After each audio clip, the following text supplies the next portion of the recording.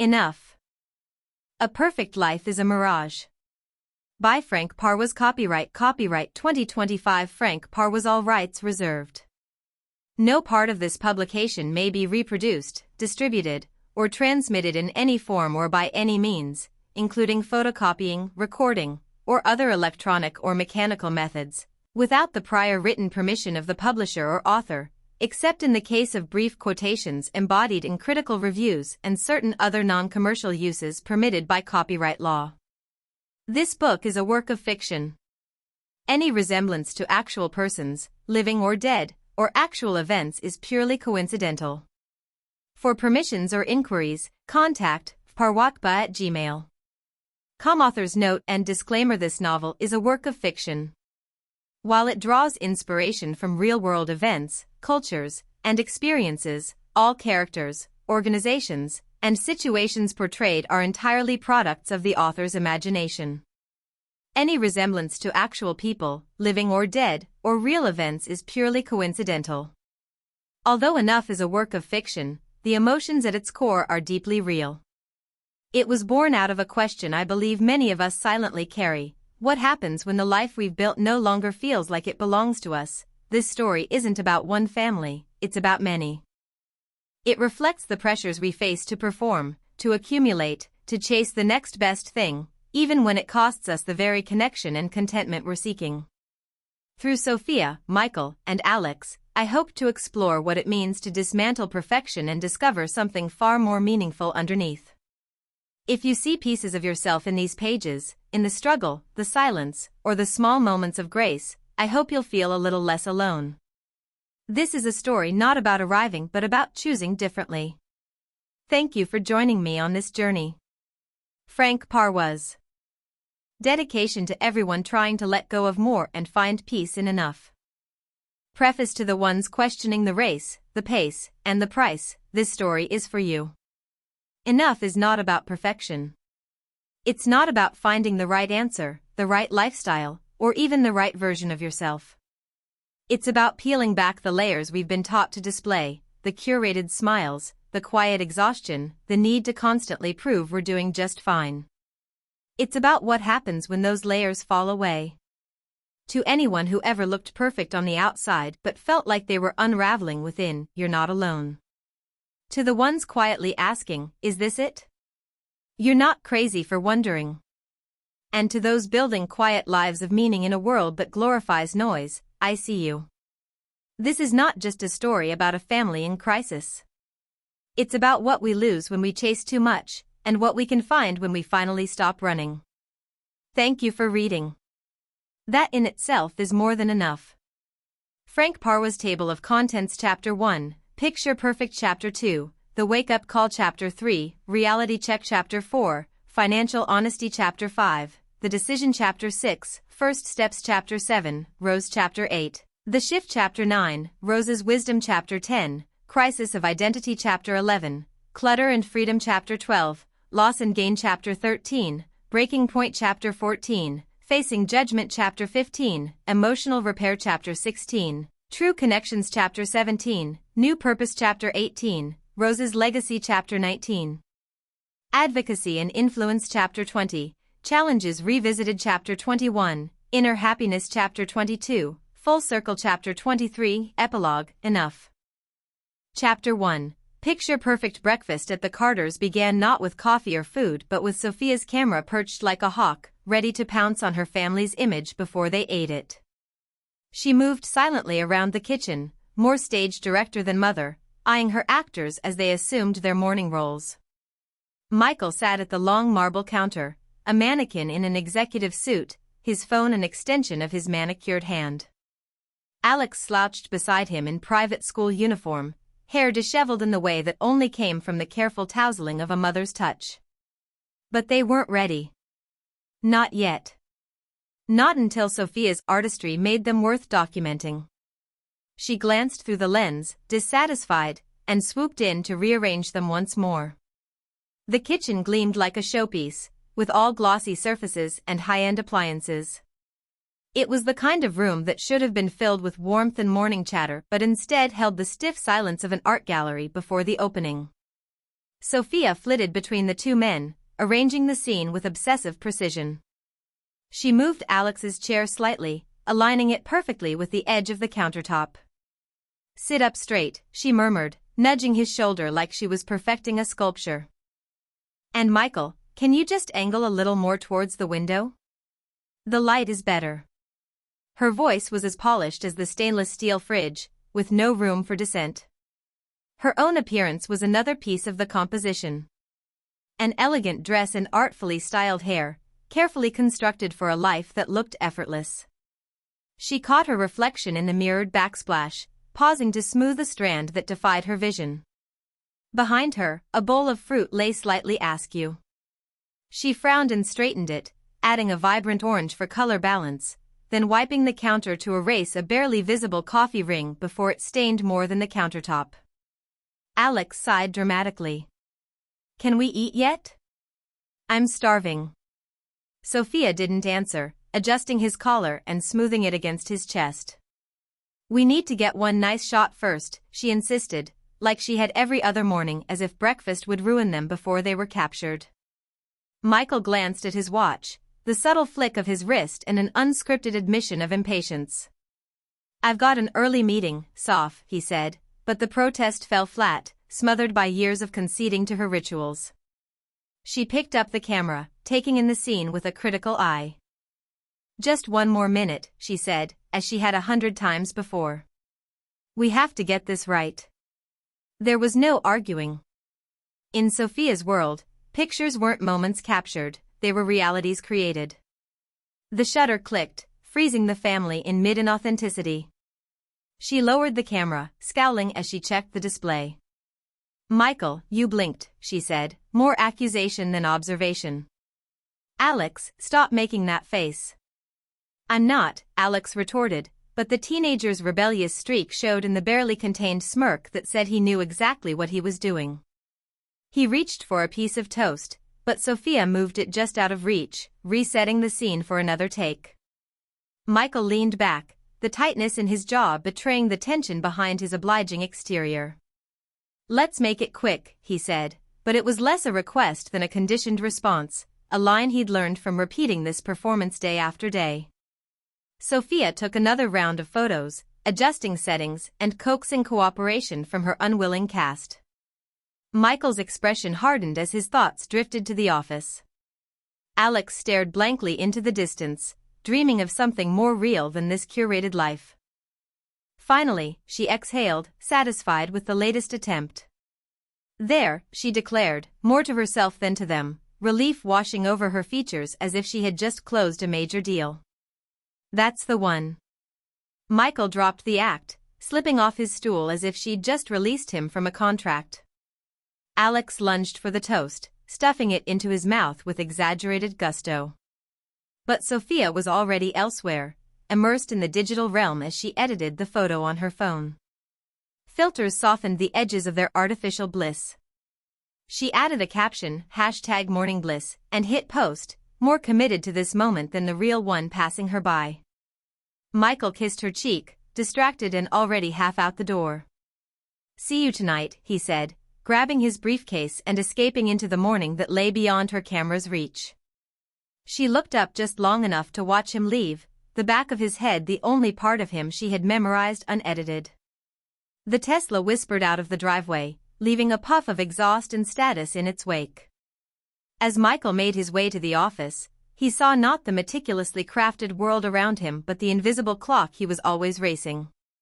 The road unfolded in perfect harmony with his pace, circular driveways like clasped hands, cars gleaming in the golden glow of professional success, cherry blossoms curtsying to his sense of urgency.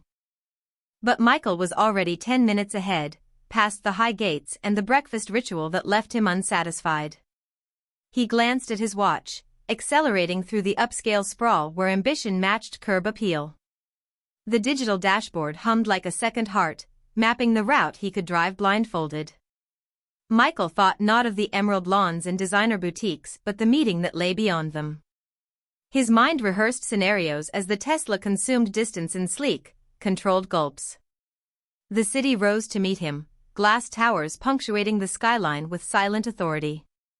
He parked beneath one in an executive garage where cars reflected the measured precision of their owners' lives. Up the elevator, past the artful decor and stock tickers blinking in cold light, Michael slipped into his corner of the world, a sphere of pressure disguised as power. The building loomed around him with a pulse of its own, muted footsteps, the sharp scent of coffee and cologne, a temperature regulated like his smile. He greeted it all with calculated ease, waving to colleagues without breaking stride. The doors to the boardroom closed like a vault behind him, sealing him into a world where performance was currency, and he could never afford to spend enough. The meeting commenced, voices low but taut with the unspent energy of a storm. Executives circled the table like a wolf pack in tailored suits, debating the future with predatory zeal. The CFO, a hawk-eyed veteran of the corporate wilderness, presented the latest projections. Numbers danced on the screen, bright and alarming. Michael sat back, expression composed, even as he recalculated strategies. But then a twinge, a small, unwelcome guest at the table, nudged at his chest. He shifted, loosening his tie just enough to acknowledge it, then took a steadying sip of water. His gaze remained locked on the presentation, not daring to meet the eyes of those who watched him like a barometer of their own fortunes. "This is a temporary dip," he assured, voice steady, but in the language of corporate survival, doubt was more contagious than flu. The chairman's gaze sharpened, pinning him to the table. "We need answers, Michael. Fast." All eyes turned on him, a spotlight in the soundproof chamber. The pain in his chest made a bold entrance, uninvited and insistent. His composure wavered, then regrouped. He sat up straighter, pushing back against the discomfort with sheer will. "Our strategy is sound," he said, finding a pocket of confidence where his breath should have been. "We're positioned to ride this out." The room leaned in like an audience waiting for a final act. Michael knew the performance well. He'd scripted it himself, from the polished delivery to the unflinching eye contact that didn't betray the white-knuckle grip beneath the table. He finished the presentation with a flourish, masking the cost. Colleagues spoke up, first in murmurs, then with growing aggression, their own anxieties buoyed by Michael's resolve. The pain pulsed through him like a second agenda, but he sat through it, nodded through it, until at last the meeting adjourned. Michael made his way to the bathroom, the smooth marble surfaces echoing his footsteps like accusations. Alone at last, he exhaled sharply, rubbing his sternum with one hand while the other fished out a pack of antacids. He chewed on them as if the force of his jaw could neutralize more than just acid. The mirror reflected a face he knew too well, successful, composed, afraid. "It's just stress," he told the reflection, straightening his tie with a gesture that tried for casual. "It's just stress," he repeated, then turned his back on the echo, leaving the bathroom and its unwanted truths behind. At the cafe, even the women's laughter was a carefully cultivated sound that matched the atmosphere, exclusive and impossible to get without knowing someone. They clustered around a table like bouquets of privilege, stems wrapped in designer outfits and petals blooming in vibrant brand names. Sophia settled into her seat with the practiced grace of an heiress descending a staircase, greeting her friends with the bright-eyed enthusiasm of a child starved for grown-up conversation. The cafe exuded taste and restraint. Every table was a curated scene, soft light filtering through floor-to-ceiling windows that flattered skin and highlights alike. The air carried the aroma of perfectly steamed milk and ambition. Across the room, other women echoed Sophia's circle, each group a different chapter in the same glossy magazine. Sophia joined the choir of practiced voices, the rhythm of their exchange as familiar as the clink of gold bracelets. "Where's the purse from?" "Paris, just last week." "I'm obsessed." They traded stories like stocks, high in value but light on substance, their words as artfully constructed as the cafe's industrial chic decor. Sophia's thoughts wandered, scrolling through the mental feed of her own life as she barely listened. Her hands cradled the oversized coffee cup, adjusting it first for comfort, then for composition. She turned it this way and that, searching for the perfect angle while one eye tracked her friend's lips moving like silent films. The coffee was a masterpiece, even by her exacting standards, a mountain of whipped cream, delicate chocolate curls, the perfect prop for her feed. Sophia snapped photo after photo, barely aware of the conversation. The drink was an accessory, something to be worn digitally, admired, then discarded once its usefulness was spent. She hesitated, considering filters, her friend's voice cutting through the fog of her focus. And you should have seen the kids' faces when we surprised them with Disney tickets. Sophia nodded, the delay between her friend's words and her own reaction giving her away. That's amazing, she said, warmth feigned but sufficient. As the women compared upcoming vacations and recent conquests in the realm of consumerism, Sophia caught sight of a new handbag gracing the shoulder of one friend. Her heart leaped, a tiny rebellion against her own sense of satisfaction. When did you get that? She asked, fighting to keep her voice even. Yesterday, her friend beamed. Limited edition. You like? Love, Sophia replied, meaning it, already plotting the acquisition of one in a complimentary shade. As her friends shared plans for cosmetic updates and next season's must-haves, Sophia disengaged, retreating into the safety of her digital cocoon. Her finger moved like a conductor's baton, selecting filters, typing captions, and orchestrating her life into a symphony of hashtagged moments. The others talked on, their words a stream of curated confessions. I think the doctor did an amazing job, don't you? Honestly, it's like he shaved off 5 years. Sophia heard the rise and fall of their sentences, waves against the shoreline of her attention. She nodded along, sympathetic but remote, more invested in her post than the intimacy of the present.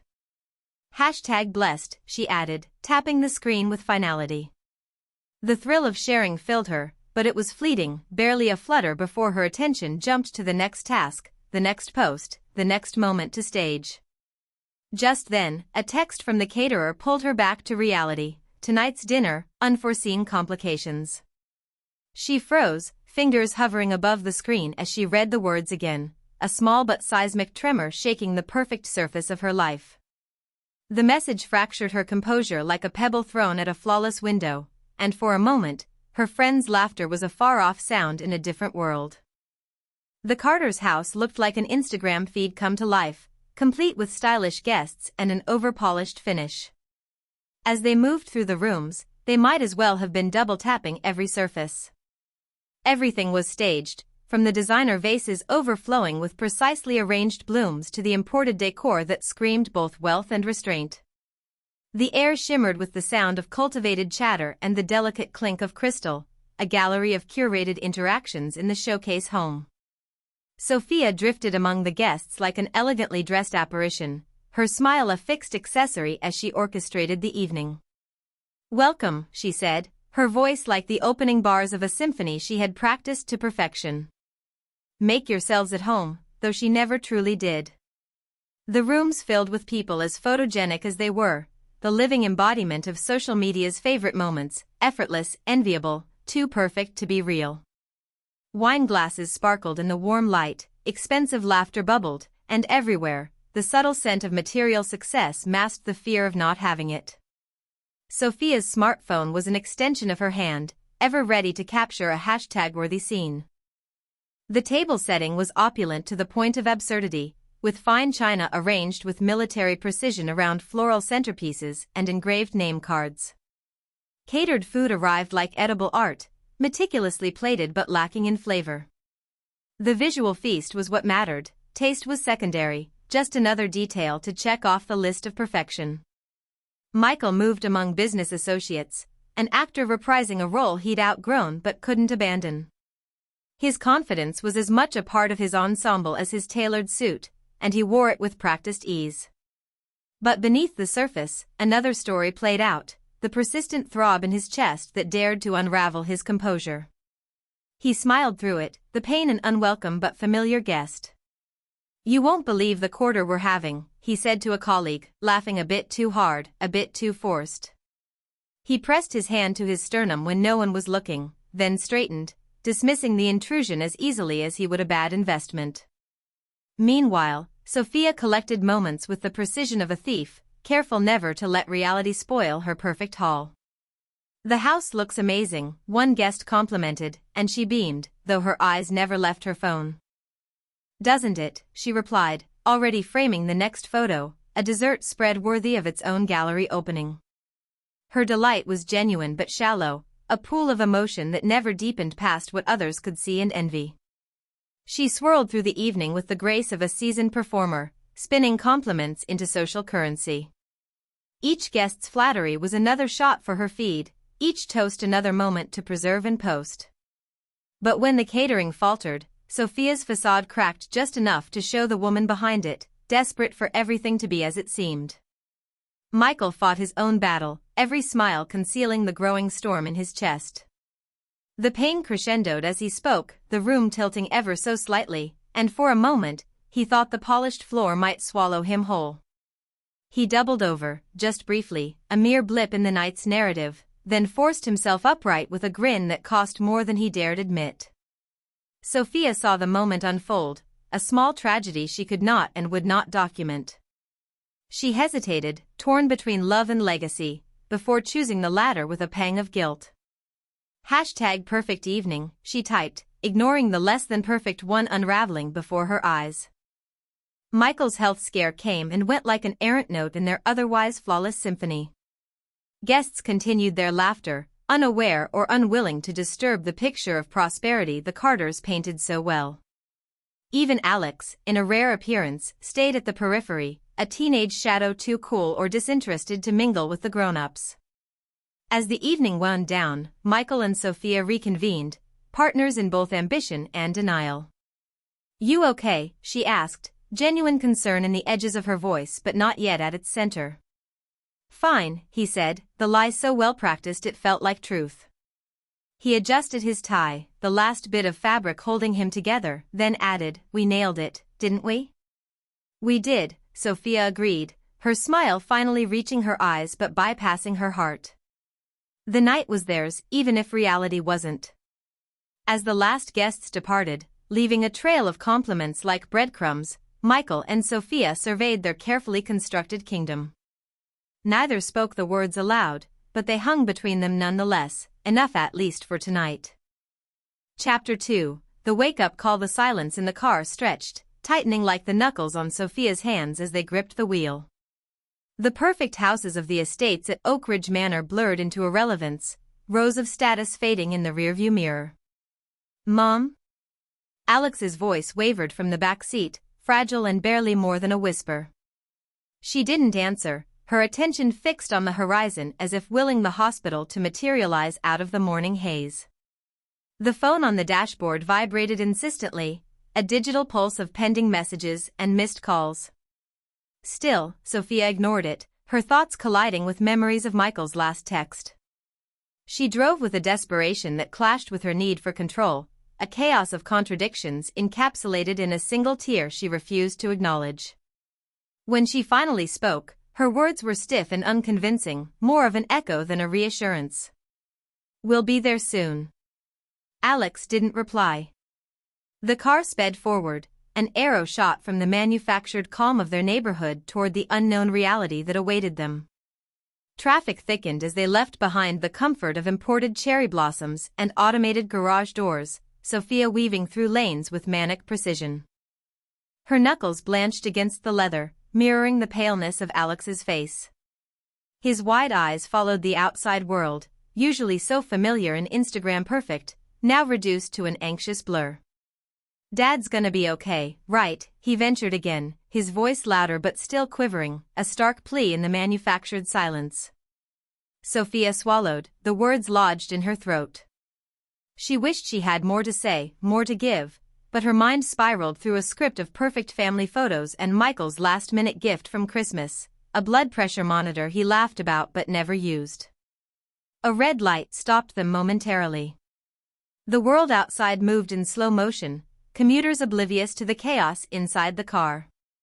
Sophia glanced at her reflection in the mirror, hair disheveled, mascara beginning to betray her, a reflection that screamed imperfection. Her hand flew to her hair, smoothing and fixing it as if this small act of control might translate to everything else.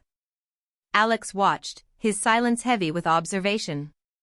His gaze didn't waver, trying to understand this new, strange world where his mother was at once panicked and poised, terrified and composed. Sophia's foot slammed the accelerator as the light changed, a calculated burst of speed propelling them past strip malls and boutique storefronts, all reminding her of what was at stake. Her lips moved in quiet repetition, a whispered mantra that they'd be there soon, that Michael would be fine, that everything would return to the way it was.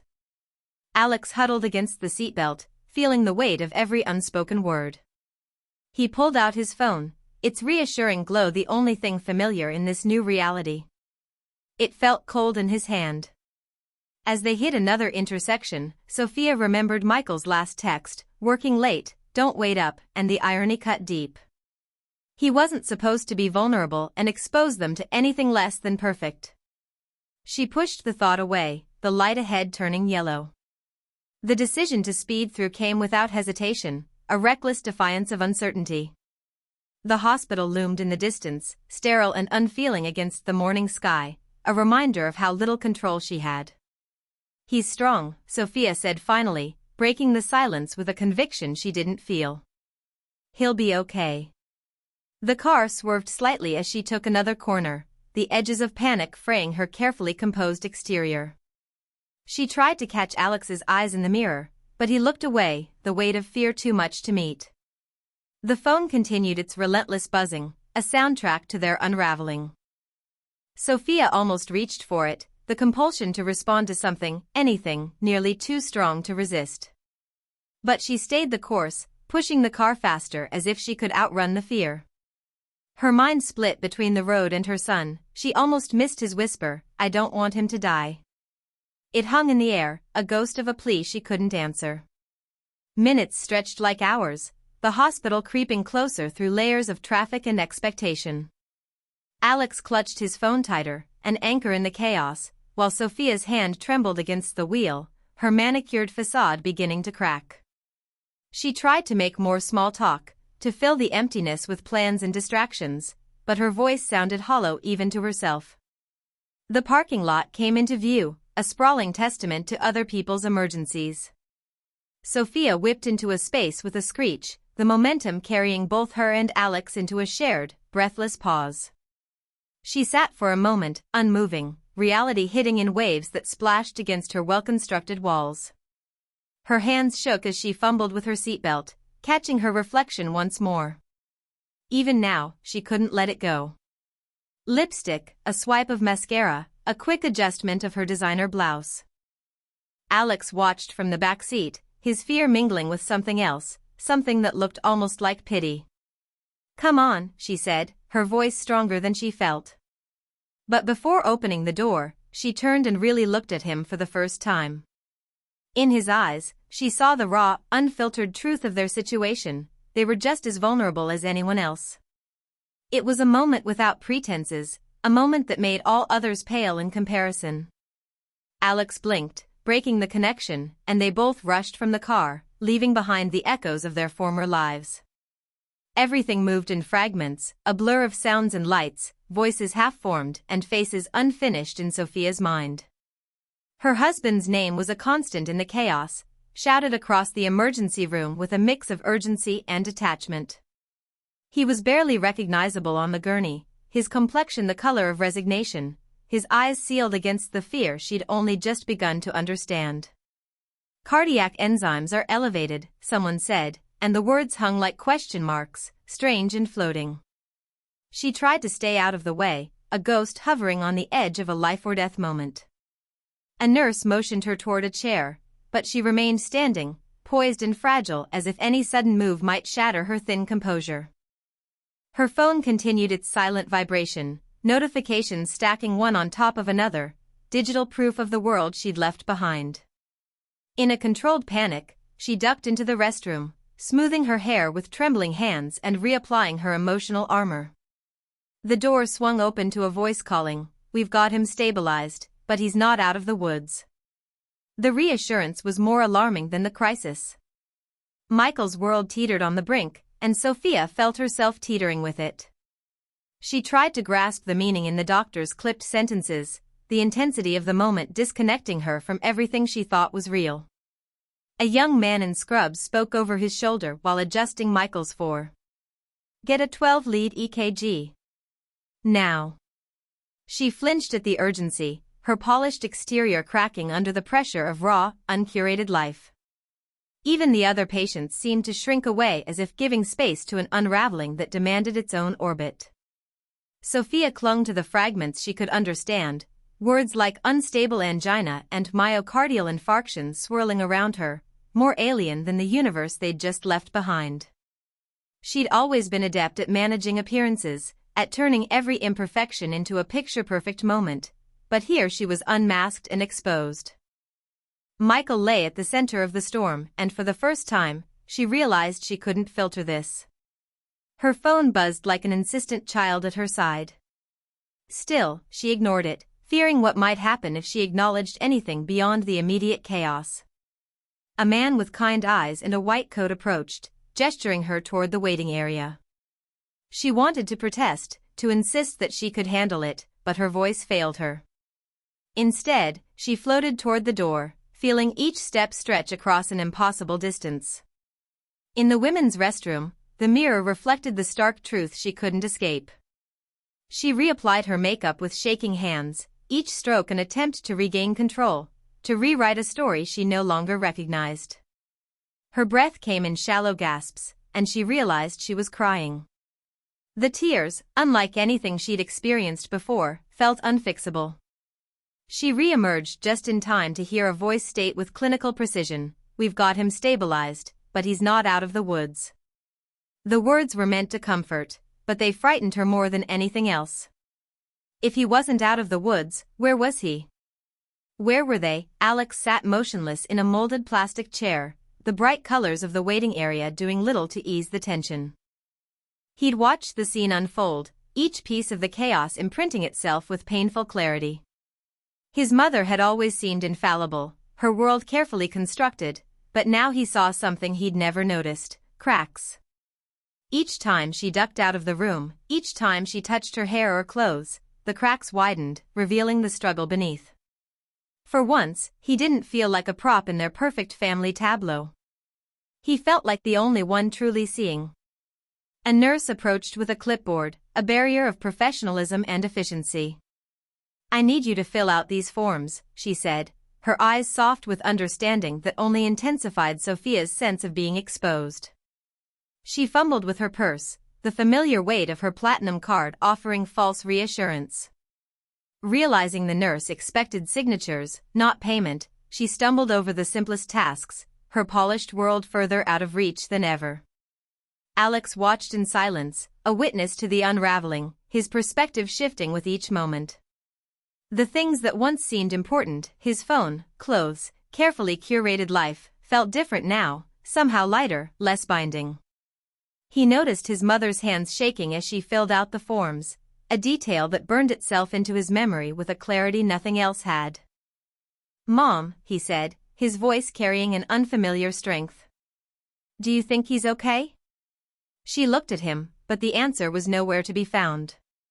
It floated between them, unspoken and enormous, a question too large to fit in words. They sat side by side, the difference between them as pronounced as the colors in the room. Her concern for Michael was genuine, but Alex could see how it battled with another, older concern: her image, her life, the script she could no longer follow. It was a tension he'd never understood until now, a duality that seemed almost tragic. Doctors continued moving in and out of the room, each contributing to the growing sense of organized chaos. "He's stable for now, but he'll need to be here for several days," one said, more to himself than to them, the information part of a continuous stream. It passed over Sophia and Alex like a wave, leaving them wet and shaken but no less unsure. "You should go home, get some rest," a nurse finally suggested, her tone gentle but firm. The implication was clear: they were in this for the long haul, and no amount of makeup or mirror checks could change that. Sophia looked at Alex, their usual roles reversed, his silence now the weightier of the two. She couldn't read him or fill in the blanks the way she used to. It was terrifying, and it was honest. It was the only thing she could be sure of. With a trembling hand, she reached for his finding more comfort there than in the hundreds of messages waiting on her phone. "Come on," she said softly, her voice fragile and unfamiliar. "Let's go home." Together, they walked away from the emergency room, the noise and urgency retreating behind them. They were leaving without Michael, but with a new burden and reality they had yet to name. Night swallowed the car as they left the hospital, the glow of the streetlights casting flickering shadows that seemed more restless than the passengers. The only sound was the low hum of the engine and the barely audible rhythm of Sophia's breathing, which sounded thin and uncertain, like the promises they'd just been given. Alex sat in the passenger seat, his eyes tracking the shifting darkness outside. His father's vulnerability was a ghost in the car, a presence that clung to their silence. Sophia gripped the wheel with a tenacity that suggested she might drift away if she let go. She wanted to say something, anything, to shatter the quiet, but the words felt too brittle. Instead, she offered, "We could pick up some dinner." The suggestion hung in the air, tasteless and unappealing, more a placeholder for real conversation than sustenance. Alex didn't respond, his thoughts turned inward, mapping the new landscape of his family's reality. The silence between them was a third passenger, one they couldn't shake, a testament to the distance the night would not hide. As the car moved through the dim suburban streets, each manicured lawn and designer facade felt both familiar and distant, echoes of the lives they'd carefully constructed. The seat beneath Alex felt strange, more confining than comfortable. He glanced at his mother, noticing the tension in her grip and the lines around her eyes. She looked different to him now, more fragile, less composed, and he wondered if she saw the same change in him. He opened his mouth to speak, then thought better of it. The truth was too large, and the silence was easier to maintain than to break. Sophia used to fill spaces with words and actions and felt the quiet as a physical weight, pressing down and stretching out between them. She was desperate for noise, something to cut through the void Michael's absence left, but even the radio seemed too loud for their fragile state. She stole a glance at Alex, willing him to engage, to fill the silence that her words couldn't. The shadows of passing trees flickered over their faces, hiding and revealing, much like the truths they were both trying to understand. "Are you sure you're not hungry?" Sophia asked again, her voice lacking the confidence that usually accompanied such questions. It was a simple inquiry, but it felt insurmountable, an Everest of their unspoken divide. She knew Michael would be okay, at least, that's what they had been told, but the words seemed more about survival than living, more about his heart than theirs. "No," Alex finally said, his voice flat and small, yet larger than anything else in the car. The word echoed, bouncing off the careful veneer of their past and settling into a present he was only beginning to grasp. Sophia nodded, pretending to understand the simplicity of the refusal, but the layers beneath it escaped her. She tried to recalibrate, to find the frequency that would bring them back to familiar ground. "Did you get a chance to talk to Jason today? You guys still planning on meeting up this weekend?" Her voice, once steady and filtered, now wavered with an uncertainty that betrayed her. "Don't know," Alex said, more to himself than to her. The conversation was foreign, the kind they'd had 100 times, but that now felt irrelevant, scripted for another family in another life. The questions didn't reach him, they hung between them, unanswered and unimportant.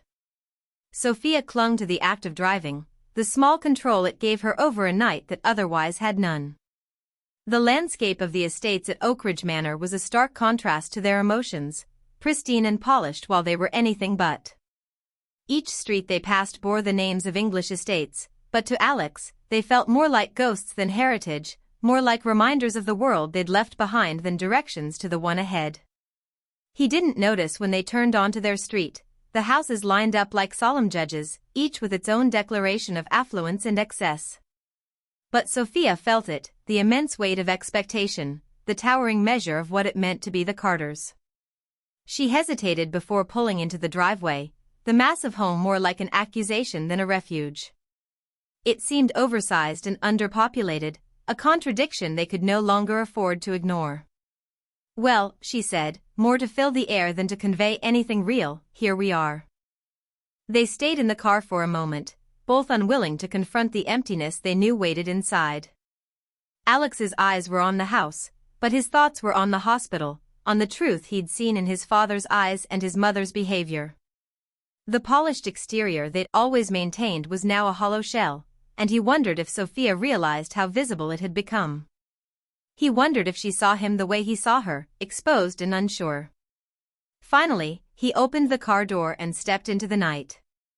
The air was crisp, almost a relief after the suffocating silence.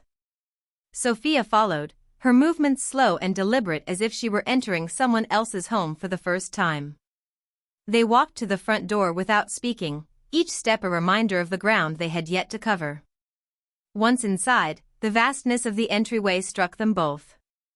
Without Michael, it felt cavernous and cold, a space meant for more than two. Alex turned and went to his room without a word, leaving Sophia alone with her thoughts and the unsettling echo of a house that felt far too large for its occupants. She stood there for a moment, looking around as if seeing it all for the first time. Everything seemed strangely proportioned, the furniture dwarfed by the enormity of the space, the silence so profound it was almost loud. She took a deep breath and let it out slowly, the sound both familiar and alien, the only thing she was sure belonged to her. The king-sized bed felt like a continent, vast and uninhabited. Sophia sat cross-legged on its edge, her laptop a small, flickering island in the sea of white sheets. The glow of the screen washed over her, a blue tide that ebbed and flowed with the passing images of a happier past. She clicked on a video, and Michael's laughter filled the room, the sound rich and resonant, more alive than anything else in the house. Her finger hovered over the trackpad, a moment's hesitation that turned into a click, that turned into a pause, that turned into tears. His laugh faded, and the silence crept back, a tide more overwhelming than the last. Notifications crowded the screen, texts from neighbors, emails from colleagues. She read the subject lines but not the messages, their intent was as evident as it was impersonal. Thinking of you. Our thoughts and prayers. She opened one from someone she didn't know, then closed it before the words could register. Downstairs, the kitchen buzzed with the arrival of elaborate flowers from Michael's firm. Their presence felt perfunctory, performative, as distant as the echoes of Michael's laughter. She arranged them in empty vases, filling space but not the void, before pausing at Alex's closed door, hand raised to knock. She stood there, unsure, and walked away. The laptop dimmed, but she couldn't bring herself to shut it, the persistent light a reminder of the connections she couldn't sever. Even its glow seemed accusatory, casting shadows that felt more like specters than reflections. Sophia's tear-streaked face caught the screen's blue, a transient illumination that revealed more than it hid. The video paused, Michael's grin suspended in digital eternity, the edges of the image already beginning to fray. She played it again, a self-inflicted torture of nostalgia and loss, a masochistic ritual that felt more authentic than the scripted concern crowding her inbox. More messages poured in, their volume was overwhelming, and their content predictably hollow. She recognized most of the names, each attached to its own brand of curated empathy, but some were unfamiliar, the cold reach of Michael's corporate world extending even here, even now. Sophia's finger brushed against the trackpad, moving the cursor between the options of engage and ignore. In the end, she chose neither, leaving the words unread, as untethered from reality as she felt. Closing the laptop with a finality that was more desperate than decisive, she let out a long breath, the kind that pretends to bring relief but offers none. She looked around the master bedroom, each designer detail a reminder of a life that seemed alien and untenable. Everything was meticulously arranged, the way she liked it, but now the symmetry felt oppressive, the neatness a lie she couldn't quite stomach. She picked up the laptop again, placing it on the pillow beside her, the device claiming more territory than she could. In the kitchen, the arrival of the flower delivery broke the stillness, the bright arrangements at odds with the heavy air. The delivery person was young and eager, his smile was practiced, and his presence was as fleeting as the concern expressed on the cards. Our warmest wishes. Speedy recovery. Each note was more impersonal than the last, and each flower more like an actor in a role than an expression of genuine sentiment. Sophia's hands moved mechanically as she took the arrangements, the gestures of thankfulness as scripted as everything else. "Thank you so much," she said, the words as light and airy as the extravagant bouquets. She watched the delivery person leave, his efficiency leaving no room for real connection, only for space that felt larger than the house could hold. She placed the flowers on the counters and tables, the colors bright but the gestures empty, their beauty more about performance than solace. Arranging them was an exercise in distraction, a way to avoid the thoughts that pressed in on her from every side. Her movements were precise and deliberate, as if the careful placement of each vase might make up for the chaos she couldn't control. Each step in the process was a reminder of absence, each bloom a reminder of what used to fill the space without effort or thought. The house was too large, too full of things that mattered less than she'd ever let herself believe. It echoed with the weight of unsaid words and untaken actions, the vastness of it all more real than the designer finishes or the expensive art. She paused at Alex's door, her hand suspended as she reached out. The wood felt colder than it should, the space between her knuckles and the surface an expanse she didn't know how to bridge. She wanted to knock, to make the hollow sound that might signal more than emptiness, but the fear of what lay beyond held her back. The fear of what didn't. The hesitation was its own kind of answer, its own brand of avoidance, and Sophia turned away, more afraid of a real connection than the lack of one. She retraced her steps to the bedroom, the flowers staring after her like eyes she couldn't escape, judging her with their detached elegance. She sat again on the bed, the same spot she'd occupied before, but now it felt different, larger, more accusatory in its sheer size. The laptop was there, its screen dark, but its presence insistently demanding. She flipped it open, the familiar glow greeting her like a well-rehearsed friend. The notifications were still there, persistent as guilt, but she ignored them, navigating instead to the comfort of stored memories. The videos played in loops, each a testament to what once seemed infinite. Sophia watched, unblinking, as the parade of perfect moments unfolded with cruel precision, family vacations, birthday parties, each occasion captured with an eye for aesthetics, not authenticity. Michael's voice rang through the speakers, its cheerfulness a knife that twisted with every repetition. Sophia let it wash over her, each wave of sound and color breaking on the shores of desolation she could no longer deny. She sat there, small and alone, the room's vastness mirrored by the vastness inside her. The house was still, the only movement was the screen's flicker and the slow, uneven rise and fall of her breath. It was all too much, and yet never enough. Chapter 3, Reality Check. Michael lay in a tangled web of wires and tubes, machines beeping in a reluctant symphony that underscored the stillness of the hospital room. The smell of antiseptic clung to the air, sharp and clinical, a constant reminder of the place where his ambition had finally cornered him. A nurse with tired but compassionate eyes hovered near the doorway, observing him with the practiced detachment of someone who'd seen this scene unfold too many times before. She spoke of her husband, of his own close call, then left him to stare at the ceiling and feel the terrifying weight of having almost lost everything. He breathed carefully, each inhale a negotiation with the pain that lingered in his chest. The tubes, the bruised skin beneath his hospital gown, it all seemed surreal. He felt small in this room, and that had become his entire world. Alone. Alone with the choices that had led him to a hospital bed in his early 40s. The walls seemed to close in around him, stark and unyielding. He scanned the room, the disinfected cleanliness clashing with his sense of self. Here, his carefully curated life seemed to crumble, and for the first time, the panic wasn't about meeting a deadline or closing a deal. It was about him. It was about the limits of his humanity. The faint whoosh of nurses' shoes and the distant chatter from the hallway slipped in through the cracks, each sound a reminder of a world that kept spinning without him. Without Michael Carter, the executive, the decision-maker, the man in control. He glanced at the chair by the window, empty and indifferent, reflecting his solitude. His phone, buzzing insistently with unread messages, sat accusingly on the table. He ignored it, opting instead to stare at the ceiling tiles, tracing imaginary patterns in their texture.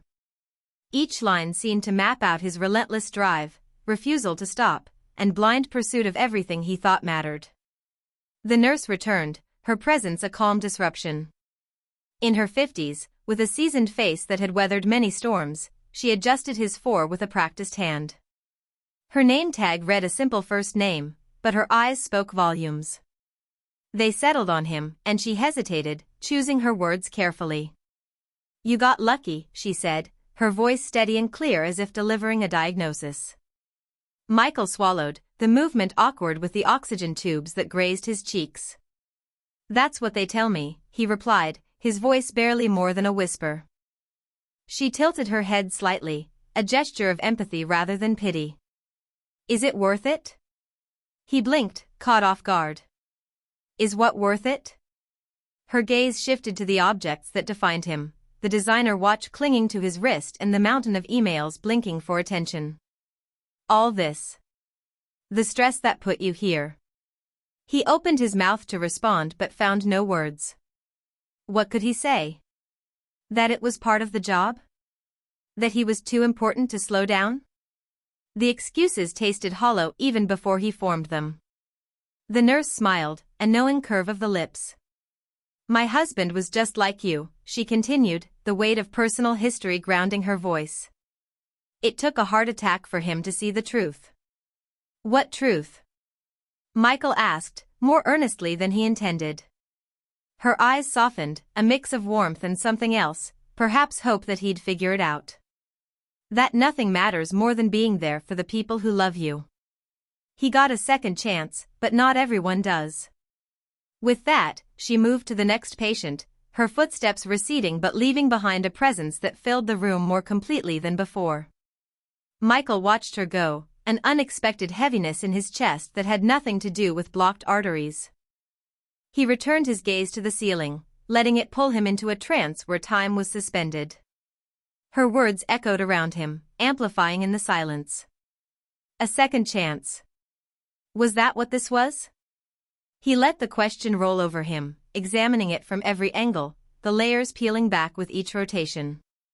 He'd been sprinting through life so fast, measuring progress in deals closed and assets gained, that he never paused to feel the ground beneath his feet. Every success was another step away from joy. He had mistaken accumulation for fulfillment, comfort for contentment.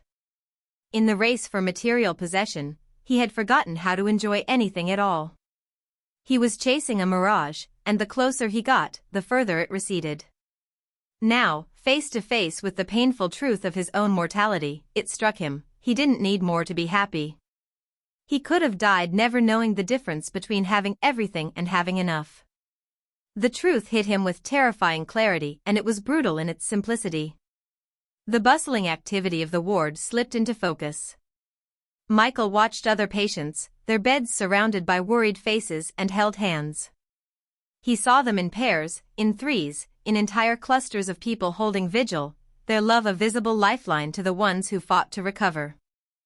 The kind of support that wasn't scheduled into his calendar. He caught sight of a man about his age, laughing weakly with a woman and 2 children perched at his bedside. Their smiles told a story he had almost missed, the urgency of human connection, the desperate fight to maintain it. His own corner of the room was quieter, his view unobstructed by visitors or flowers or anything that indicated he wasn't just another statistic. He imagined the nurse's story, a man with his priorities misaligned, coming back from the brink to see the world, and his family, in a new light. He pictured himself in that narrative, unsure if he had the strength to do what it took. The beeping machines kept their tempo, a reminder of the invisible forces that held him together even as everything else seemed to fray. He closed his eyes, letting the memories rush in like a torrent. He saw himself as a child, his clothes threadbare, his shoes scuffed with wear. The taunts from classmates who had more, who flaunted what he lacked. The unending hunger, not just for food, but for status and the freedom money promised. The desperation had been a fire, one he'd fed with years of sacrifice, burning brighter with each rung of the corporate ladder. But here he was, its flames licking too close, threatening to consume the very things he'd built. The polished man he'd become had suddenly slipped, and Michael could see the raw, vulnerable boy underneath. He thought of Sophia, the last time he saw her, a worried figure by the ambulance, her face a mask of shock and betrayal. He thought of Alex and how his son viewed him, an unstoppable force, a provider, a figure always at the periphery of his life but never at the center. What kind of example had he set? The kind that made work more important than games or weekends or simple dinners together. The kind that could teach a son to measure worth in dollars and square footage instead of love and laughter. The thought sat heavy, a weight more substantial than any he'd lifted at the gym or the office. He felt the press of time in a way he never had before, its urgency demanding more than just a promise to slow down. He opened his eyes, the ceiling coming back into focus. Its lines were the same, but now they seemed to connect to something deeper, a truth he was only beginning to see. The risk wasn't just financial, or even physical, it was emotional. It was losing the things he hadn't even realized he valued until they almost slipped away. And yet, beneath the fear and the regret, Michael sensed a flicker of possibility. The notion that he might still have time to reclaim what truly mattered. That he could redefine success not by what he owned but by who he was. The nurse's question lingered, reshaping itself with each passing second. He turned it over in his mind, not knowing the answer yet, but feeling its edges start to soften as if it might become something he could live with. Michael Carter, the man who'd built his life on never feeling small again, stared into the blank expanse above him and saw, for the first time, that there was something larger to pursue than his next promotion. Something infinitely more difficult, and perhaps, in the end, infinitely more rewarding. The kitchen was a shrine to everything they'd ever wanted, the gleam of its marble countertops and designer appliances now cold and accusing in the silence. Sophia sat at its center, surrounded by financial statements that were stacked like gravestones, each one marking the death of a well-crafted illusion. The paper felt rough and alien in her hands, the numbers harsh and unforgiving. She took a breath, as if steeling herself against a blow, and reached for the mortgage statement. Her fingers trembled as she opened it, revealing a new payment amount that made her stomach lurch. The credit card bills were next, a parade of impossible sums marching across the table. $82,000. Her mind reeled as she attempted to make sense of it, to find an angle where it was less frightening, less real. She turned to her laptop, the screen glowing with the empty promise of a budget that refused to balance. The only sound was her shallow breathing, echoing off the pristine surfaces of a life that had become unsustainable. The stillness was oppressive. It pressed against her from every corner of the expansive house, unrelenting in its reminder of absence. Michael was in the hospital, Alex at school, and Sophia was left to confront the mess they'd made, stripped of the distractions that usually filled their days. Her gaze swept the room, each glance landing on something that had once symbolized success but now felt like evidence in an overwhelming case against them. The Sub-Zero refrigerator hummed quietly, an accomplice in their financial crime. Custom cabinets, perfectly matched to the countertops, loomed above her, their emptiness more symbolic than she dared admit. She clutched the mortgage statement, the digits on the page blurring as tears welled up. The bank had called it a minor interest rate hike, but to her, it was catastrophic. Her heart raced as she tried to calculate how they'd ever make the new payments. Panic began its slow crawl up her spine, each vertebra clicking into place with a precise and terrifying inevitability. Sophia pushed the mortgage statement aside, its presence too menacing, and turned to the stack of credit card bills. They fanned out across the table, a grim testament to their indulgence. The balance totals were indecipherable in their enormity, like abstract art that refused to reveal its meaning. $82,000 in debt. She said the number aloud, testing its reality. It echoed off the kitchen's expensive surfaces, accusing her of believing in the myth of endless prosperity. She reached for a pen and paper as if writing it down could somehow tame it, make it less monstrous. Her handwriting shook with each number, a physical manifestation of the anxiety that now gripped her.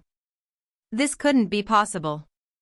They were Michael and Sophia Carter, the picture of affluence. They lived in a house that people envied, sent their son to a school that guaranteed his future. They had everything they wanted.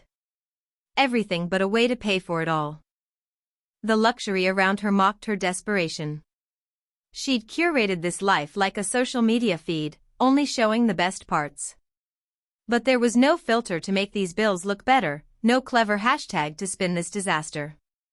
Hashtag out of control debt seemed fitting, but her laughter was as hollow as the accounts they could no longer balance. Sophia opened her laptop, the screen casting a sterile light on her worried face.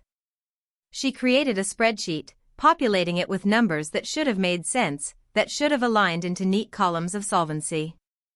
They didn't. No matter how she adjusted, manipulated, or wished, they refused to cooperate. She leaned back in her chair, exhaustion and defeat settling over her like a thick blanket. She tried to picture the solution, to see the path forward, but it was obscured by the glaring truth of their situation.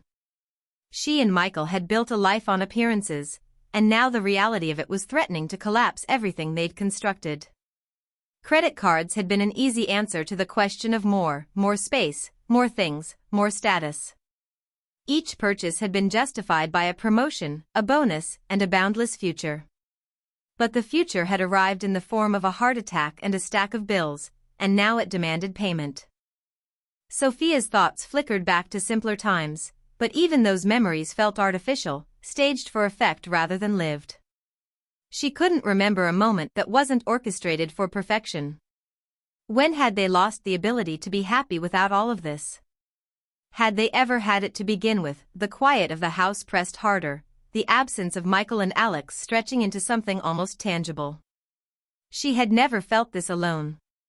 Not when they moved to a bigger house to match their bigger life. Not when she gave up her career to manage this brand they called a family. But now, as she faced the financial ruin that lay beneath the glossy surface, she felt the full weight of solitude. Michael's hospitalization had shaken her, but she'd pushed it aside, too focused on maintaining their facade. Now, with him gone, she couldn't ignore the warning bells that sounded as loud and insistent as the debt they faced. This was their wake-up call, but could they answer it? Sophia buried her face in her hands, feeling the exhaustion seep into her bones. She stayed like that, folded into herself, while the luxury, silence, and realization of how close they were to losing everything slowly closed in. The email's blank page felt like an indictment, its emptiness urging Sophia to confront the truth she had avoided so long. She typed slowly, each keystroke a small surrender, due to unexpected financial difficulties. Her fingers froze, her confidence unraveling with every letter. The cursor blinked at her accusingly, a silent reminder of the world she was about to unravel. She deleted the words, her mind as restless as her hands. A photo of Alex caught her eye, his smile bright and unburdened in his crisp school uniform. The sight made her chest tighten, but she forced herself to finish the email and hit send before her resolve could falter.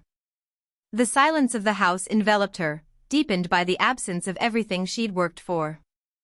As she rehearsed her words, the click of the door signaled Alex's return. She braced for impact, knowing this conversation would be as hard on him as it was on her. Sophia stared at the screen, her mind a jumble of words and emotions. Each sentence she started seemed too final, too stark.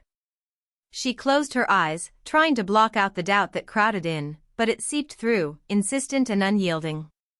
With trembling hands, she typed again. "We regret to inform you." Her breath caught, and she hesitated.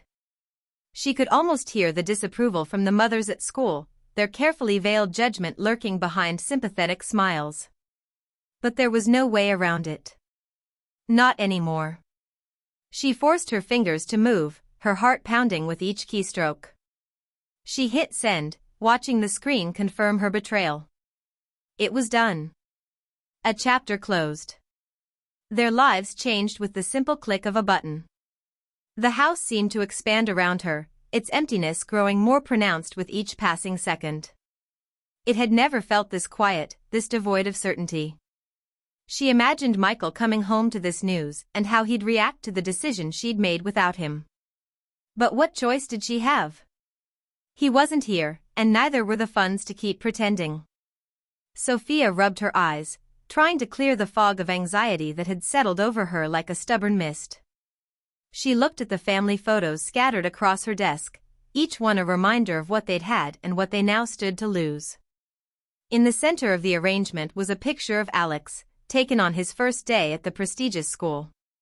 His uniform was crisp, his hair neatly styled, his grin a perfect blend of excitement and pride. That was the beginning of the life they wanted for him, a life free of doubt, full of promise. But it had all been a mirage, carefully crafted and now, painfully, falling apart. She turned the photo face down, unable to bear the brightness of his smile when hers felt so far away.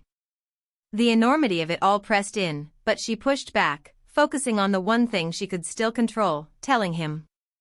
Explaining it in a way that wouldn't shatter him, the way it was threatening to shatter her. The rehearsed lines ran through her head, her internal script flipping pages as she tried to anticipate his questions, his disappointment. The walls closed in tighter, her breaths shallow as she waited for the inevitable confrontation with reality. When she heard the door, it was a release and a tightening all at once. Alex's return was the moment she dreaded and the moment she needed to face. "Alex," she called, her voice steadier than she felt. "Can you come in here for a minute?" He appeared at the entrance to the living room, a young man in a teenager's body, his presence so much like Michael's that it hurt to look at him. "What's up?" Alex asked, his tone casual but edged with curiosity. He noticed the bills, the worry etched in his mother's expression, and his demeanor shifted. "Is it Dad?" Sophia shook her head, gesturing for him to sit beside her. "Your dad's going to be fine," she said, wishing she could believe it herself. She took a deep breath, summoning the words she'd practiced but knew would still fall short. "We need to talk about something else." It's about school." Alex's eyes widened with confusion. He'd been at the top of his class. He was on the soccer team. He was one of them, he thought. He didn't say anything, waiting for the other shoe to drop. She hesitated, the silence stretching out, thick and unmanageable. "We can't afford to keep you there," she finally said, each word a painful extraction. "We're going to have to transfer you to a different school." His face crumpled in disbelief, his world shifting as he tried to find something solid to hold on to. "What did I do wrong?" Sophia flinched at the question, its innocence piercing through her carefully constructed defenses.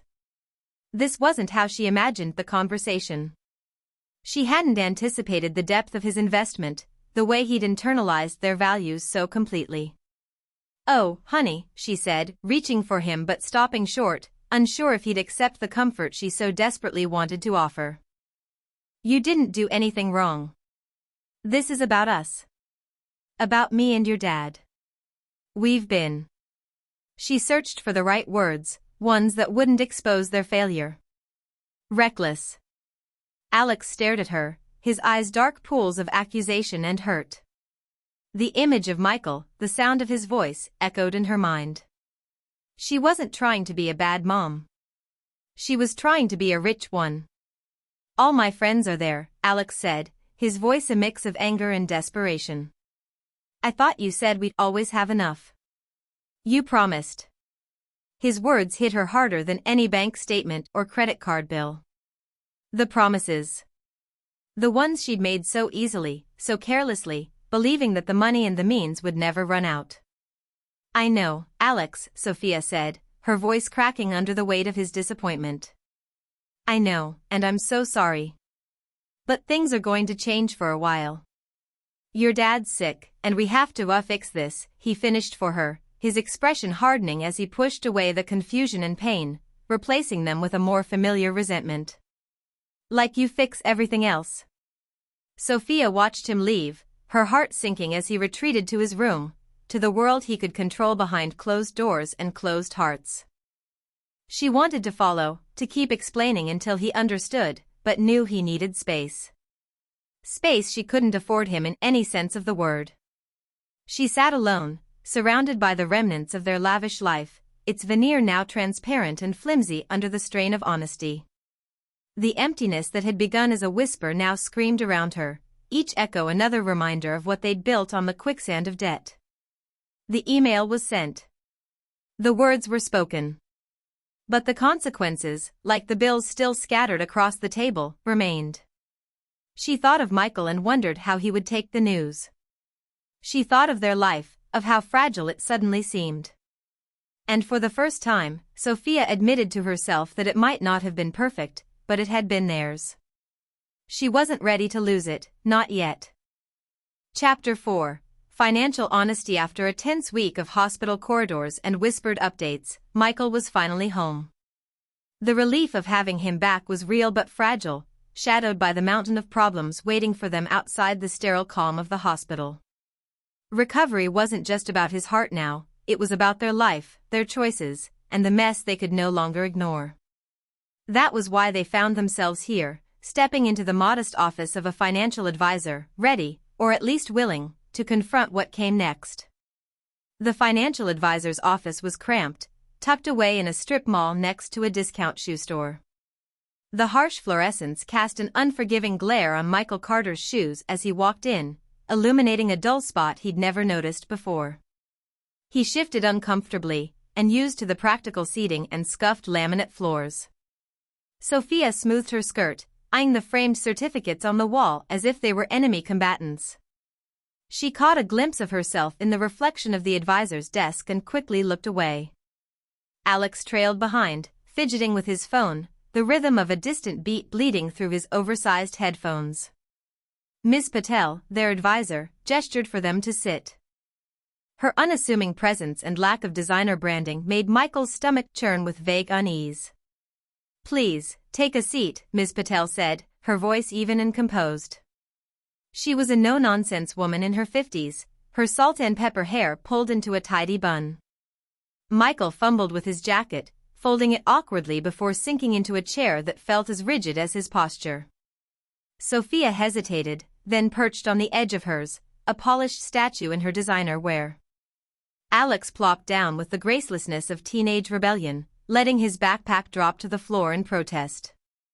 The room was a far cry from the plush, high-powered offices Michael was used to, where corner suites and panoramic views served as trophies for the successful. Here, the air smelled faintly of stale coffee and desperation. Miss Patel spread their financial documents across the desk, her movements calm and methodical. "I appreciate you coming in," she said, glancing at each of them. Michael gave a terse nod, trying to ignore the tension pulling at the corners of his mouth. He wished for the armor of his office, where he could control the narrative with the flick of a PowerPoint slide. Here, he was exposed, his status and expertise rendered meaningless by the simple weight of paper. Sophia crossed and uncrossed her legs, the fabric of her skirt rustling in time with her movements. Her eyes darted from the spreadsheets to Ms. Patel's face, searching for signs of reassurance that weren't there. She adjusted her wedding ring, twisting it around her finger like a loose screw. Alex leaned back in his chair, headphones slipping from his neck. His eyes drifted to the wall, where a cheap print of a Monet knockoff hung like an accusation. "We've had a chance to review your finances in detail," Ms. Patel began, her tone professional but not unkind. She flipped the first page of their report, revealing columns of numbers that stood in stark opposition to the life they projected. Michael's jaw tightened as he skimmed the figures. $82,000 in credit card debt, she said, tapping the number with her pen. Michael swallowed hard. He almost felt the ink sinking into his skin, branding him with failure. Sophia gasped, a slight sound that slipped through her practiced composure. "And your mortgage," Ms. Patel continued, flipping to the next page. "You're underwater. You owe more than the house is currently worth." Sophia's eyes widened, disbelief mingling with the first traces of fear. Alex shifted in his seat, finally tuning in to the conversation. He glanced from his mother to his father, sensing the gravity of the situation. "But we have money, right?" he said, his voice a mix of hope and skepticism. Ms. Patel regarded him with a steady gaze. "Your spending patterns show otherwise," she said, moving on to the next set of numbers. "Multiple luxury car payments. Private school tuition. A lifestyle that, quite frankly, doesn't match your income. The words hung like smoke from a fire they'd refused to see. Michael's face tightened further, each muscle a battleground of pride and panic. Sophia looked at him, her eyes pleading for answers he couldn't give. These figures suggest you've been living beyond your means for several years, Ms. Patel said. Ms. Patel held Sophia's gaze with the precision of a surgeon. Your wealth was never in your bank account, she said, the words a scalpel that cut cleanly through layers of defense. Sophia's shoulders bristled at first, but as she absorbed the truth, the tension seeped out, replaced by a quiet acceptance. The advisor explained their options with clinical efficiency, sketching paths through the aftermath of their affluence. Bankruptcy lay among the ruins, but the Carters dismissed it. Michael paused, weighing his pride against reality, before revealing a decision that surprised even himself. I almost died chasing money we didn't even get to enjoy, he confessed, a crack in his composure. Sophia's hand found his, a hesitant connection where silence had settled in. Alex watched, eyes wide with a mix of confusion and newfound understanding. Ms. Patel approved with a slight nod, guiding them toward a future that looked nothing like their past. You need to take immediate action, Ms. Patel continued, the urgency in her voice tempered by experience. This can't wait. There are ways forward, but they require commitment. Sophia leaned back, a tight breath escaping her lips. Her eyes flicked to the documents, and she imagined their life reduced to a single, terrible hashtag. Hashtag wealth fail. She had built so much around perceptions, the thought of losing them was a blow. Yet, beneath the discomfort, a small part of her wondered if losing some of it might be a relief.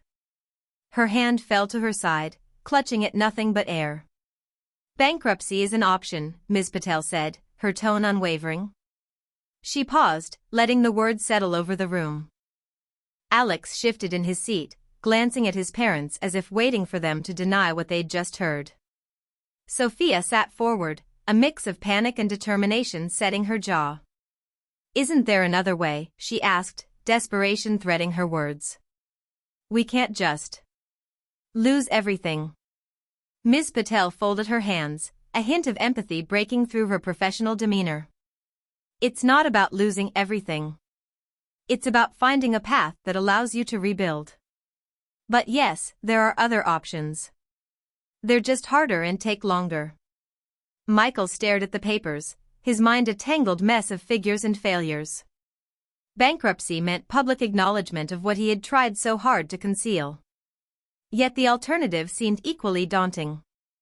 He could feel the weight of decision pressing against him, pinning him to the chair. We need a plan, he said, forcing strength into his voice. One where we don't end up like that. There has to be a way. Ms. Patel nodded, her expression steady. Reducing your expenses significantly is essential. You have to make sacrifices, real ones. She paused, the silence urging them to acknowledge the depth of their situation.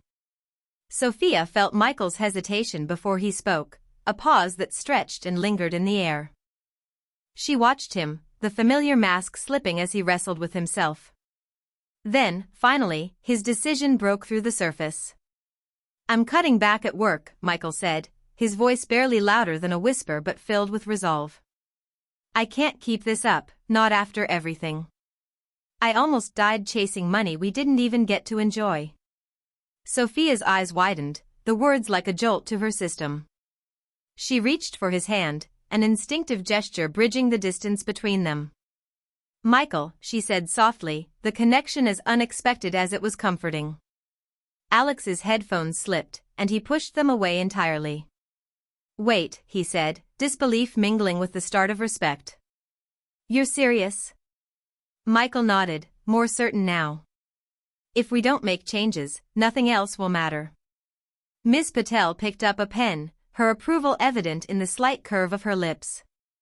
She started sketching numbers and possibilities, a roadmap through their self-created labyrinth.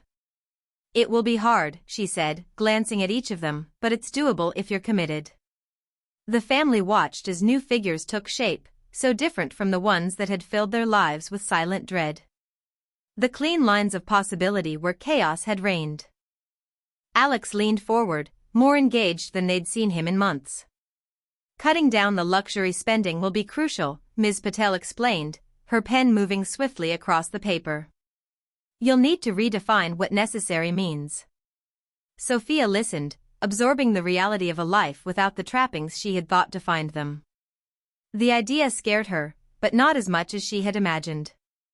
Michael squeezed her hand, a silent promise that they would face this together. We'll sell the second car, Michael said, determination replacing doubt. And anything else we don't absolutely need. Ms. Patel circled a figure. If you stay on this path, you could be debt-free within 5 years. Sophia exhaled, releasing tension she hadn't realized she was holding. 5 years. It seemed like an eternity and an opportunity she hadn't thought possible an hour ago. It feels like a long time, Alex said, a note of skepticism still in his voice, but if we can do it. Michael looked at him, the distance between father and son closing. We can, he said firmly. This time, we're doing it right. The air in the room shifted, a shared sense of purpose replacing the despair that had filled it. They weren't there yet, but for the first time, they could see a way forward. Ms. Patel finished her notes, sliding the papers toward them. Remember, she said, her gaze steady and encouraging, it's a journey, not a race. But the sooner you start, the sooner you'll get there. The Carters left the office, the figures of a new future tucked under Michael's arm. Outside, the fluorescent light seemed less harsh, and the scuff on Michael's shoe was less glaring. Sophia glanced at him, her lips curving into the beginning of a genuine smile. Michael, she said, an edge of wonder in her voice, we might actually do this. He looked at her, the relief and fear mingling into something close to hope. I think we will. Alex walked beside them, unusually quiet, his mind working through what this all meant. He felt something lift, a weight that had sat on him without his knowing. Maybe this time, they really could do it. A different life, unexpected and unknown, waiting to be written. Bills and budget worksheets covered the dining table like unruly dinner guests, and their presence commanded the room. Michael shrugged off his jacket and removed his tie, the fabric of a silk noose in his hands. Sophia crossed out line items with practiced strokes, each one a step further from the life she thought she wanted. Alex leaned back in his chair, a mix of teen angst and budding determination playing across his face. The advisor's words hung over them like a sentence, 5 years to escape the consequences of excess. Now, surrounded by the mess of their past, they grappled with the task of building something new. I guess we start with cable, Michael said, rolling up his sleeves and diving into the numbers. Do we really need every premium channel? Sophia sighed, chewing on the end of a pencil.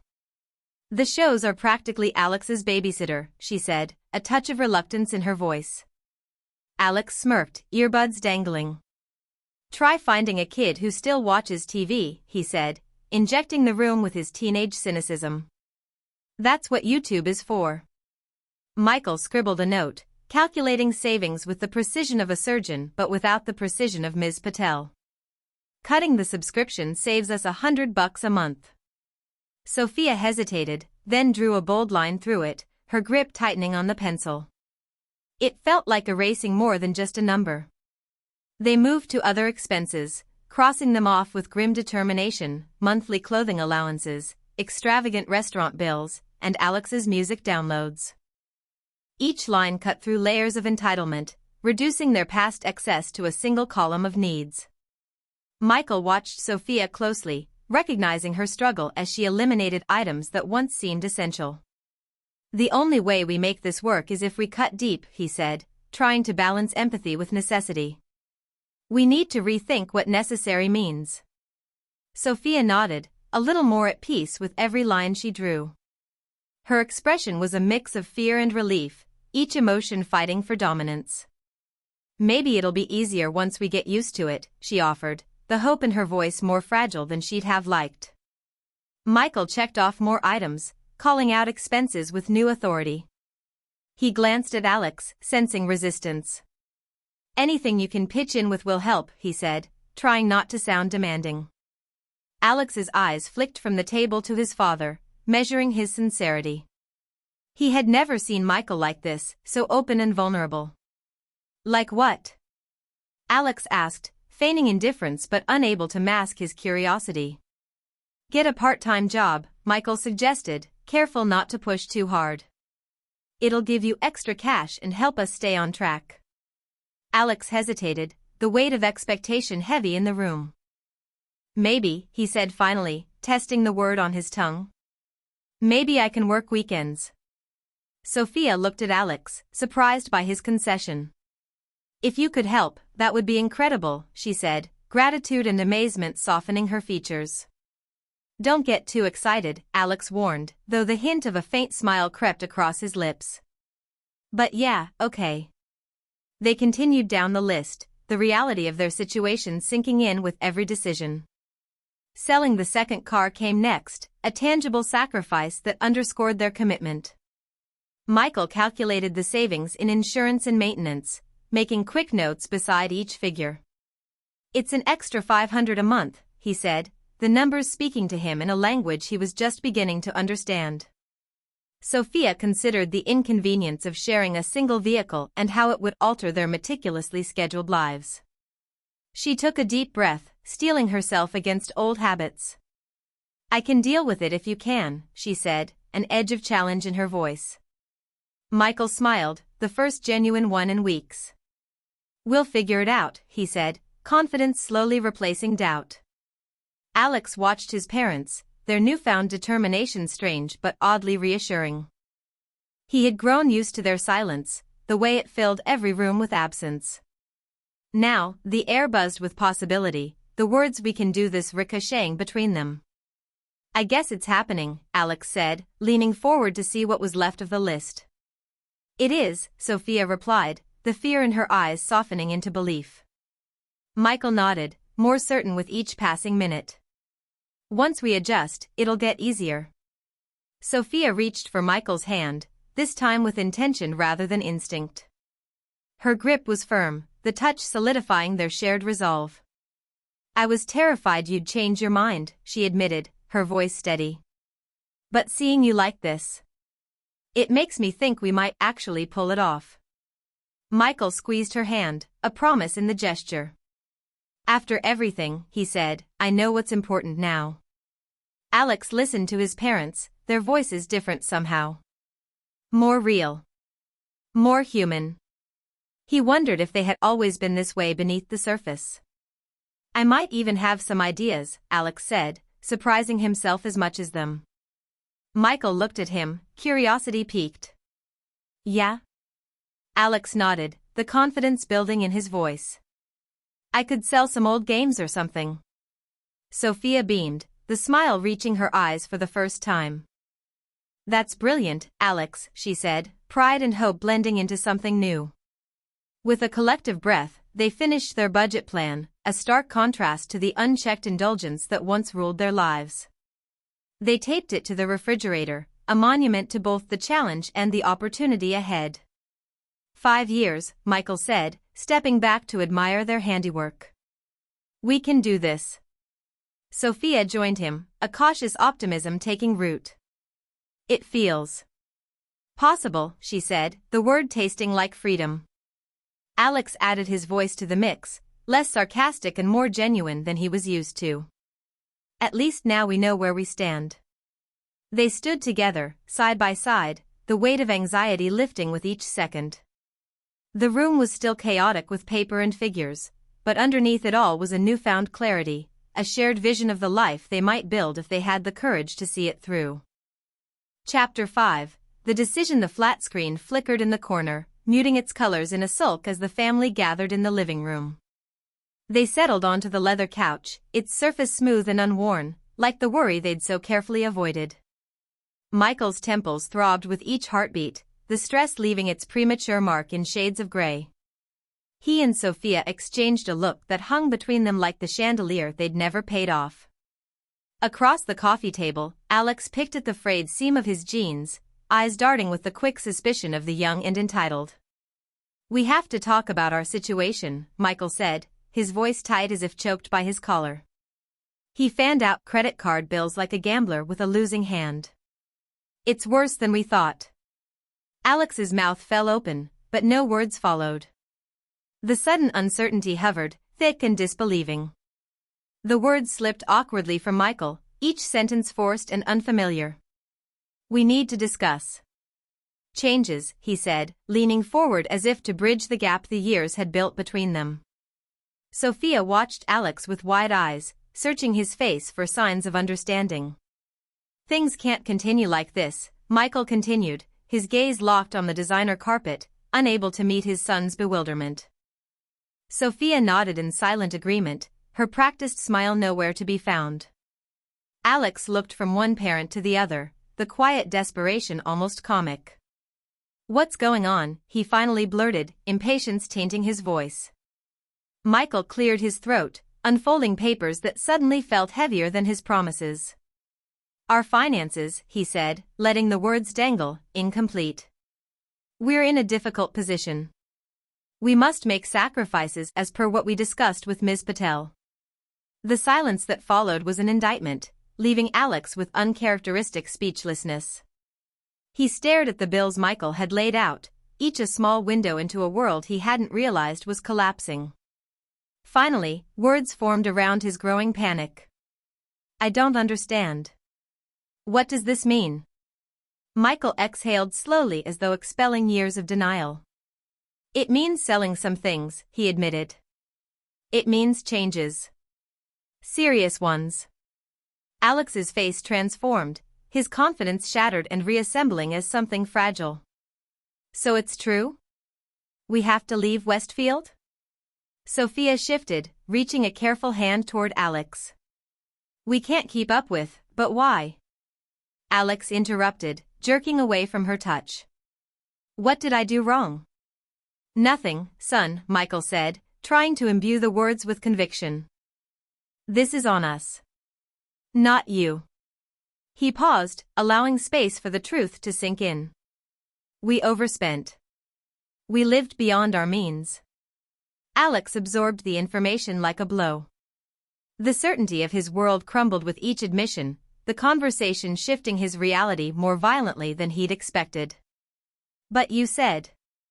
I mean, you promised, he said, the hurt coming through in a tone that cut deeper than anger. The bills on the table stared back accusingly. We thought we could handle it, Sophia said, her voice a thread away from unraveling. She reached for Alex again. He withdrew further into the couch.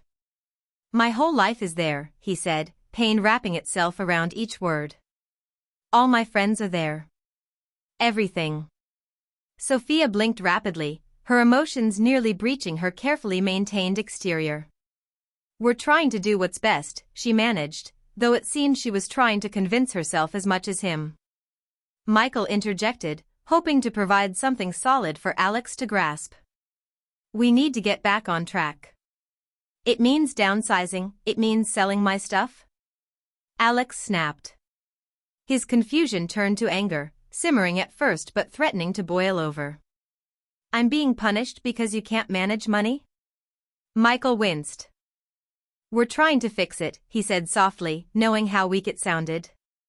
The intensity in the room reached a crescendo. The spacious living room, with its cold elegance, felt smaller by the second. Each ornate piece of furniture became a marker of their mistakes. We don't want this, Sophia pleaded, the desperation finally showing through her polished veneer. Alex rose abruptly, his energy propelling him toward an escape. I knew this would happen, he accused. I knew it. He stormed away, each footfall a condemnation, leaving the credit card statements as silent witnesses. The slam of his door resonated through the house, echoing in the spaces they couldn't afford. Michael and Sophia remained where they were, trapped by the silence Alex had left behind. They exchanged a look of shared defeat, the reality of their choices weighing on them as heavily as the empty air. Sophia sat stiffly outside the principal's office, her shoulders pulled back like a soldier awaiting orders. The fluorescent lights flickered overhead, casting the institutional green walls in a sickly glow that clashed with her designer handbag. It sat conspicuously on her lap, a misplaced artifact from the life she could no longer afford. She looked around, noting every detail: the plastic chairs, the linoleum floors, the student artwork tacked to the walls like desperate bids for recognition.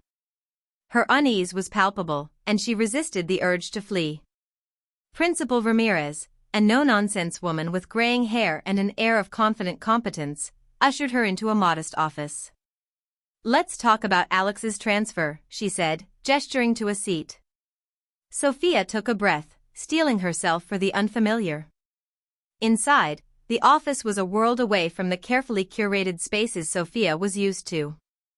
Student art projects and academic certificates lined the walls, competing for space in a chaotic collage of earnestness. Principal Ramirez settled into her chair, her movements efficient and unpretentious. Sophia sat on the edge of her seat, her discomfort apparent in how she held her handbag close, as though it were a lifeline. "Alex's records are impressive," Principal Ramirez began, a hint of admiration in her voice. "He'll be a great addition to our school." Sophia forced a smile, her eyes darting around the room. The simplicity of the space unnerved her. "I'm concerned about how he'll adjust," she said, her words clipped and careful. "He's used to a different environment." Principal Ramirez nodded, unfazed. "Transitions can be challenging," she acknowledged, "but our students are very welcoming." Sophia shifted in her seat, her reservations spilling over in her posture. "What about academics?" she asked, her voice betraying her skepticism. I've read that public schools don't always meet the same standards." The principal leaned back, unperturbed. "We don't have Westfield Prep's resources," she admitted, "but our students consistently outperform expectations." Sophia hesitated, unsure how to respond to the quiet confidence in Ramirez's words. She glanced at a colorful drawing of a rocket ship on the wall, a stark contrast to the polished achievements that had filled her old life. Her next question came out more guardedly. "And the type of students," she trailed off, leaving the implication hanging like an accusation. "Our school is very diverse," Principal Ramirez replied, emphasizing the word as if it were a badge of honor. "We consider that one of our strengths." Sophia blinked, trying to align her perceptions with the reality. Diversity had always been a buzzword, a hashtag to her, not something to value for its own sake. "We focus on the individual needs of each student," Ramirez continued, her calm demeanor a direct challenge to Sophia's growing agitation. "Alex will thrive here." Sophia listened, her defenses starting to waver. She wasn't convinced, not yet, but there was a seed of doubt in her carefully constructed prejudice. "And safety," she pressed, the question more revealing than she'd intended. The principal met her gaze directly, her eyes steady. "Our safety record is excellent. I can assure you, Alex will be in good hands." Sophia felt herself folding under the weight of Ramirez's quiet authority. Her tightly wound exterior began to show cracks, though she tried to maintain her composure. The conversation continued, each of Ramirez's answers wearing down Sophia's defenses. The principal's confident competence left little room for argument. With each passing minute, Sophia's skepticism faced a growing internal challenge. Finally, she nodded, more to herself than to the principal. "I appreciate your time," she said, her voice less rigid. She reached for the enrollment forms, her hands trembling slightly. Principal Ramirez smiled with genuine warmth in the gesture. "We're looking forward to having Alex with us." Sophia stood, the motion less mechanical than before. She clutched the papers like a reluctant convert holding sacred texts, the weight of her decision pressing but no longer suffocating. As she left the office, the noise of students filling the halls greeted her, vibrant and unrestrained. Sophia paused, watching the bustle with a mix of anxiety and reluctant acceptance. Her world was changing, and for the first time, she could see that it might not be the disaster she had feared. With a final glance at the school, she walked toward her car, her thoughts as unsteady as her steps. The showroom gleamed like a temple to excess, polished surfaces reflecting Michael's unease as he stood with the Tesla keys heavy in his palm. It was the same dealership where they'd flattered him, made him feel important. Now, the salesman maintained a polite distance, wary of contagion from Michael's misfortune.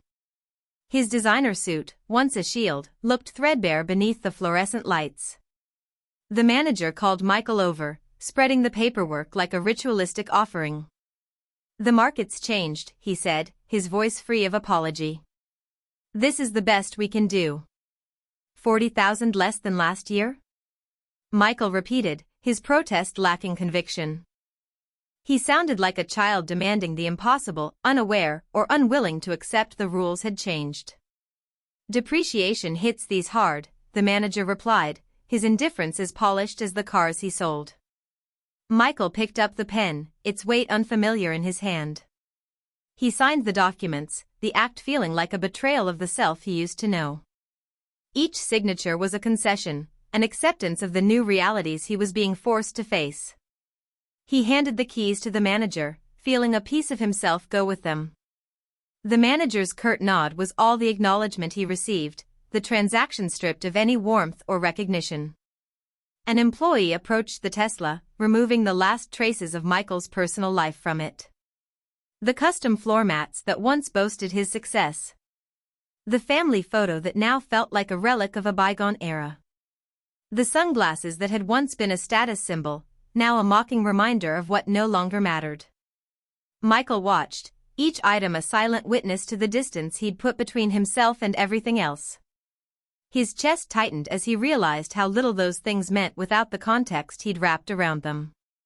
The manager handed him the keys to a modest used sedan, a final blow to the ego that had so long driven him. "Let us know if there's anything else you need," the manager said, his tone making it clear that they both knew there wouldn't be. Michael walked through the showroom, avoiding eye contact with the other customers who were now where he once was. The path to the door stretched endlessly, the gleaming cars watching like silent judges. The world he'd built was crumbling, and he was helpless to stop it. When he reached the sedan, its dull paint was a stark contrast to the vibrant hues of the luxury vehicles inside. Michael sat in the driver's seat, the leather worn but strangely comfortable. For the first time, he felt the absence of pretense. As he drove away, the loss of the Tesla weighed heavily on him, yet there was an unfamiliar lightness, too. It was as if the transaction had taken more than the car, it had taken a piece of his identity that he wasn't sure he wanted back. The sense of nakedness persisted, but it came with a vulnerability that was not entirely unwelcome. The further he got from the dealership, the more Michael felt the old layers peel away. The sedan rumbled beneath him, its simplicity a quiet rebellion against everything he'd once valued. And for a fleeting moment, as the wind rushed through the open window, he thought he understood something new about freedom. Sophia sat at their kitchen island, a fortress of granite and stainless steel that felt suddenly foreign. She scrolled through her Instagram feed, each image a carefully staged lie that now seemed to mock her. The exotic vacations. The designer outfits. The smiles that never reached their eyes. With trembling fingers, she drafted a post that was equal parts confession and catharsis. Changes coming for the Carter family. Simplifying our lives. She hesitated, knowing that pressing share would be a public admission of failure. Of vulnerability. Of truth. The kitchen felt cavernous, the open space echoing with the absence of their previous life. Each sleek surface was a reminder of what they'd lost, or maybe what they were finally gaining. Sophia's gaze drifted to the shelves, now filled with everyday dishes instead of the fine china that had once been her pride. The transition was everywhere, stark and undeniable. Her eyes returned to her phone, the device heavy with the weight of her decision. The old photos flashed past her fingers, a perfectly set dinner table, its opulence now laughable, a family portrait taken on a yacht, their expressions as rigid as their expectations, a stack of expensive luggage, filled with outfits for every occasion except honesty. With a deep breath, she returned to the post. It was just a few words, but they carried the weight of their shifting reality. She felt exposed like someone had pulled back a curtain to reveal the chaos behind the scenes. But there was relief in the exposure, too. a sense of liberation she hadn't expected. She hesitated again, her thumb hovering over the screen. What would they think? Her friends, her followers, the strangers who liked her photos but never knew her? The uncertainty was paralyzing, a flood of self-doubt that threatened to drown her resolve. But then she thought of Michael and Alex. Their world had turned upside down but still theirs. A world that needed her to be present, not perfect. And in that moment, the fear lost its grip. She pressed share, the motion both terrifying and exhilarating. The reaction was instant and overwhelming. The phone vibrated with an urgency that mirrored her pounding heart. Comment after comment appeared, a relentless stream of digital voices demanding answers she didn't have. "Are you okay?" read one, the words echoing her own insecurities. "What's going on?" asked another, the subtext as apparent as the concern. "Call me," wrote a close friend, the message a lifeline she wasn't sure she wanted to grab. Sophia watched the notifications multiply, the barrage almost comical in its intensity. She imagined the scene on the other end, her social circle lighting up with whispers and speculations, the spectacle of her unraveling life as captivating as her curated one had been. But not all the messages were self-serving. Some came from unexpected places, genuine notes of support from people she'd overlooked in her pursuit of perfection. Each one chipped away at her armor, leaving her more exposed but somehow stronger. For the first time, she set the phone face down, letting the noise recede into the background. It was an act of defiance, a choice to confront the unknown without the filter of social media. The silence in the kitchen was profound, contrasting with the turmoil in her mind. It felt as if the whole house held its breath, waiting to see if she would break or rise. Sophia sat there, alone with her thoughts, the isolation more comforting than she'd imagined. The fear was still present, a nagging whisper of doubt, but it no longer dominated. There was space now for something new, something authentic. She glanced around, taking in the transformed space with fresh eyes. The simplicity no longer seemed like a loss but a canvas, an opportunity to rebuild in a way that mattered. The realization settled over her, both terrifying and hopeful. For the first time in years, she was living unedited. And while the path ahead was uncertain, it was hers. With a sense of resolve, Sophia embraced the moment, feeling the burden of appearances lift. She knew the journey wouldn't be easy, but it would be real. And for now, that was enough. Chapter 6. First steps. Her phone was still warm from a morning of clutched arguments with insurance agents and auto repair shops. Now it trembled in her hand as though absorbing her mood. "Yes," she said. "Yes, I realize it's non-refundable." The polite insistence on the other end made her close her eyes for a moment before continuing. "For personal reasons," she said again, and when the words hung there, cold and bright and insufficient, she finished them off with a softer, more reluctant yes. The email on her screen blurred, the carefully worded assurances of a picturesque stay in Lisbon merging into one hollow, swirling smudge. The kitchen table was cluttered with the residue of cancellation, scribbled notes and printed itineraries with crossed-out destinations. Around her, the house stood in crisp, catalog perfection, gleaming countertops, and used appliances, all silent witnesses to her unraveling confidence. She took a breath, steeling herself for the inevitable cost of that call, and the phone fell heavily from her hand, clattering onto the polished surface. "Mom?" The voice, small and disbelieving, came from the doorway. Alex stood there, backpack slung over one shoulder, frozen in the act of leaving. Her head snapped up. Oh. It was all she could manage before the questions she dreaded began to pour out. "Did you just cancel our trip? To Portugal?" His voice cracked, and he dropped the backpack as though it had betrayed him. "We're not going to Portugal?" The repetition carried more disbelief than accusation, and the naked shock in his face pierced her. She pressed her lips together and gave a slight, exhausted nod. "Things are complicated right now." Her words felt as inadequate as her decision to leave their destination untaken. "With your father's work and some other things," she added, a hopeful tack onto the line that was meant to reel him in, to bring understanding or at least resignation. Alex stared at her, his features hardening as comprehension, or some version of it, dawned. Complicated, he repeated, letting the words settle in the space between them. His eyes flashed with something akin to anger or maybe betrayal.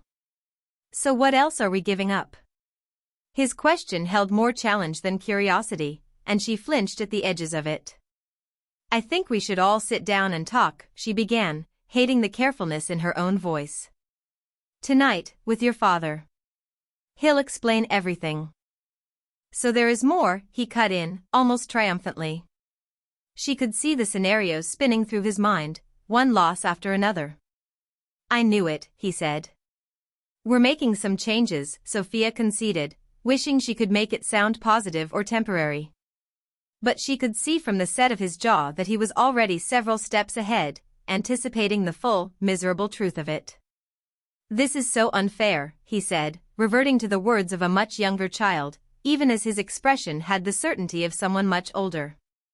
He snatched up the abandoned backpack, slinging it over one shoulder with adolescent bravado. Alex, please, but her words followed only his retreating back, and she was left with the emptiness he left behind. The slam of his door upstairs reverberated like punctuation on a long, increasingly bitter sentence. Sophia remained at the table, staring at the spot where he'd stood. Her head found its way into her hands, and she sat there for a long time, trying to ignore the muffled beat of music filtering down from Alex's room. It was only slightly more tolerable than the hollow quiet that would have replaced it. The house around her seemed to absorb the new silence greedily. Every inch of it felt like a taunt now, a reminder of the lifestyle they had chased and caught, only to find it heavier and more elusive than it had seemed from the outside. She forced herself to look away from the framed travel photos lining the walls, each an echo of luxury and leisure that now felt like a relic. It seemed ridiculous now, as though someone else had arranged it while she looked away. Even the orchids on the countertop, which she had once thought added an elegant touch, now seemed unnecessarily showy. The expense of it all felt like a weight, the trappings of a life that was more display than substance. Sophia sat back, her eyes on the emails still glowing brightly from the laptop. Her phone, momentarily forgotten, vibrated with another notification, another reminder of all that was slipping from her control. She reached for it with a tentative hand, pausing just before touching it. A few months ago, she would have picked it up without hesitation, already composing the perfect response to whatever new development it held. Now, though, she hesitated, feeling the distance between what her life had been and what it was quickly becoming. Her arm dropped back to the table, too heavy to complete the reach. Her breathing was shallow and controlled, as though too much air might bring with it the panic she was trying to stave off. Through it all, she could still hear Alex's question, hovering as insistently as any notification. So, what else are we giving up? She allowed herself a moment to really consider it, knowing that the answer was as long and unrefined as the one she'd given him had been short and crafted. Then, slowly, she leaned forward and pressed the power button on her laptop, watching the screen fade to black. She didn't move from the table when it was done, her hands remaining in her lap, fingers interlaced in a gesture that was not so much a prayer as a containment of all that threatened to spill over. The light in the room was tailored for the task, a cool, calculated glow that threw the black of the titanium card into sharp contrast with the scattered statements and uncapped pens surrounding it.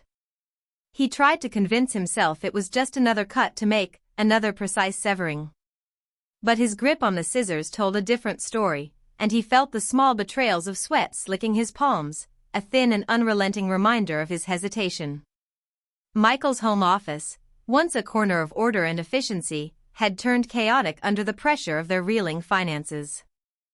The desk was a battlefield, papers and highlighters strewn like casualties of a long, grueling campaign. In the center, the cards lay fanned out in quiet opposition, each reminding them of the life they had carefully constructed, a life now demanding equal and opposite deconstruction. His jaw clenched, Michael lifted the scissors, carefully positioning them over the first card. It was sleek and solid, the kind of card they mailed in velvet-lined boxes. His mind supplied 1,000 reasons not to cut it, perks and points and the dull sense of security he'd traded years of his life for. The first snip was harder than he'd anticipated, the card thick with promise and self-worth. But then it was done, the blade sliding home with a whispered finality. His shoulders fell, though whether from relief or resignation, he couldn't say. A platinum travel card followed by the exclusive shopping card with its heavy hologram and shiny inducements. With each new breach, his hands grew more certain, his resolve building in fragile increments. Sometimes, he found his breathing easier, sometimes, the silence of the office pressed down on him with unexpected weight. Sophia stood in the doorway before he realized she was there, her presence almost as quiet as the cards falling in halves to the floor. She watched him without speaking, and her stillness carried both judgment and solidarity. The longer she stood, the more it felt like both. He finished the next card, exhaling deeply. "That's it," he said, trying on a smile that felt as flimsy as the destroyed cards. "No going back now." Sophia stepped in, her bare feet making soft sounds on the hardwood. "We could always tape them," she said, but the lightness in her voice was wrapped tightly around something else. Michael dropped the scissors, letting them clatter onto the desk. "Tempting," he said. His eyes met hers, and he saw his own uncertainty mirrored there. She joined him, picking up a pair of card halves and holding them gingerly, like something unfamiliar. "I called the bank this morning," she confessed, not meeting his gaze. "We're down to just the one checking account card now." Her words landed heavily, and he reached for a chair to steady the sudden lurch of his expectations. "Sophia," he started, unsure whether the rest would be reproach or relief. She sat down, resting a hand on his arm. "It's fine," she said, her own assurance shaky and new. "I mean, it's not fine, but what else could we do?"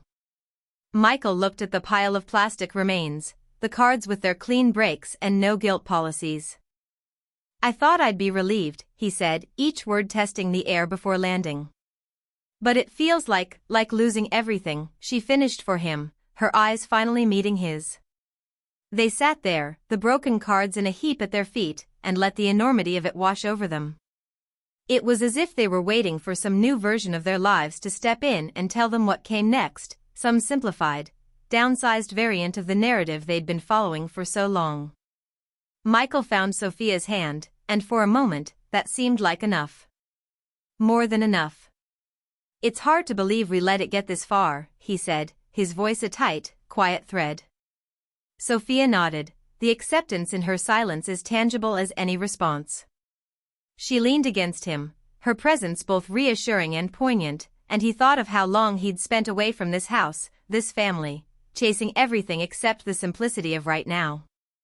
The connection between them, tentative and yet unbreakable, became a lifeline, something to hold on to as the chaos of their own making swirled around them. Finally, Michael bent down, gathering the card pieces into a small, defeated pile. His movement was careful, as though collecting fragments of something precious that he wasn't sure he wanted or needed anymore. He let the remains fall into the trash bin with a flick of his wrist, a final, deliberate gesture that felt both liberating and perilous. "There," he said, the word hanging between them with a mix of hope and fear. "We did it." Sophia squeezed his arm, the small show of support lending more courage than any rewards program had ever promised.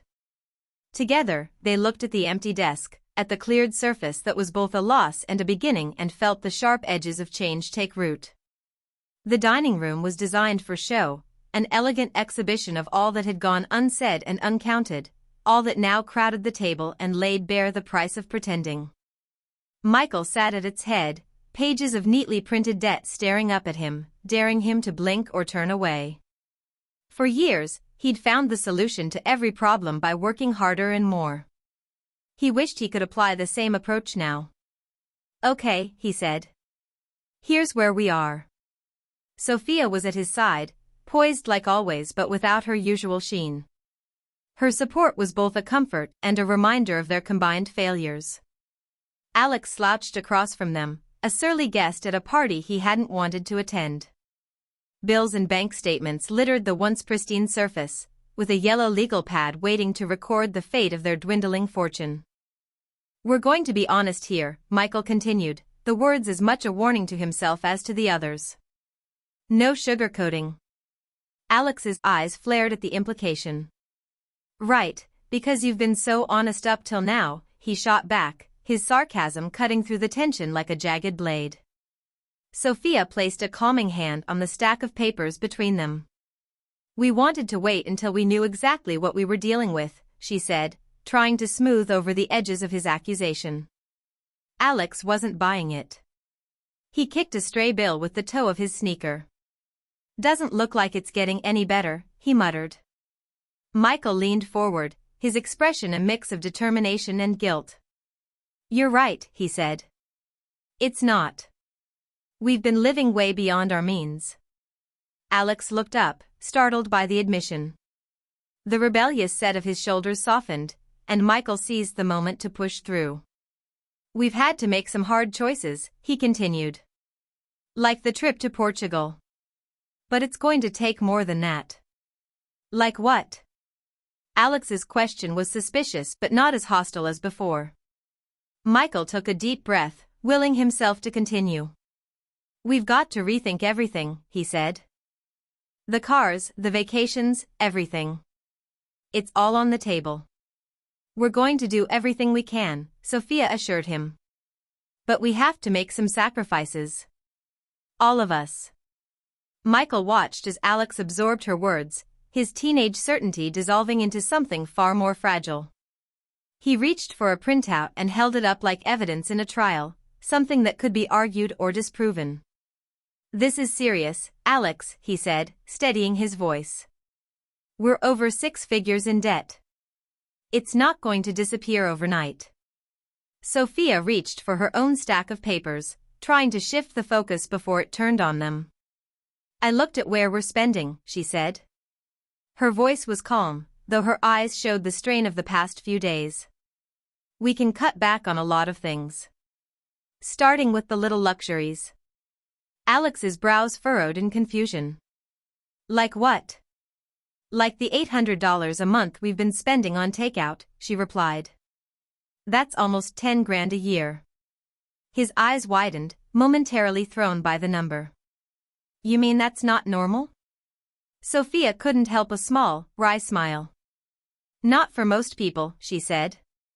Michael stepped in again, eager to capitalize on the moment of connection. "We've broken everything down into essentials and non-essentials," he said, gesturing to the yellow pad. "We need to agree on what's really important." Alex picked a loose thread on his shirt, trying to appear disinterested. "And if we can't?" Michael looked at him, willing his sincerity to cut through the boy's layers of cynicism. "Then we'll have to compromise," he said. "But we've all got to be in this together."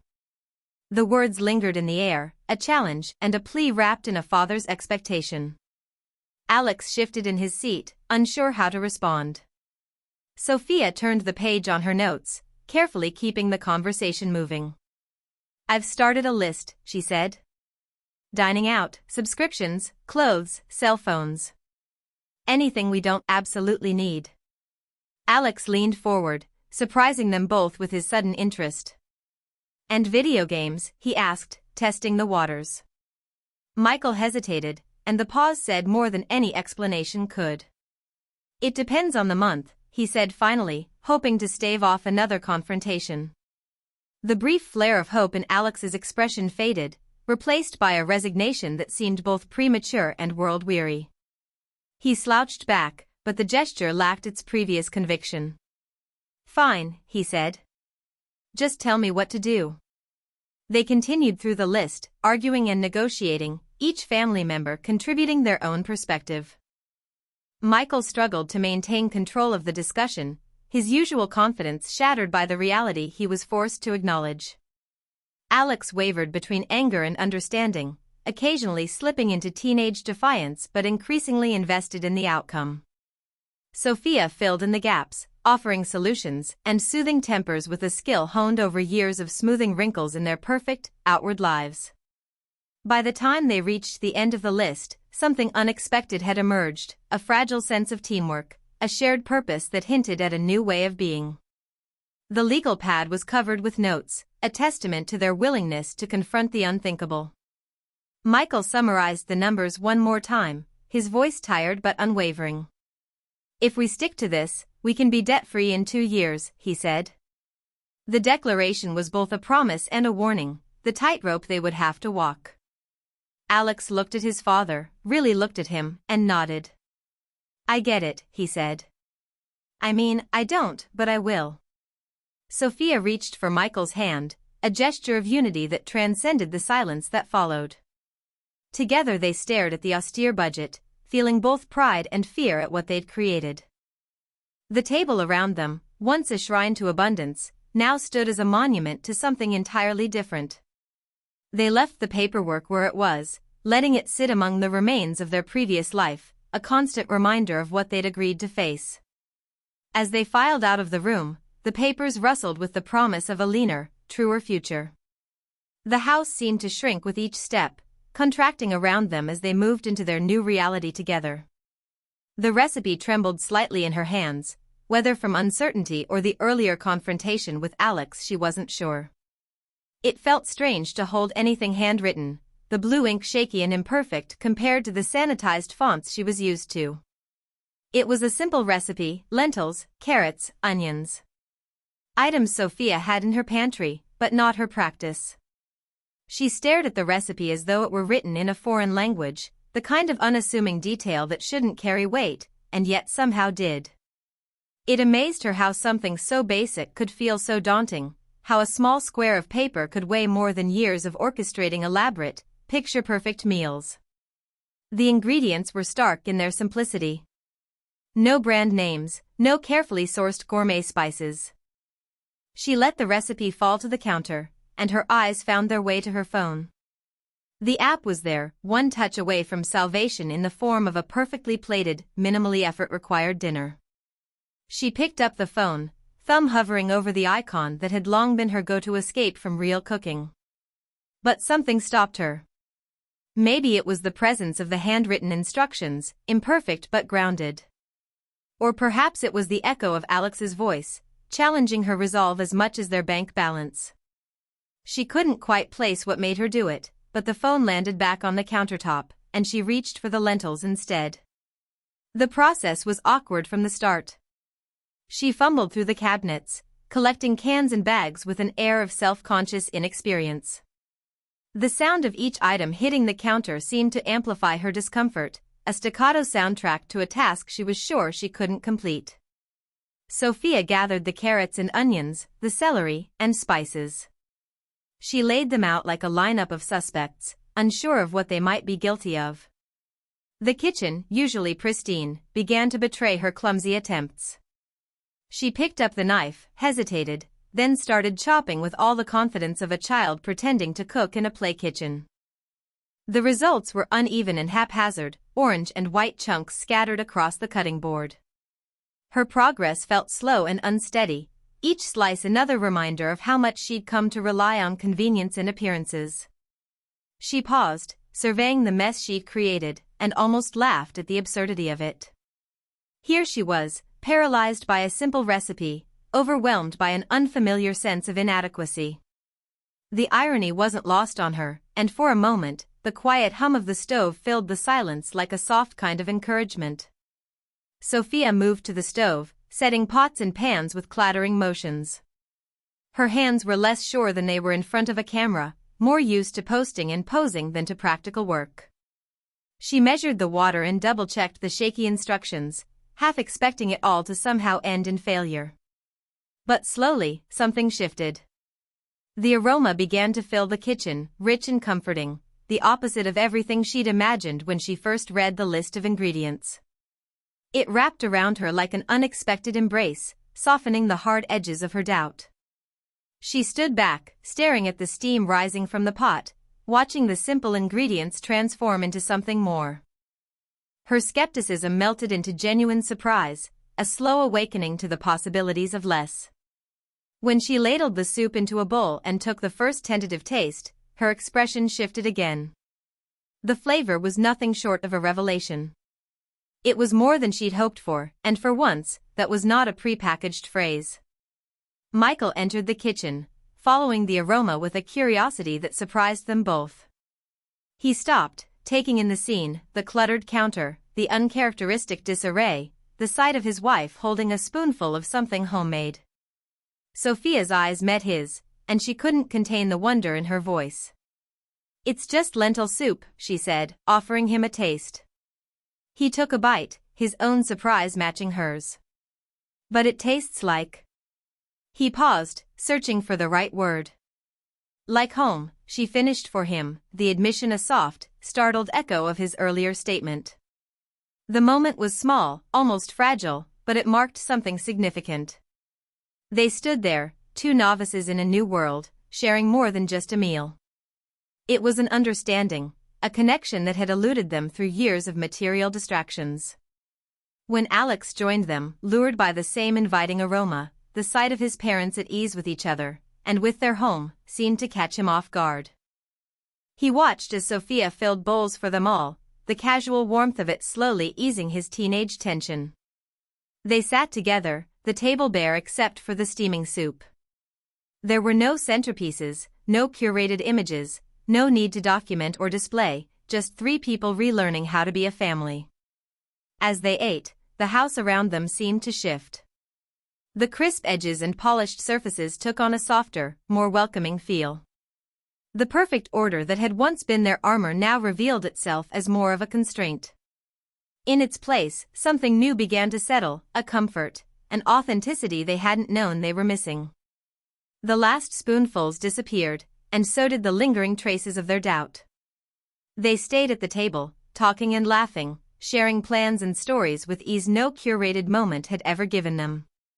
It was their first small, meaningful step toward a life of simplicity, and the satisfaction was as warm and unexpected as the soup itself. Chapter 7, Rose. Sophia settled onto the carpet, a designer bag in her lap, surrounded by the ghosts of last year's shopping. Out of the boxes, she lifted another item, held it in her hands for a moment, and placed it gently among the to-be-sold. Old price tags and cardboard tabs whispered with Sophia's movements. She searched her phone with increasing frequency to determine value and adjusted her expectations to match reality. Sunlight poured in through the large living room window, catching every dust particle and exposing a bare square on the carpet where a coffee table used to be. The corners of Sophia's mouth turned up slightly, but a sigh was never far from her lips. She heard the gentle knock, but it took a moment for Sophia to place the sound. A knot began to form at the base of her neck. It pulsed gently as she tried to understand what stayed and what went. Sophia worked through the collection with determined care. Yet, everything held memories, soft memories that blurred in the background of her mind. Her fingers caressed objects in a way that almost felt like she was cataloging pieces of her life instead of putting price tags on glassware. Every item deserved more than this treatment. She dug deep into a box and pulled out a porcelain figurine that was too expensive to be sentimental and too sentimental to be sold. She put it down when the familiar buzz of doubt crept in, that ever-present fear she felt with every decision. Outside, a garden crew began their work, the steady thrum of machinery creating the community's soundtrack of domestic perfection. Inside, the boxes lay open in silent rebellion against Sophia's vision of a streamlined life. She closed her eyes, picked up the porcelain, then put it down again. Instead, she retrieved her phone, rechecking prices, desperate for something concrete. A patterned bowl shimmered as she held it, sunlight and dust lending it a spectral glow. Her lips mouthed a number as she placed it into another box. She picked up a third item and changed the number. Dust particles drifted in the air, heavy with resignation. She coughed as they collected in the back of her throat and tasted loss on the tip of her tongue. Sophia turned the room over in her mind as she worked. Each item brought its own ghost, and each ghost clung to the past even more tightly than she did. Her phone buzzed with offers from a resale site, mostly well below her starting prices, and she held back the temptation to type NO in all caps for each one. Instead, she bit her lip and focused on a new set of boxes, certain she could part with their contents this time. "Don't think about it," she whispered, then sighed again. The knock was soft and fragile, a stranger's sound. It came again, this time attracting Sophia's attention. She rose fluidly, setting her phone aside and brushing dust off her designer leggings. She heard the floorboards creak as she made her way to the door. Rose Matthews stood on the doorstep, tiny and neat. Her hair was pulled back into a silver bun, and her lined face radiated warmth. Sophia had seen the older woman in passing and waved politely. The difference in age and social standing was clear, and the gap had discouraged more than those few brief hellos. Her thoughts scattered as she took in Rose's appearance. She wore simple slacks and a plain cardigan, and she carried a small, cracked ceramic plate in her weathered hands. A gentle fragrance of baking surrounded her. "I thought you might need something to keep you going," Rose said, her voice light but deliberate. She extended the plate toward Sophia. Sophia blinked, her composure scattered by the gesture. "Oh," she said, glancing down at the homemade muffins, warm and slightly misshapen. "Thank you." Rose smiled, and the expression reached every corner of her eyes, deepening the lines. "It's no trouble, dear. I remember how much energy it takes to sort through a lifetime of things. Not to mention all the dust." Sophia's own smile stretched thin and rehearsed, not yet reaching her eyes or finding purchase in her heart. She looked at Rose, who stood contentedly with her gift, then back to the boxes stacked high and uneven in the living room. Sophia knew what her own smile would look like to an outsider, lovely but brittle. "I'm Sophia," she said, not knowing what else to say and not wanting to seem impolite. "I think I've seen you around." "Sophia Carter," Rose nodded. "I know. I follow you online. I'm afraid I don't quite keep up, but I do enjoy your pictures." That thought took a moment to sink in. She wasn't sure how to react to someone who admitted to not keeping up. "It's nice to meet you," Sophia finally said. "I'm glad we finally have a chance to talk," Rose said. The breeze picked up, carrying with it a promise of rain. Sophia glanced back toward the disarray in the living room. She hesitated for a moment, unsure whether to invite this odd presence inside. She wondered how Rose had seen them without a single computer or smartphone in sight. "Are you sure you don't want to come in for a minute?" Sophia said, the words almost surprised her as they came out. "I'd love to," Rose said, stepping through the door with an unhurried grace. The dust swirled, and the floorboards creaked. Rose moved toward the couch, slow and deliberate, while Sophia swirled around her like a trapped insect. Sophia shifted piles and rearranged things to make room, but even when space was clear, her eyes and mind continued flitting between objects. She stood instead of sitting and explained the scene to Rose in a tone both proud and embarrassed. Rose listened without interrupting, her silence soaking up every one of Sophia's awkward words. Finally, Sophia asked, "Can I get you a coffee? I mean, what would you like?" "I'll be fine, dear." "Sit," Rose said. Sophia perched on the edge of a chair opposite the couch. She tucked her legs beneath her and then quickly uncrossed them, her body as unsure as her voice. The boxes loomed around them, temporary sentries of an uncertain fate. "We're downsizing," Sophia said, the words carefully pronounced like a foreign phrase. "It's harder than I thought it would be." Rose smiled and nodded. The silence grew to a warmth rather than a burden. "We don't really need all of this, I suppose," Sophia continued. She felt compelled to explain herself, feeling the older woman's lack of judgment all too clearly. "The market for second-hand designer things isn't what it used to be. I'm sure the resale on mugs isn't worth much." Rose's eyes landed on a simple, chipped mug resting on a side table near the boxes. She picked it up gently, turning it in her weathered hands. "They're beautiful," she said, her voice low, almost reverent. Sophia's breath caught. "Oh, I'm not selling those," she said quickly, her tone too sharp. Her cheeks flushed as if she'd been caught doing something she couldn't quite explain. Rose didn't comment, just cradled the mug a little longer, running her thumb across the worn ceramic as though it were made of something far more precious. Sophia cleared her throat. I bought it last year. For staging a photo shoot. Thought it might feel authentic. Her own words felt thin like cheap fabric stretched too tight. She wasn't even sure why she said it, maybe to explain or excuse. Rose nodded slowly, then offered a small, knowing smile. My Harold drank from the same mug every morning for 40 years, she said softly. It wasn't anything special to look at. Just a plain old mug. But it was his favorite. Sophia didn't reply right away. Her gaze returned to the chipped ceramic in Rose's hands, something once chosen for its visual appeal, now somehow heavier with meaning. 40 years is a long time, she said finally. It must have been a really good mug. Rose smiled again, this time with a warmth that reached into the space between them. It became one after he passed, she said.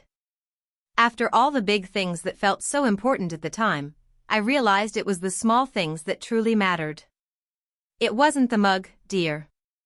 It was the memories it held. Sophia's practiced posture softened, her legs uncrossing without her noticing. The boxes around them no longer looked like clutter. They looked like questions, each one asking what was worth letting go and what was quietly worth holding on to. Sophia's expression changed, the first hint of genuine interest breaking through the practiced facade. She shifted in her chair, but the movement was more settled, more real. I'm sure you have more interesting stories than a coffee mug, Sophia said. I've come to find those are the most interesting, Rose said, gentle laughter lighting her voice. Sophia stayed quiet for a moment, considering her next words as carefully as she'd once considered her social media posts. I hadn't thought of it like that, she admitted. Her voice carried a note of genuine wonder, a new vulnerability surfacing beneath her practiced phrases. Do you really think I could keep some of it? The corners of Rose's mouth turned up, wisdom tempered with warmth. Sometimes, dear, the hardest part is letting yourself hold on. Sophia nodded slowly, digesting the advice along with her own uncertainty. I guess I need to think about that, she said, her voice almost more to herself than to her guest. She rose with a new purpose and moved toward the door, leading Rose with her. I have to confess, Sophia said, her nervousness mingling with something softer. I thought you'd find all this odd. Rose's laughter followed them as Sophia opened the door, a warm sound unrestrained by expectation or artifice. I think you'll find I'm a little odd myself, Rose said. Sophia stood in the doorway as Rose returned to her simple, unadorned life, each step a testament to the truths she lived by. The house seemed to breathe a little easier, dust motes still floating but now with a different light. The older woman turned and offered one last smile before continuing home, leaving Sophia with the thought of Harold and his humble mug. Michael's home office felt like an island, a small corner of ordered calm amid a chaotic and rising sea. The room showed signs of invasion, scattered stacks of papers, his pens missing from the desk, framed degrees threatening to fall off the wall. From the window, Michael watched as a small figure crossed the yard and headed toward the house. It was the older woman he'd seen before, making her way up the drive. He waited for Sophia to turn Rose away and get back to the real work. Instead, Sophia lingered on the doorstep and invited her inside. Michael crossed his arms and looked back at the office. There was nowhere to go. His own features seemed adrift, caught somewhere between skepticism and disdain. He hoped this interruption would be quick. They were busy, they had plans. There wasn't time for visits, especially from women like that. He remembered seeing Rose puttering in a garden, working with her hands in a way that made Michael feel uncomfortable. The first time Sophia mentioned getting her nails dirty, he thought she was talking about their designer contractor. When he saw Sophia holding the plate and letting Rose in, it wasn't so much surprise as annoyance that creased his forehead. He looked at his watch, recalculating how much he could still accomplish today. The older woman might take 10 minutes, 15 at most. He could stand 15 minutes of interruptions, especially since Sophia was handling this one on her own. His eyes turned back to the office. The walls felt too close, the shelves too full. They'd been working to sell off some of it, but there was still so much left. Michael shook his head, realizing he'd missed something. Now Sophia was having coffee with the neighbors. He stared at the books and awards on the shelf, each one a memory of something he thought he wanted. The signed deals, the congratulatory letters. As a kid, he'd imagined a life where he had so many accolades that they didn't even fit on a wall. A slight, satisfied grin threatened to touch his lips until Michael remembered the frame, 2 frames, falling and the cracks that needed repairing. He turned back to the window. The home office told the same story as the living room, unorganized, unfocused. He picked up one of the framed pieces on the floor and dusted it off with his sleeve, a cloud of fine particles briefly visible in the sun before settling back into the carpet. His fingers touched the glass with a tenderness that he used for nothing else except his son when the boy was very young. Michael wiped the smudge from the corner of the frame and returned it to the wall. The voices drifted upward, a surprise even if he'd been expecting it. It sounded as though they were talking about mugs. Michael snorted. He thought of how the house was filled with them, perfectly curated, perfectly matched. Some still in bubble wrap, barely used. A large part of the catalogued clutter in their home consisted of such well-staged items, photos they'd been compelled to purchase, captured in the best light and posted to followers who could never match what Sophia did. Michael paced as the sound of laughter made its way up the stairs. Not a small laugh or a nervous laugh, but an unfamiliar laugh, one that kept his mind away from his work. He sat at the desk, then got back up, looking over the balustrade to see if the women were still down there. They were.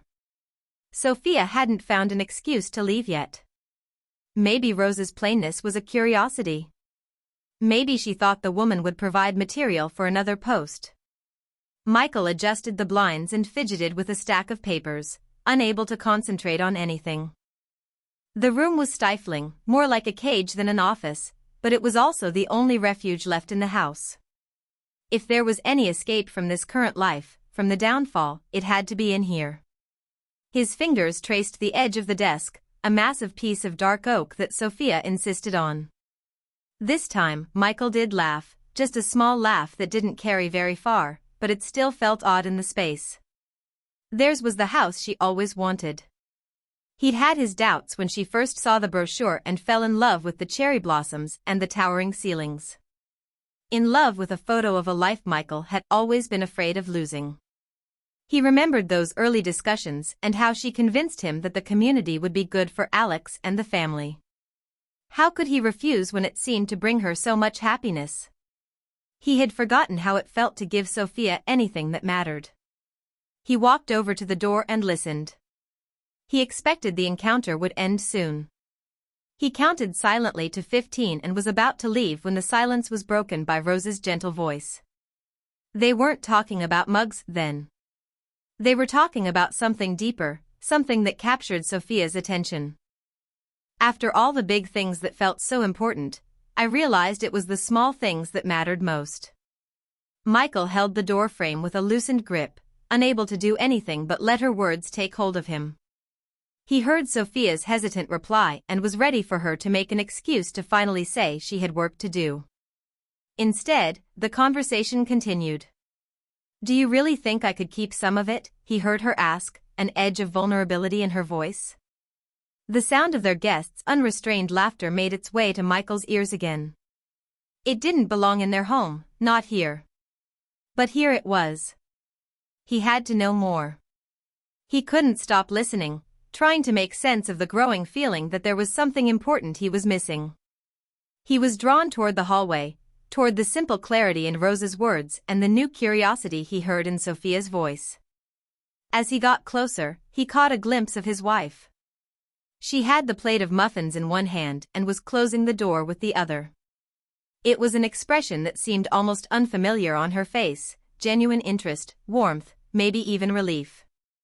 The effect startled Michael, and he lingered in the doorway to his office. The smallest of Rose's truths pushed at him. To his surprise, he found something other than ambition creeping in. It was intrigue. And it felt, for once, like the beginning of something important. Chapter 8. The shift. He stood on the edge of a world that wasn't his, where even the bell's shrill cry sounded like a taunt. Westlake High buzzed around Alex, a messy ecosystem of bodies and voices. His backpack dug into his shoulder, and he clutched the strap like a lifeline, shuffling in his now too bright shoes. An older model phone weighed down his pocket, pulling his focus like an anchor as he checked it compulsively, searching for some escape or direction. Locker doors clanged open and shut with an unpracticed symphony, and no one bothered to apologize when they bumped into him. They just kept moving in an organic flow he couldn't follow. The clothes his mother had deemed suitably casual still screamed privilege, hanging awkwardly on his frame like an ill-conceived disguise. Inside the main building, the fluorescent-lit hallway felt like an assault, every sound and color unfiltered and raw.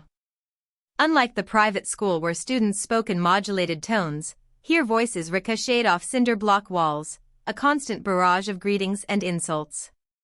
He dodged a careening skateboard, his shoulder brushing against a locker marked with a black Sharpie heart around two unfamiliar initials. Another student shouldered past him, a girl with bright pink hair and an earful of piercings. She didn't turn around. He fumbled with the zipper on his backpack, his hands trembling with unfamiliar tension. In his first class, Alex slipped into the room just as the bell rang again, an ungentle reminder that he was late. He slid into a desk at the back, keeping his eyes down, wishing his face didn't feel like it was on fire. As the teacher took attendance, Alex's gaze fell to his shoes, their designer labels a loud whisper of difference. Around him, students lounged in their seats, some in ripped jeans and t-shirts, others in hoodies with band logos. They seemed at ease in a way he never was. Whispers and curious glances prickled his skin, and he hunched over his notebook, scribbling lines and circles that meant nothing, trying to disappear. The class itself was a revelation. Instead of the rigid structure he was used to, the teacher encouraged open discussion. Students chimed in without raising their hands, debating over one another with an intensity that bordered on chaos. Alex found himself both fascinated and lost, unsure of how to jump in or even if he wanted to. He spent most of the hour hyper-aware of his own silence.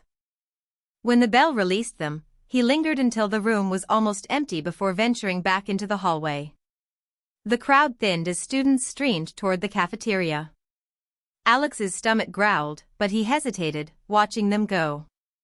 Finally, he followed at a distance, his feet dragging, his hands stuffed deep into his pockets. Lunch was its own brand of torture. The cafeteria buzzed with chatter and the smell of processed food mingled with the cleaning fluid that hadn't quite erased yesterday's lunch. He took a seat at the furthest table, dropping his bag with a thud. Pulling a brown paper bag from inside, he glanced around. Most tables were filled with clusters of friends, their laughter and conversations easy, unforced. No one seemed to notice the new kid eating alone. His stomach churned with something other than hunger as he picked at a sandwich that wasn't from his usual deli, cringing at every dry bite.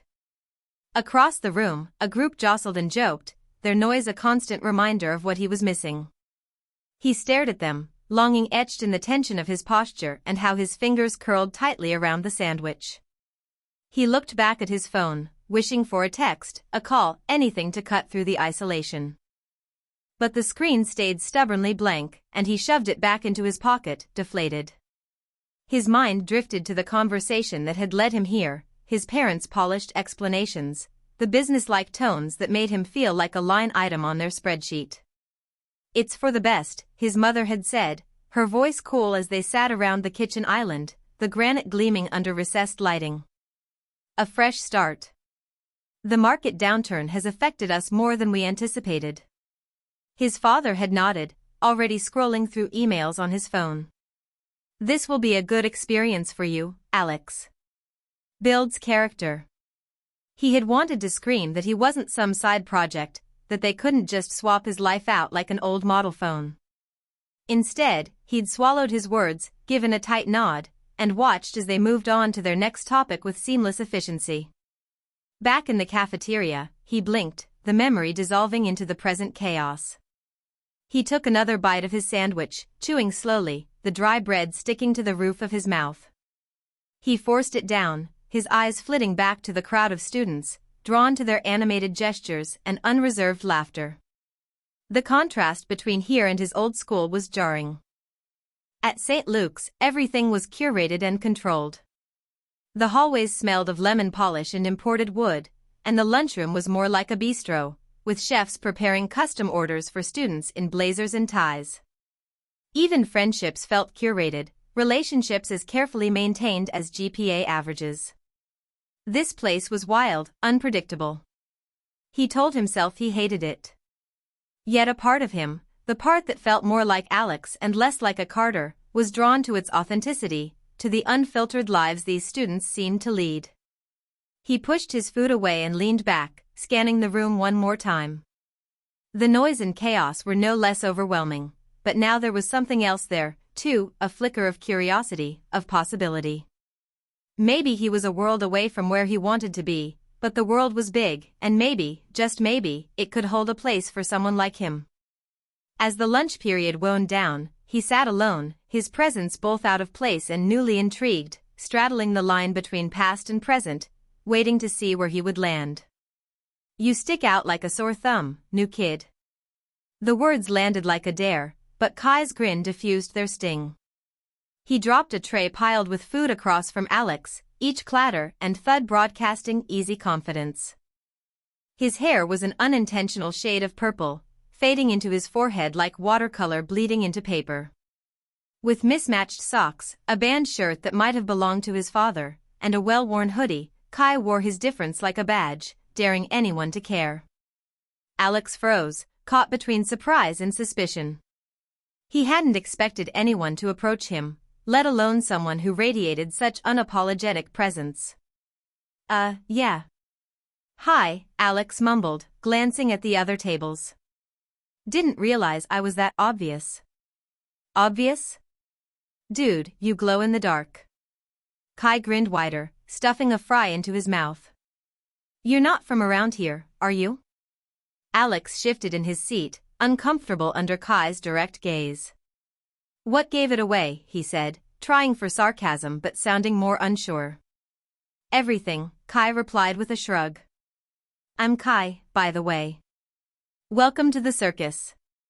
The declaration was so blunt, so unexpected, that Alex almost laughed. He didn't though, just nodded and muttered, "Alex." He took in Kai's outfit again, the layers of color and texture that seemed thrown together with deliberate carelessness. Each piece clashed yet worked in a way that made Alex's attempt at dressing down look painfully rehearsed. "So, why here?" "This school." "Not exactly where the cool kids come to get educated," Kai asked, grabbing a fork and poking at what might have been mashed potatoes. "My parents thought it'd be a good change of pace." The words tasted as bland as the food he was picking at. Kai gave a knowing nod. "Ah, parental wisdom. Gotta love it." "It's not forever," Alex said, a little too quickly, still holding on to the possibility like a lifeline. "That's what they all say," Kai replied, his tone playful but not mocking. He leaned back, folding his arms behind his head. "Don't worry.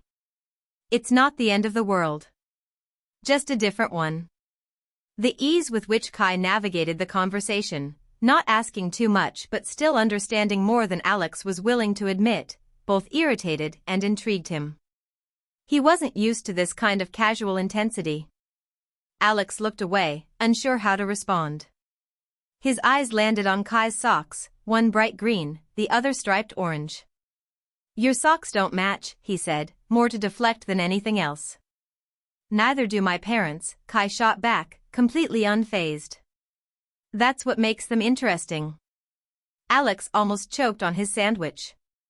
He wasn't sure if he was supposed to laugh or offer sympathy, and the ambiguity left him speechless. "Okay," he finally managed, the word more an admission of defeat than agreement. Kai picked up on the shift and softened his tone.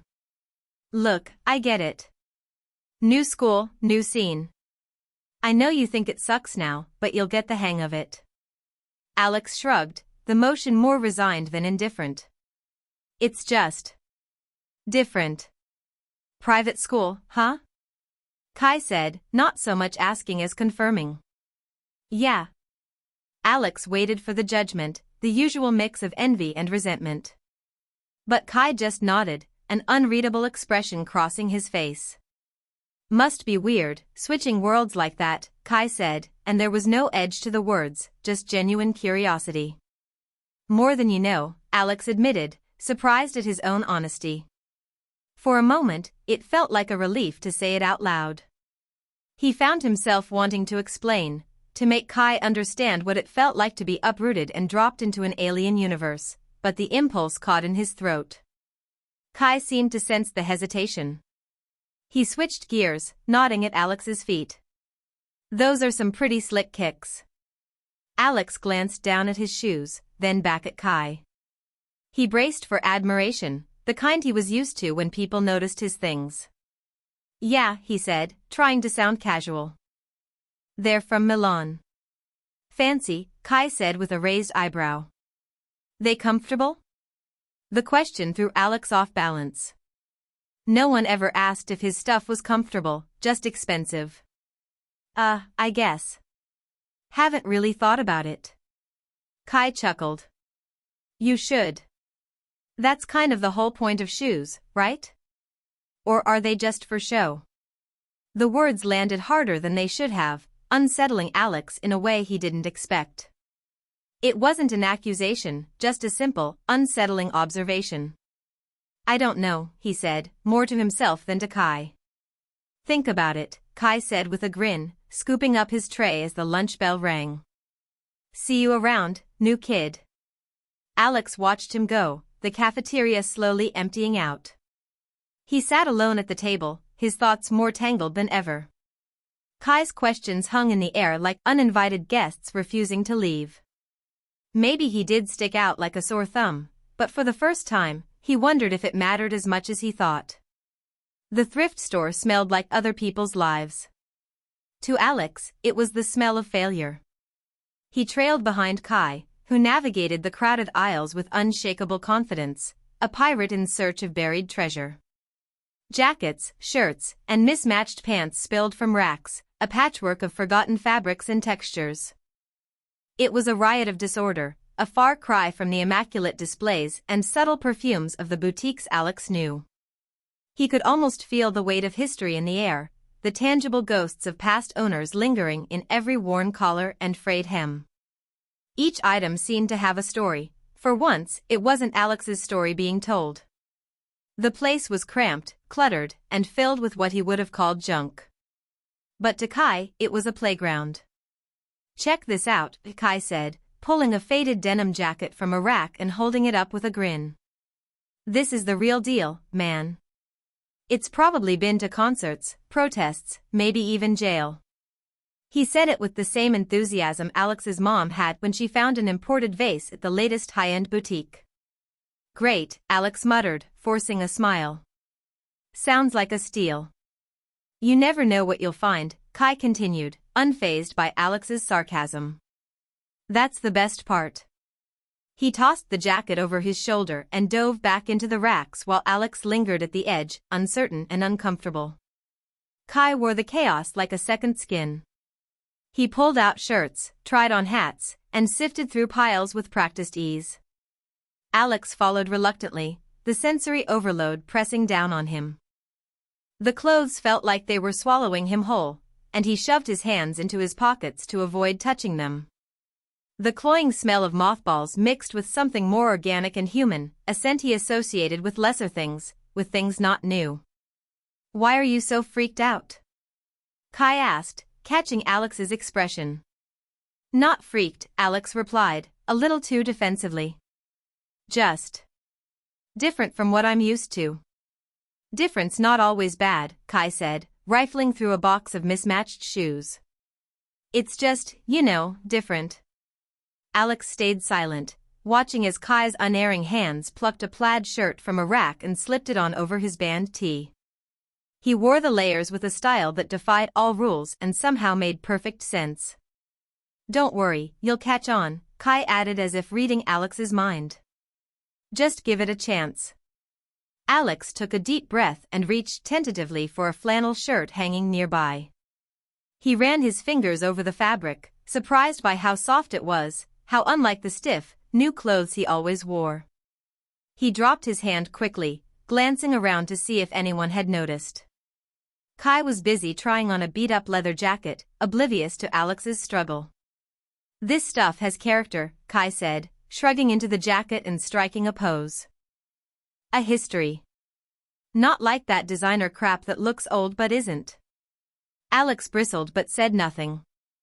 Instead, he watched as Kai moved on to the next rack, leaving him alone to navigate the store's chaotic landscape.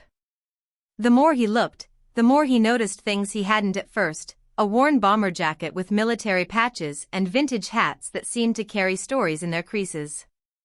Items with flaws and scars that might have been flaws in his old world but here seemed like marks of authenticity. His discomfort began to morph into something else: curiosity. He picked up a shirt, a bright red flannel with missing buttons and frayed cuffs, and held it up for inspection. It was nothing like what he'd ever wear, and yet, he was drawn to it. "You're getting it, aren't you?" Kai said, suddenly at his side. "Maybe," Alex admitted, surprising himself. He dropped the shirt back on the rack, his eyes scanning for something, though he wasn't sure what. He found it after another moment of searching: a vintage band t-shirt, soft and worn, similar to the one Kai had been wearing but different enough that he felt he could make it his own. The price tag read $4. He hesitated, the price both enticing and paralyzing. "What's wrong? Too cheap for you?" Kai teased, but there was a hint of challenge in his voice. Alex stared at the shirt, feeling the decision stretch out, heavier than it should be. He grabbed it before he could second-guess himself. "Guess I'll give it a shot," he said, trying for nonchalance but not quite getting there. The cashier put it in a plastic bag, and Alex handed over a crumpled bill, an unfamiliar thrill threading through him. It wasn't the rush of buying something expensive or rare, it was something else entirely, a quiet satisfaction that left him both exhilarated and off balance. On the bus ride home, he sat with the bag in his lap, holding it as if it were fragile. Kai jabbered on about the things he'd bought, what he'd kept and what he'd left behind, but Alex barely heard him. He was lost in his own thoughts, in the strange feeling of having chosen something that no one else had chosen for him. "You okay, man?" Kai finally asked, noticing his silence. "Yeah," Alex replied, his voice distant. He looked out the window, the suburban streets blurring by in a haze of concrete and curated lawns. "Just thinking." "Thinking's dangerous," Kai said with a mock-serious nod. "Be careful with that." Alex smiled, a real one this time. Kai's offhand comment lingered with him long after they parted ways, an echo that followed him into the silence of his room. He stood there, surrounded by the things he once thought defined him: designer clothes, gadgets with price tags as impressive as their specs. Everything felt hollow, stripped of its significance by a $4 t-shirt. The things he'd never questioned were now shadows, paling in the light of his new uncertainty. He dropped his backpack and sank onto the bed, the plastic bag rustling beside him. For a moment, he just stared at it, at what it meant, at what it might mean. Then he reached for his journal, flipping it open to a fresh page. The pen hovered above the paper, his thoughts forming and unforming before settling into words. They came slowly at first, then faster, an outpouring of confusion and clarity. Maybe poor isn't the worst thing. Maybe fake is. He underlined the last word, the ink pressing deep into the page. He put the pen down and leaned back, the t-shirt still in its bag but already a part of him. He didn't know where this path would lead, but for the first time, he was willing to find out. Chapter 9, Rose's Wisdom. The elderly wise woman welcomed Sophia into a home that defied Instagram filters and designer aesthetics. Rose's living room was a still life of decades lived fully, where well-worn books lay with dog-eared pages, and albums bulged with fading stories. Sunlight caught dust motes, turning them into gold as they settled on trinkets from a simpler age. It was a curated chaos that made Sophia itch for an efficiency she couldn't yet articulate. But Rose seemed unconcerned by the clutter, regarding her surroundings with the fondness of someone revisiting a favorite novel. The elderly woman gestured toward a stack of boxes, her laugh lines deepening as she smiled. "I hear you're an expert at this sort of thing," Rose said, her voice warm. Sophia hesitated before perching on a low ottoman. She picked up the first box, already imagining the digital auction it could fetch. "It's about time, isn't it?" she replied, trying to match Rose's levity while struggling to comprehend the older woman's calm.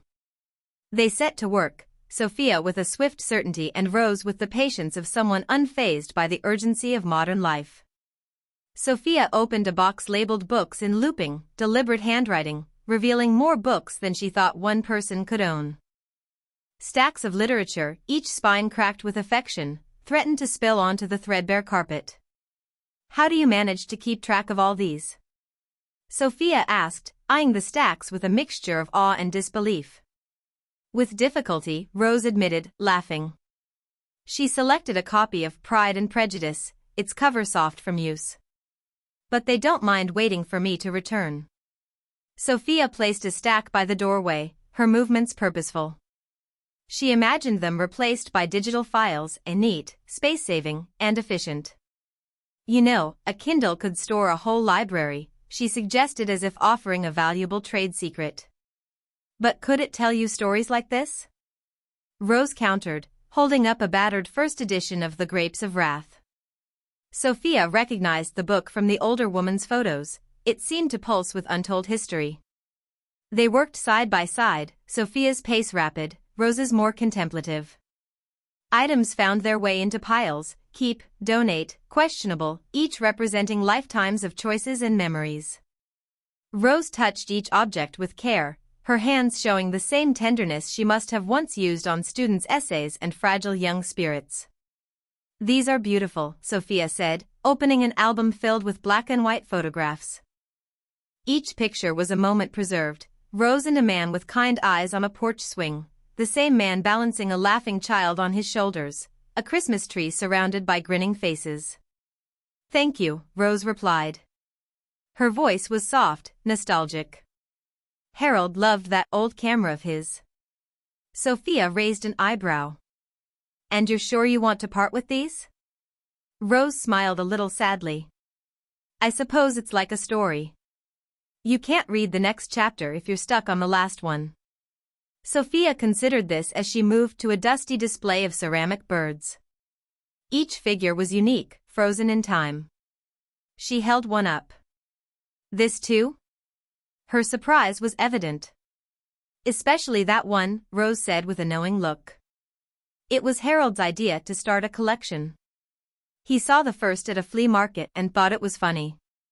"And now?" Sophia pressed. "And now," Rose sighed with affection, "I've learned the humor in letting go." The incongruity of Rose's philosophy struck Sophia like an unfamiliar chord. She put the bird in the donate box, marveling at Rose's calm detachment. They returned to the books, where Sophia struggled to reconcile Rose's ability to hold and release with equal grace. She paused over each title, wondering if she were reading the contents or the woman herself. "Do you ever find it difficult?" Sophia asked, trying to hide her genuine curiosity behind a practiced veneer. "Which part?" Rose responded, the hint of a smile on her lips.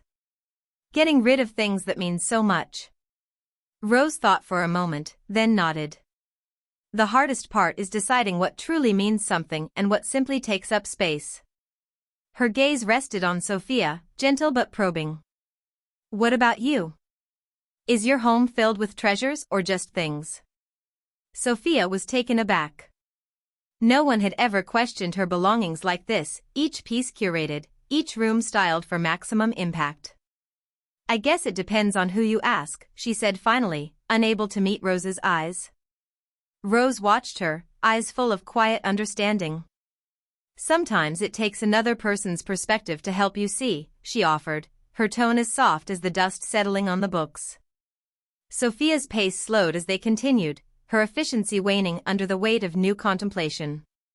She turned over Rose's words like the fragile trinkets in her hands, pausing to consider each one. She wanted to dismiss them, to wrap them in bubble wrap and place them in a mental attic, but they wouldn't leave her alone. "You must think I'm crazy," Sophia said at last, with a laugh that was only partly real. "Hardly," Rose assured her. "But I do wonder if you've ever had the chance to read your own story."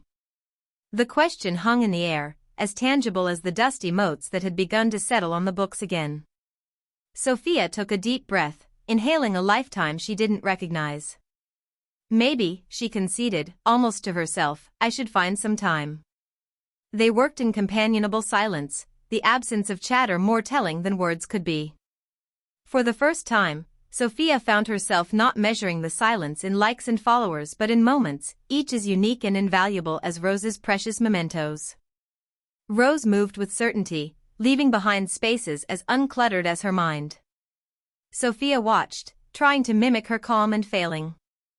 "I can't believe you're getting rid of so much," she said again, shaking her head at the boxes lined up near the door. "I suppose you can't take it with you," Rose replied, her eyes twinkling with a wisdom Sophia couldn't ignore. By the end of the afternoon, they'd filled several boxes, and Sophia's sense of the world had shifted just slightly out of focus. She looked at Rose, still struggling to fit her into a neat and tidy frame. "Are you sure this is all right?" she asked, gesturing to the stacks. "I am," Rose replied with an ease that startled Sophia. "What matters is still here." The words echoed in Sophia's mind as she left, an unsettling refrain that seemed destined to play until she figured out the next verse. Sophia unearthed the journals while fishing through a box labeled odds and ends, as if they were the forgotten detritus of another life. Their leather bindings looked like they'd been carried through storms. "They're just some old writings," Rose said, but the hesitation was there, a shadow behind her words. Sophia couldn't help herself. She sat cross-legged on the floor, the journals weighed a new kind of gravity in her hands. Rose watched with the care of an art curator and the vulnerability of an artist, unsure if she wanted this new audience. Sophia opened the first volume. Its pages were filled with spidery ink, a young woman's voice captured and pressed flat. July 23, 1983, "They laid off Harold today. Said it was just business." Sophia's eyes widened as she read. These weren't just old writings. They were the story of everything Rose had lost and found. "You don't have to," Rose began, but she stopped herself, catching the look of raw curiosity on Sophia's face. "Go on. It might be interesting." Sophia barely heard her. She was already flipping through the pages, her movements delicate, reverent. The words pulled her into a life both foreign and strangely familiar. September 2, 1983, told the kids about losing the house. Their faces. "I can't even, how did you manage?" Sophia blurted out, looking up as if surfacing from deep water. Her expression was a tangle of confusion and awe. She had never imagined the extent of Rose's past, never seen this side of the stoic woman who seemed untouched by life's cruelties. Rose's gaze was distant, resting on memories only she could see. "We didn't, at first. I thought I'd lost everything worth having." "But you wrote it all down," Sophia said, turning another page with trembling fingers. "It's all here." "That was my way of holding on until I learned to let go," Rose replied, her voice as gentle as the words that spilled from the journal. Sophia absorbed each line with a hunger she didn't know she had. She read aloud, her voice filling the room like an incantation. October 12, 1983, sold the car today. Strange how I thought we needed it to survive. Took a walk by the river and felt lighter than I have in months. Sophia paused, struggling to wrap her mind around the simplicity and the enormity of it. The silence stretched between them until it was almost a presence of its own. "You didn't even have a car?" she asked, the disbelief evident in her tone. "We found other ways to get where we needed to go," Rose said, a soft smile tugging at her lips. And it turns out, we needed to be right where we were. Sophia couldn't stop reading, couldn't stop following the thread of a story that seemed to lead directly to her. November 19, 1983, I'm not sure what the future holds, but for the first time, that doesn't terrify me. Maybe because the future doesn't own me anymore. The words blurred for a moment as Sophia blinked back something unexpected. She hadn't cried in years, not in a way that wasn't for show. She touched the page with a delicacy that suggested she feared it might vanish. "They're just words," Rose said, sensing Sophia's intensity. Sophia shook her head. "They're everything. They're your life." "Not anymore," Rose said softly. "But they were, once." The honesty of Rose's past struck Sophia in ways she didn't know existed.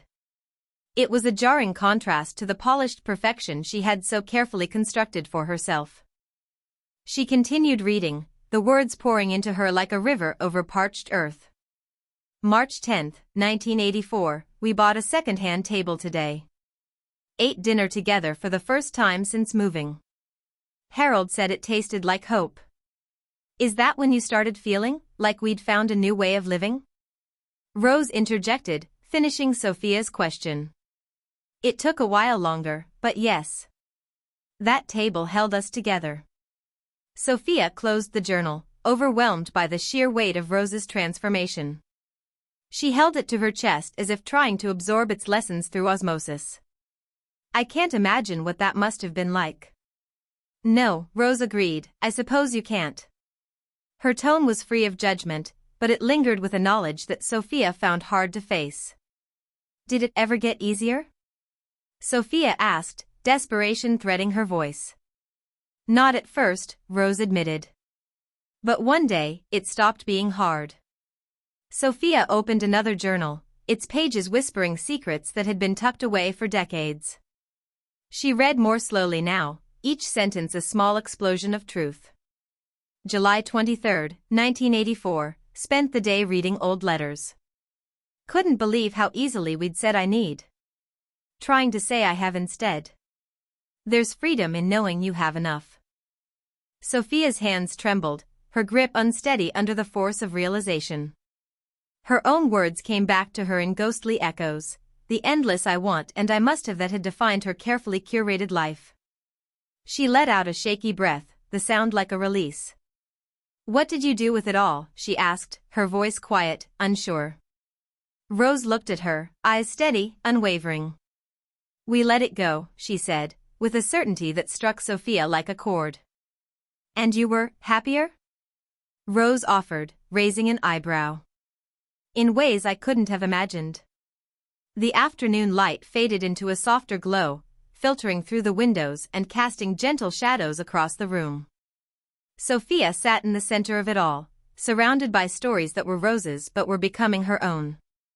You can read them all, if you like, Rose said, her voice pulling Sophia back to the present. I want to, Sophia replied, surprised at her eagerness and the admission she didn't think she would make. You might find something you weren't looking for, Rose warned, though the kindness in her eyes belied the caution in her words. Sophia hugged the journals to her chest, feeling their solid, reassuring weight. I think I already have, she said, her practiced social media smile finally giving way to something more real. Rose sat quietly, watching as Sophia turned the pages with new eyes. The air between them felt charged, different than before, filled with the possibility that stories told and lessons learned might someday change more than just words on a page. Afternoon light poured into the room like a balm, golden and warm and full of comfort Sophia hadn't realized she needed. They sat surrounded by the clutter of old lives and new realizations. Rose's words landed gently, a softly spoken avalanche. She talked of love and loss and the peace of finding enough. Each sentence wound around Sophia like a thread, tugging at loose ends she had never thought to unravel. Finally, Sophia asked, her voice barely more than a whisper, how Rose had come to be so calm, so free. Rose's answer was as simple as a prayer and just as powerful, you don't own peace. You choose it. The words broke open something deep in Sophia, something she had held shut for too long. She cried, and the tears washed away the years of curated control and empty perfection. The quiet was almost holy. Sophia sat cross-legged in its center, surrounded by books and journals and the detritus of a life she was only beginning to comprehend. Her eyes were wide, reflecting both the light and the depth of her new awareness. "How did you know?" Sophia asked, her voice like the dust on the books, settling softly after years of disturbance. "That you were where you needed to be?" Rose thought for a moment, letting the pause fill with the same grace that filled her life. "When I stopped fighting what was," she said, "and started embracing what is." Sophia nodded, but the motion seemed unsure, tentative, as if she were testing out new ways to move in a new kind of world. "But isn't that the same thing?" she asked, confusion knitting her brow. "Not at all," Rose replied, her words steady as the hands that held Sophia's heart in their wisdom. "One brings peace. The other brings exhaustion." Sophia absorbed the insight like a drought-ridden field, thirsty for the knowledge she never knew she lacked. "It's hard," she confessed, her carefully constructed armor slipping with each new truth. "Anything worthwhile usually is," Rose said. The words were simple, but they bore the weight of decades, settling into Sophia like seeds. Sophia held a small wooden box, turning it in her hands like an unsolved riddle. "I can't believe you're giving this up," she said, her disbelief less about the box and more about everything it represented. Rose smiled gently, a smile that reached the corners of the room and the edges of Sophia's uncertainty. "Sometimes you have to make space for what's truly important." "And what's that?" Sophia asked, her question as raw and open as a wound. "Different things at different times," Rose said. "Right now, I think it might be you." Sophia looked at her, feeling the ground shift beneath them both. She set the box down as if letting go of something larger, more intangible, and a part of herself she couldn't yet name. "Harold and I lost everything," Rose continued, her voice tinged with a nostalgia that was neither sad nor sweet but something profound in between. "But losing everything is how we found each other again." "I don't know if I could do that," Sophia admitted, her words a rare currency she had only just learned to spend. "You can," Rose assured her. "The question is, do you want to?" Sophia didn't answer. She couldn't, not yet. The choice loomed before her, unfamiliar and daunting. But in Rose's presence, it seemed a little less impossible, a little more real. "Life has a way of teaching you what matters," Rose went on, each word a lesson Sophia didn't realize she had signed up for. "It took losing to help me see what I truly had." Sophia's face softened, her features rearranging into something closer to who she might be becoming. "I've never lost anything," she said, the admission slipping out before she had time to think it over. "Maybe it's time to," Rose said, her voice full of kindness and challenge, an invitation more than a demand. Sophia considered this, the enormity of the suggestion hovering over her like an unfurling sky. She took a deep breath, drawing it in with a new awareness of how it filled and nourished her. "Thank you," she said, the words wrapped in layers of gratitude she didn't yet fully understand. "For everything." "No need to thank me," Rose replied, reaching out to touch Sophia's shoulder, a gesture both simple and profound. "Just remember what you can't own." "Peace," Sophia said, letting the word roll off her tongue like a foreign language she was eager to learn. "You choose it," Rose confirmed, and the sentence reverberated in Sophia like a newly struck bell. Sophia's vision blurred again, but this time she didn't fight it. The tears flowed freely, each one a small but significant release.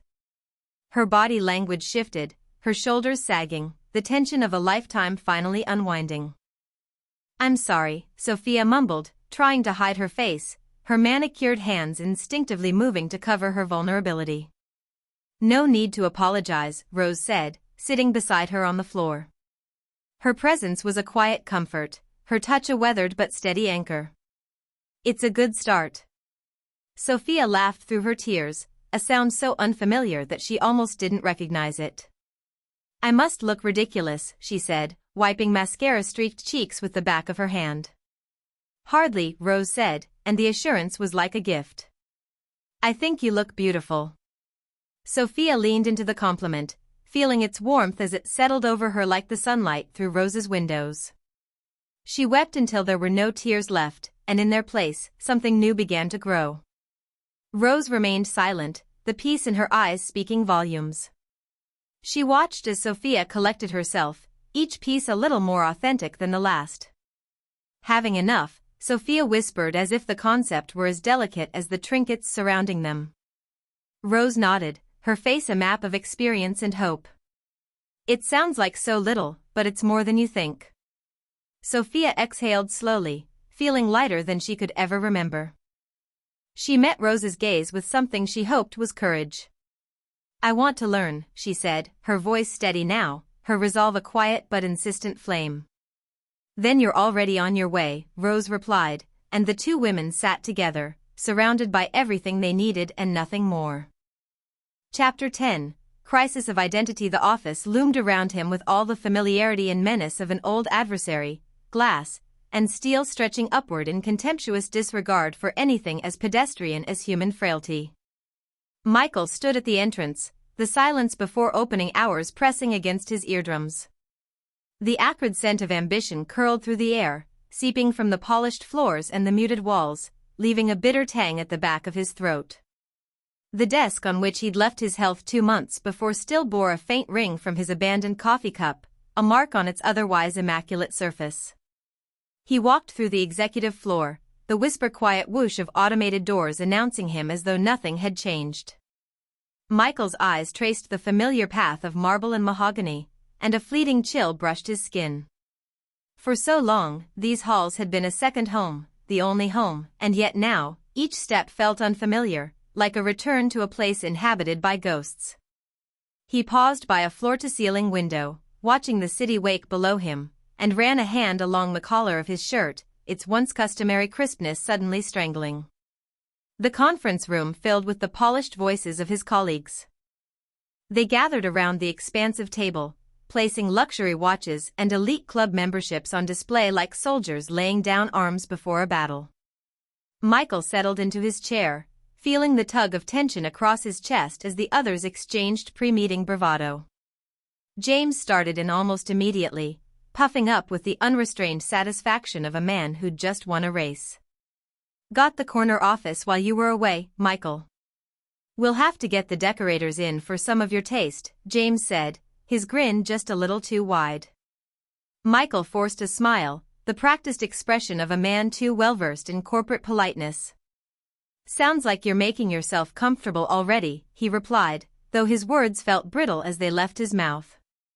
His hand flexed involuntarily under the table, the stark contrast of James's swagger against his own dislocation driving a spike of unease into his gut.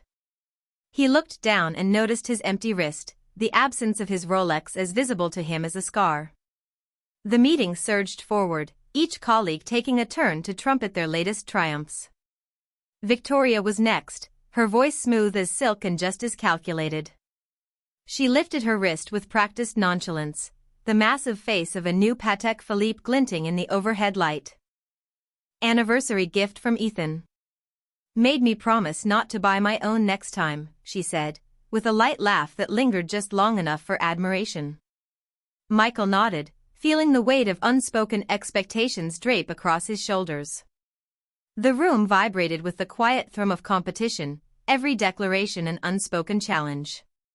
They glanced his way, waiting for him to fill the silence with the story of his own triumph over mortality and the breath stuck in his throat.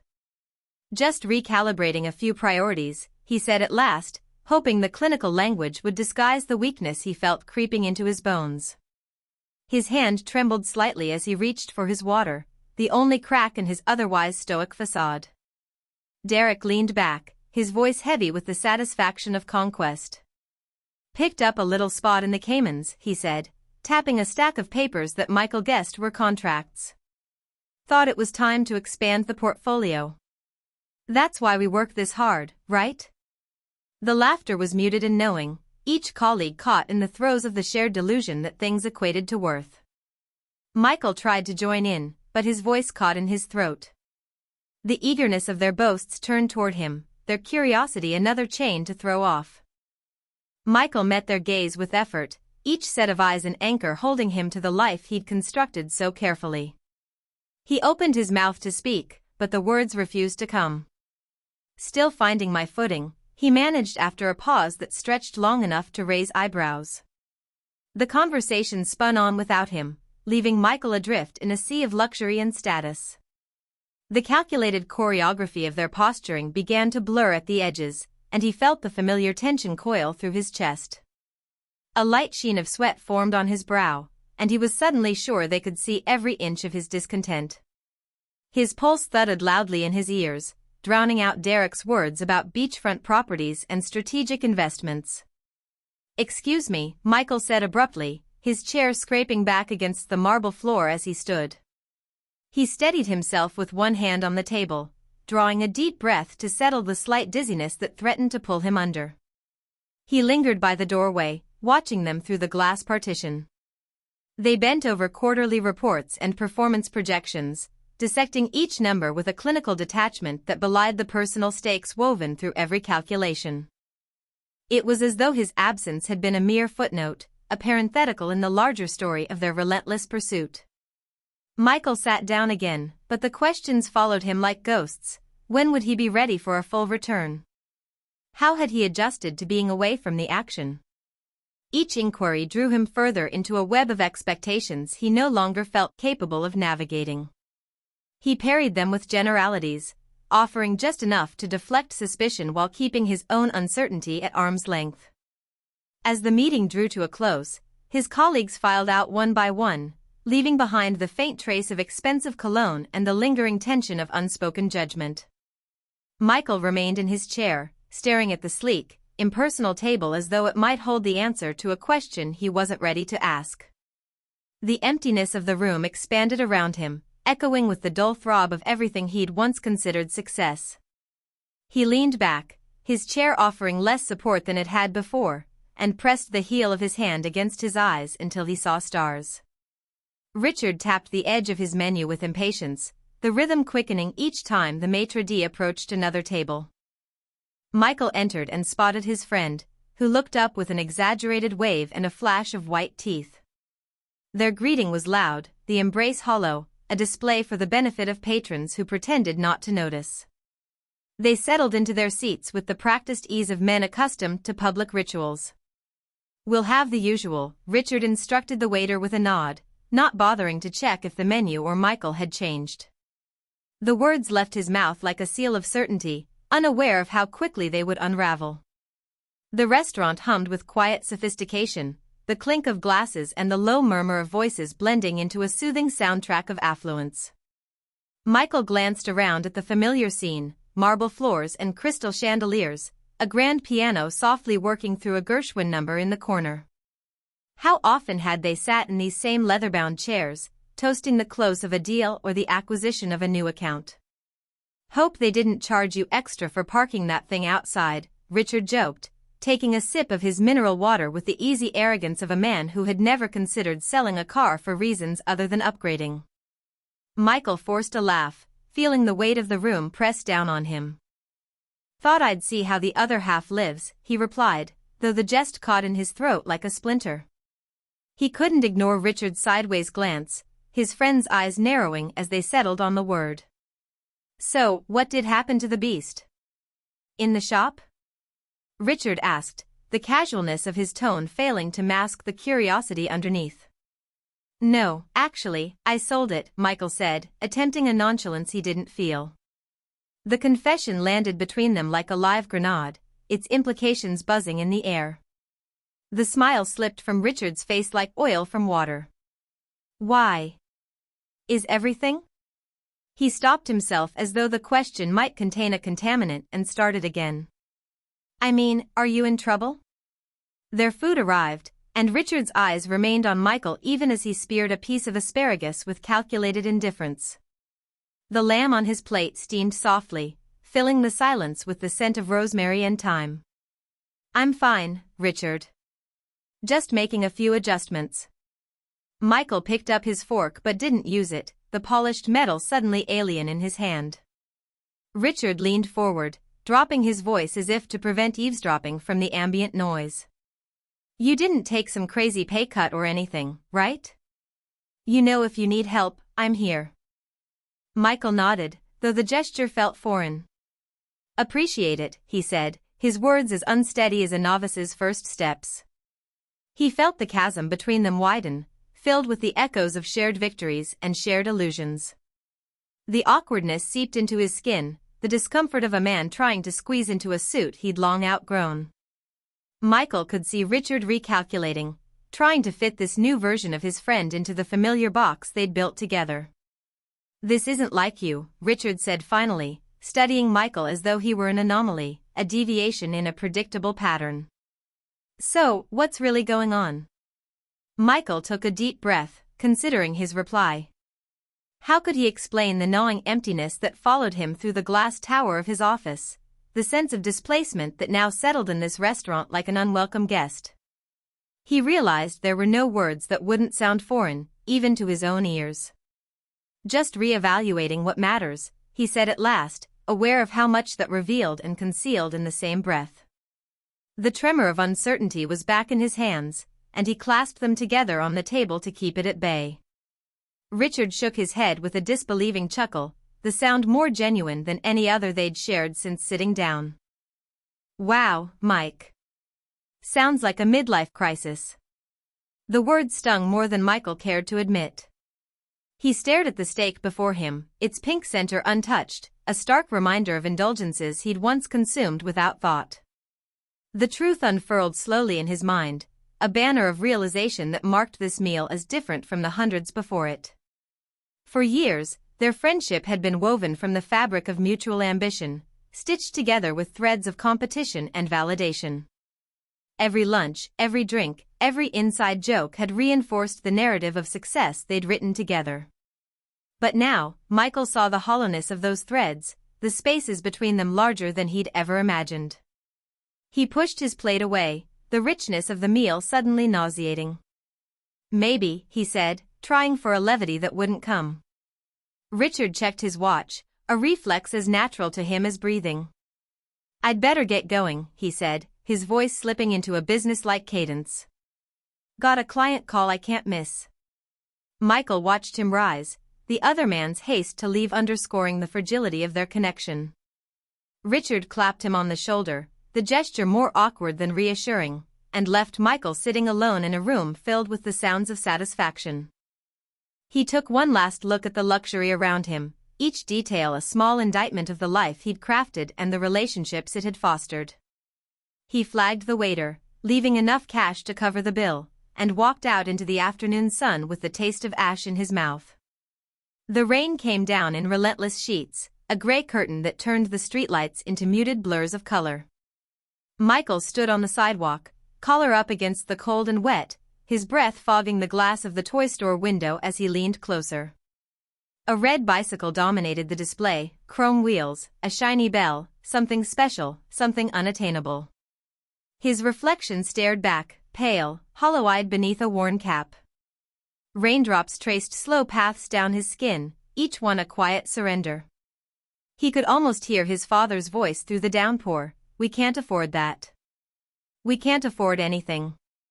Inside, a boy in a bright yellow raincoat darted between his parents, pointing at toys with unfiltered excitement. A sharp ache twisted in Michael's stomach. He turned away, his shoes squelching against the pavement as he headed home, to a kitchen table stacked with unpaid bills and a father too proud to admit defeat. That morning, his father had said, "Someday, kid. Someday you'll get yours." But the words felt hollow, already half abandoned. Michael had nodded anyway, letting the silence do the rest. He'd made himself a promise then, this would not be his story. Years later, standing in his office, that vow still echoed. The opulence around him, the leather chair, the panoramic view, the sleek walls of power, should have felt like a triumph. Instead, it felt disorienting. He sank into the chair, fingers tracing the armrest's smooth curve, and felt the ghost of a threadbare couch pressing against his back. The memory wrapped around him again like a storm he thought he'd outrun. He was 10. Back in the rain. Small beneath the glow of the toy store. His father had found him there, face drawn, voice rough with worry. "Come on," he'd said. Michael didn't move. He kept his eyes on the bicycle. "No," he whispered. "I'll never be small again." His father said nothing. The silence felt like both a blessing and a burden. Michael let himself be led away, but the image never left him. A voice snapped him back. "Slumming it on a commercial flight this week," a colleague joked as they passed in the hallway. Michael's chest tightened. He forced a smile and kept walking, but the joke triggered another memory, another flight, another version of himself. A scuffed plane seat. Frayed cuffs. A teacher's voice floating down the hall, "They're struggling, poor kid. Not like us." The shame had been sharp then, and it burned now, unchanged by time or titles. He wandered into the executive dining room. Food lay arranged like art, gleaming platters, manicured abundance. But it only reminded him of thin soup in chipped bowls, of his mother humming through exhaustion, and of whispered conversations between bites. "I don't want him to know," she'd said once. But Michael had known. He'd always known. He passed a group of young associates trading ambition and laughter over expensive wine. He grabbed a sandwich, neatly cut, untouched, and didn't eat it.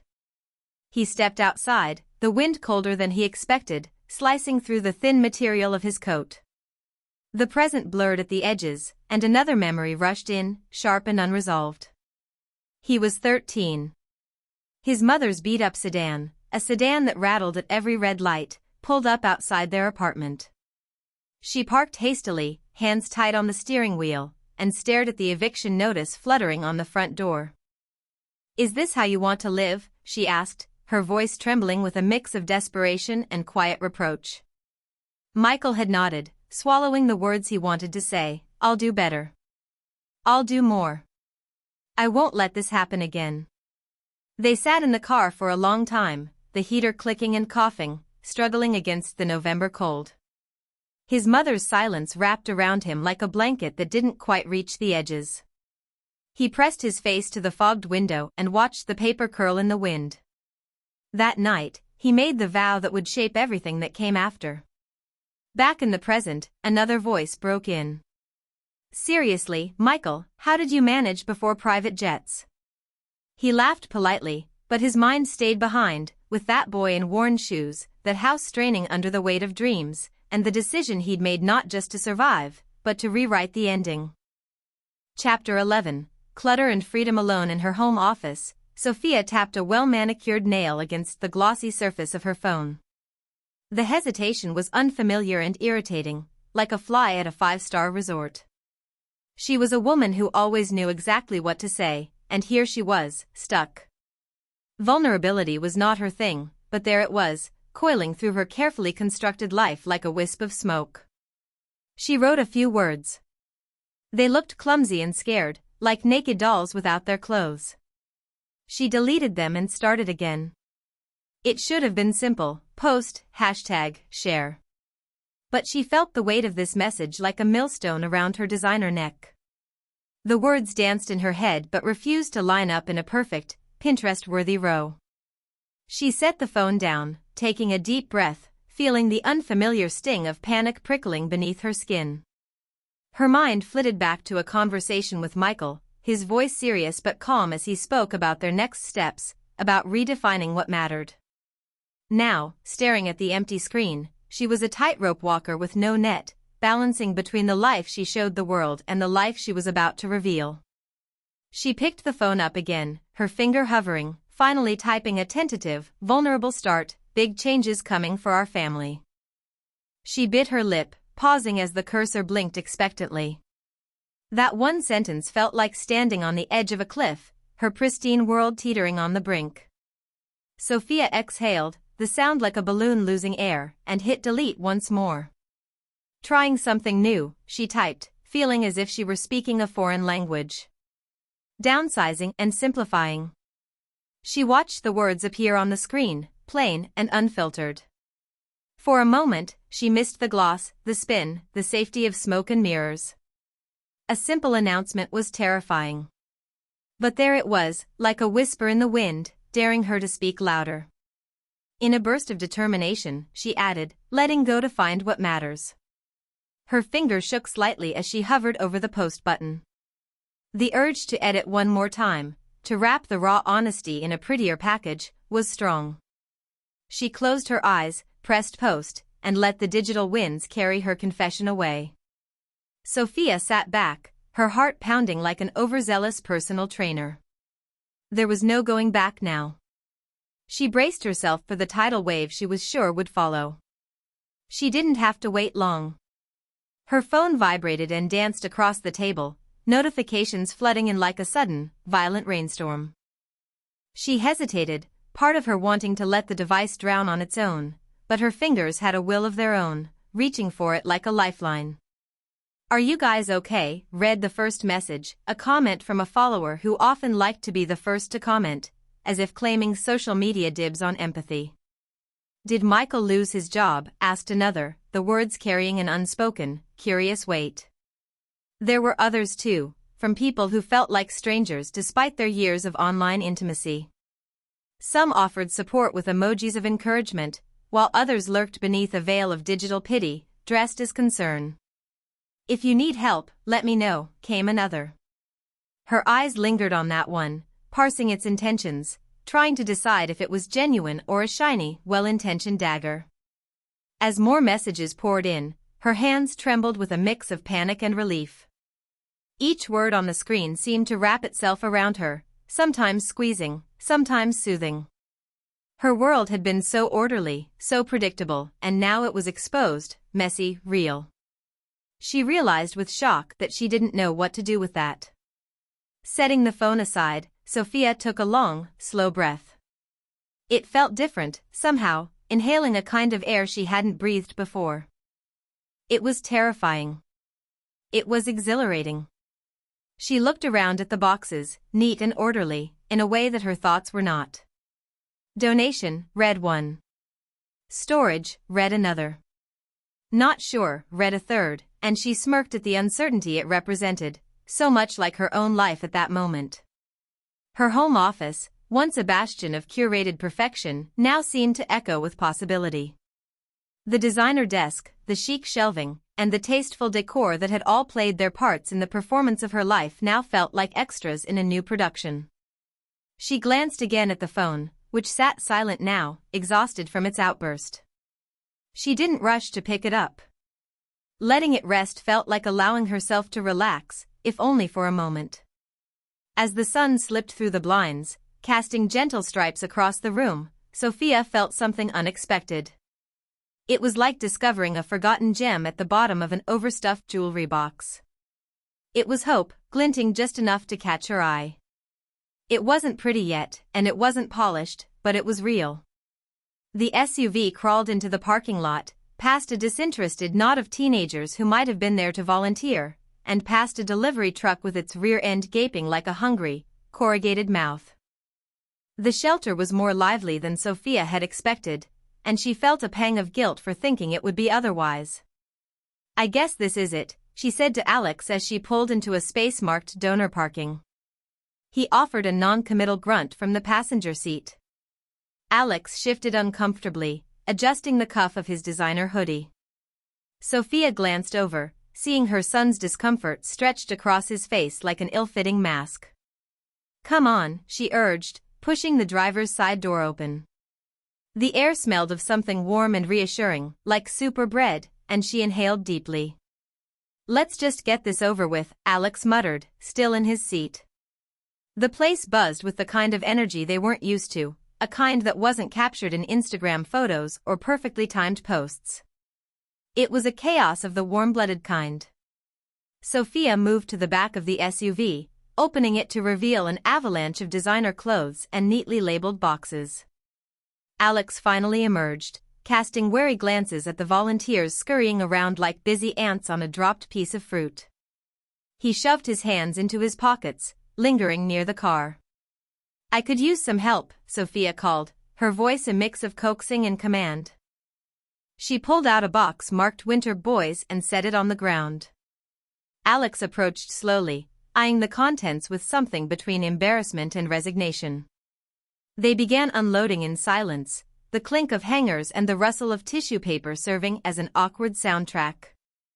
A woman with a clipboard approached, her stride efficient, her expression welcoming. "You must be the Carters," she said brightly, extending a hand. "I'm Ms. Rivera. Thanks so much for bringing all this by." Sophia returned the handshake, her smile a touch too rehearsed. "Of course. We've got more in the car," she said, gesturing to the SUV. "Wow," Ms. Rivera remarked, peering into the boxes. "This is wonderful. So many of our clients are transitioning to new jobs and housing. Your donations will make a big difference." Alex, who had been inspecting a pair of sneakers, paused. He met Ms. Rivera's gaze, then quickly looked away, returning to the task of unloading. Sophia watched him, noting the slight shift in his demeanor. They worked together, ferrying boxes from the SUV to a table inside. Ms. Rivera's gratitude seemed to thaw the chill that Alex had carried with him. He even mumbled a polite "You're welcome" when Ms. Rivera offered him a grateful nod. The interior of the shelter was even busier than the parking lot, filled with people sorting donations and others picking through clothes and housewares. Sophia and Alex stood near the door, momentarily overwhelmed. A young mother with a toddler on her hip smiled at them as she passed. Sophia smiled back, feeling unexpectedly self-conscious. As they set up their boxes for sorting, Alex's reluctance began to wear away.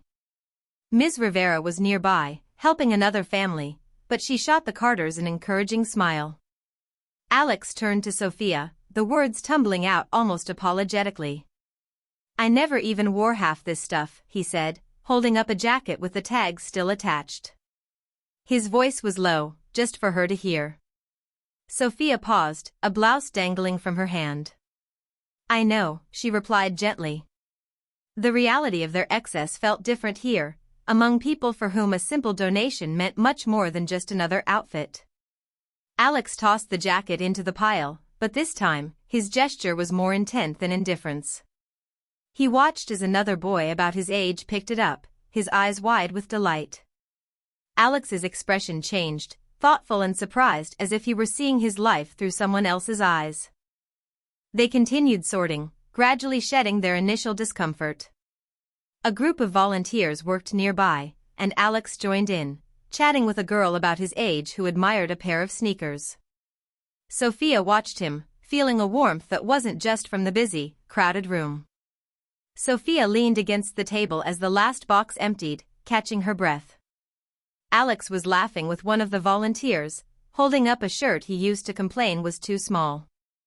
Her heart swelled, a mix of pride and something deeper. Ms. Rivera appeared again, her expression as kind and genuine as before. "Thank you so much," she said. "You've helped a lot of people today." "It's the least we could do," Sophia replied, this time with an honesty that felt like a breath of fresh air. They left the shelter feeling lighter than when they arrived, though they were carrying nothing at all. The SUV rumbled to life, and Sophia cast one last glance back at the building, filled with gratitude and stories she knew she couldn't begin to imagine. In the passenger seat, Alex seemed changed, less weighed down by the things they had given away and the expectations they had always carried. As they drove away, Sophia reached over and squeezed his hand. "Pretty cool," he said, his voice almost a whisper. But Sophia heard it. It was the best thing she'd heard all day. Without the sound of screens or status updates to accompany them, dinner felt like an exhibit at the Natural History Museum. There was the father, attempting to make small talk, a rare specimen thought extinct for the last decade. There was the mother, adjusting to her surroundings like a newly discovered species. And there was the adolescent, casting wary glances as if about to flee. The initial silence was heavier than expected, almost prehistoric in its discomfort. Michael cleared his throat, the noise like a starter pistol in the stillness. "So," he said, the single syllable stretching longer than necessary. "How was your day, Sophia?" Sophia blinked, caught off guard by the question and the context. Her eyes flitted to where her phone used to sit, her fingers twitching with phantom notifications. It was. Good, she replied, her voice less certain than she'd intended. We dropped off the donations. She speared a piece of lettuce and watched it wilting on her fork. Alex rolled a pea around his plate, his mouth curving into something almost like a smile. That's it, he asked. A whole day offline, and you're still alive? Michael laughed a bit too loudly, relieved that Alex had broken the tension. See? We're all doing fine, he said, even though it sounded like he was trying to convince himself. How about you, Alex? How's school? Okay, I guess, Alex replied, leaning back in his chair. Kind of weird without trying to keep up with everyone else. Sophia leaned forward, her interest piqued. Weird, how? Less stressful, Alex said, almost too quickly. He took a breath, finding the courage to admit what he hadn't said out loud before. I don't have to worry about being the first to have the newest phone or the coolest shoes. I'm just me. There it was, the quiet honesty that caught them all by surprise. It floated in the air, transforming the room more effectively than any high-end decorator ever could. Michael and Sophia exchanged glances, a conversation passing between them without words. I always thought you liked that stuff, Michael said, his tone gentle, not accusing. Alex shrugged. I thought so too. But I guess I'm kind of glad we're changing things. He bit his lip, the admission almost visible in the air. It was exhausting. Sophia reached out, touching his hand briefly before he pulled it back as if afraid sincerity was contagious. It's exhausting for me too, she said, her own truth spilling out in the newfound openness. I worry so much about what people think. Michael nodded, recognizing his own fears reflected in her confession. You wouldn't believe the rumors going around at work, he said, a rueful smile tugging at his mouth. People assume we're selling the house because I'm bankrupt or dying. Or both, Alex suggested with a teenage smirk. The tension was gone now, replaced by an easy familiarity that felt like an unexpected gift. Sophia laughed, a real one this time. I can just see the posts now.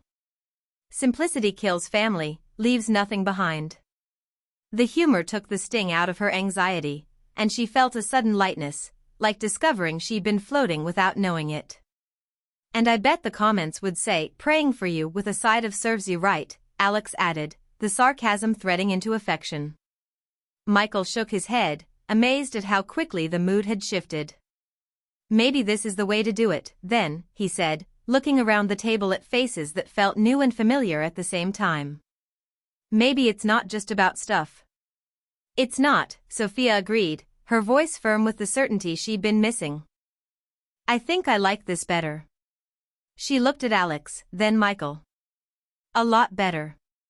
Michael smiled, the kind that was meant for pictures but hadn't made its way there yet. You know, I've felt physically lighter since we started clearing out the house. It's like unloading all that stuff cleared space in my head too. Alex raised an eyebrow. Wow. Dad is talking about his feelings. Guess I should document this. Sophia's laugh was unfiltered, a sound none initially recognized, but all of them loved. The Carters, she said, raising her glass. Now with real emotions. They clinked their glasses, toasting something none of them had words for yet. Hope. Or freedom. Or the idea that families, even in their beautiful messiness, could be more than what they showed the world. The conversation flowed, effortless and genuine, and before they knew it, 2 hours had passed. It felt like no time and all the time in the world, and it was glorious. As they cleared the dishes, Michael stopped, holding his phone at arm's length. Well, would you look at that, he said, a touch of disbelief in his voice. No notifications. Sophia took his hand, pulling him back to the table, pulling them all back together. Let's keep it that way a little longer, she said. The room was filled with the sound of their uncurated laughter, and the echoes carried through the house like an unwritten promise. Chapter 12, Loss and Gain. They stood in the empty foyer as if frozen in a family portrait, the last boxes their only possessions left in the mansion. Michael was the first to break from the scene, his footsteps echoing too loudly as he walked through the vastness, finally feeling the space as an outsider. He surveyed the marble and mahogany and smiled with a heaviness lifted, his whole posture more relaxed than it had been in years. Sophia touched the counter like she would a sleeping child, her eyes both wistful and relieved, absorbing the final moment before it disappeared. Upstairs, Alex captured his own farewell from the doorway of his old room, snapping a photo of his past with his phone. "Ready when you are," the movers called out, their voices bouncing through the emptiness like they belonged there more than the Carters did. Michael reached into his pocket and felt the reassuring shape of the keys one last time before handing them over to the real estate agent who had arrived to claim them. The marble countertops gleamed with hollow luster, no longer holding their display of granite-potted orchids or carefully arranged cookbooks. Sophia ran her fingers along the cold surface, recalling the staged holiday parties and the curated Instagram posts, each photo-perfect moment now fading into nothing more than a distant echo. Her heels clicked with an unintended sharpness in the vast kitchen, the practiced sound unaccompanied by the usual backdrop of ambient luxury. As the silence pressed in, she exhaled a soft, almost imperceptible sigh. "It's weird being here without all our stuff," Alex said, appearing from the stairs with his phone in hand. He joined Sophia in the kitchen, his designer sneakers scuffing the floor like he no longer cared about leaving marks. "Did you get all the pictures you wanted?" Sophia asked, brushing a stray hair back into place. "Yeah. Think anyone's gonna buy it with my old trash in it?" He grinned, an expression that was half sarcastic and half sentimental. She returned his smile, the lines around her eyes softening. "They might pay extra for that." Michael stood at the edge of the foyer, watching as movers in faded t-shirts carried out the last of the boxes. He felt a kinship with them, a camaraderie he hadn't experienced in years. "Once you get rid of everything," he said, "turns out you don't have much to worry about." Sophia joined him, slipping her phone into her handbag with a resigned elegance. "The agent will be here soon," she said. "It's really happening, isn't it?" "Really is." He nodded, his voice betraying relief rather than regret. The movers loaded the last box, their pace almost leisurely now that the heavy work was done. "You're all set," one called out, flashing a thumbs up as they closed the back of the truck with a decisive thud. "Well, this is it," Michael said, hearing the enormity of the change in the smallness of the words. Alex slouched against the doorframe, his hands deep in the pockets of his jeans.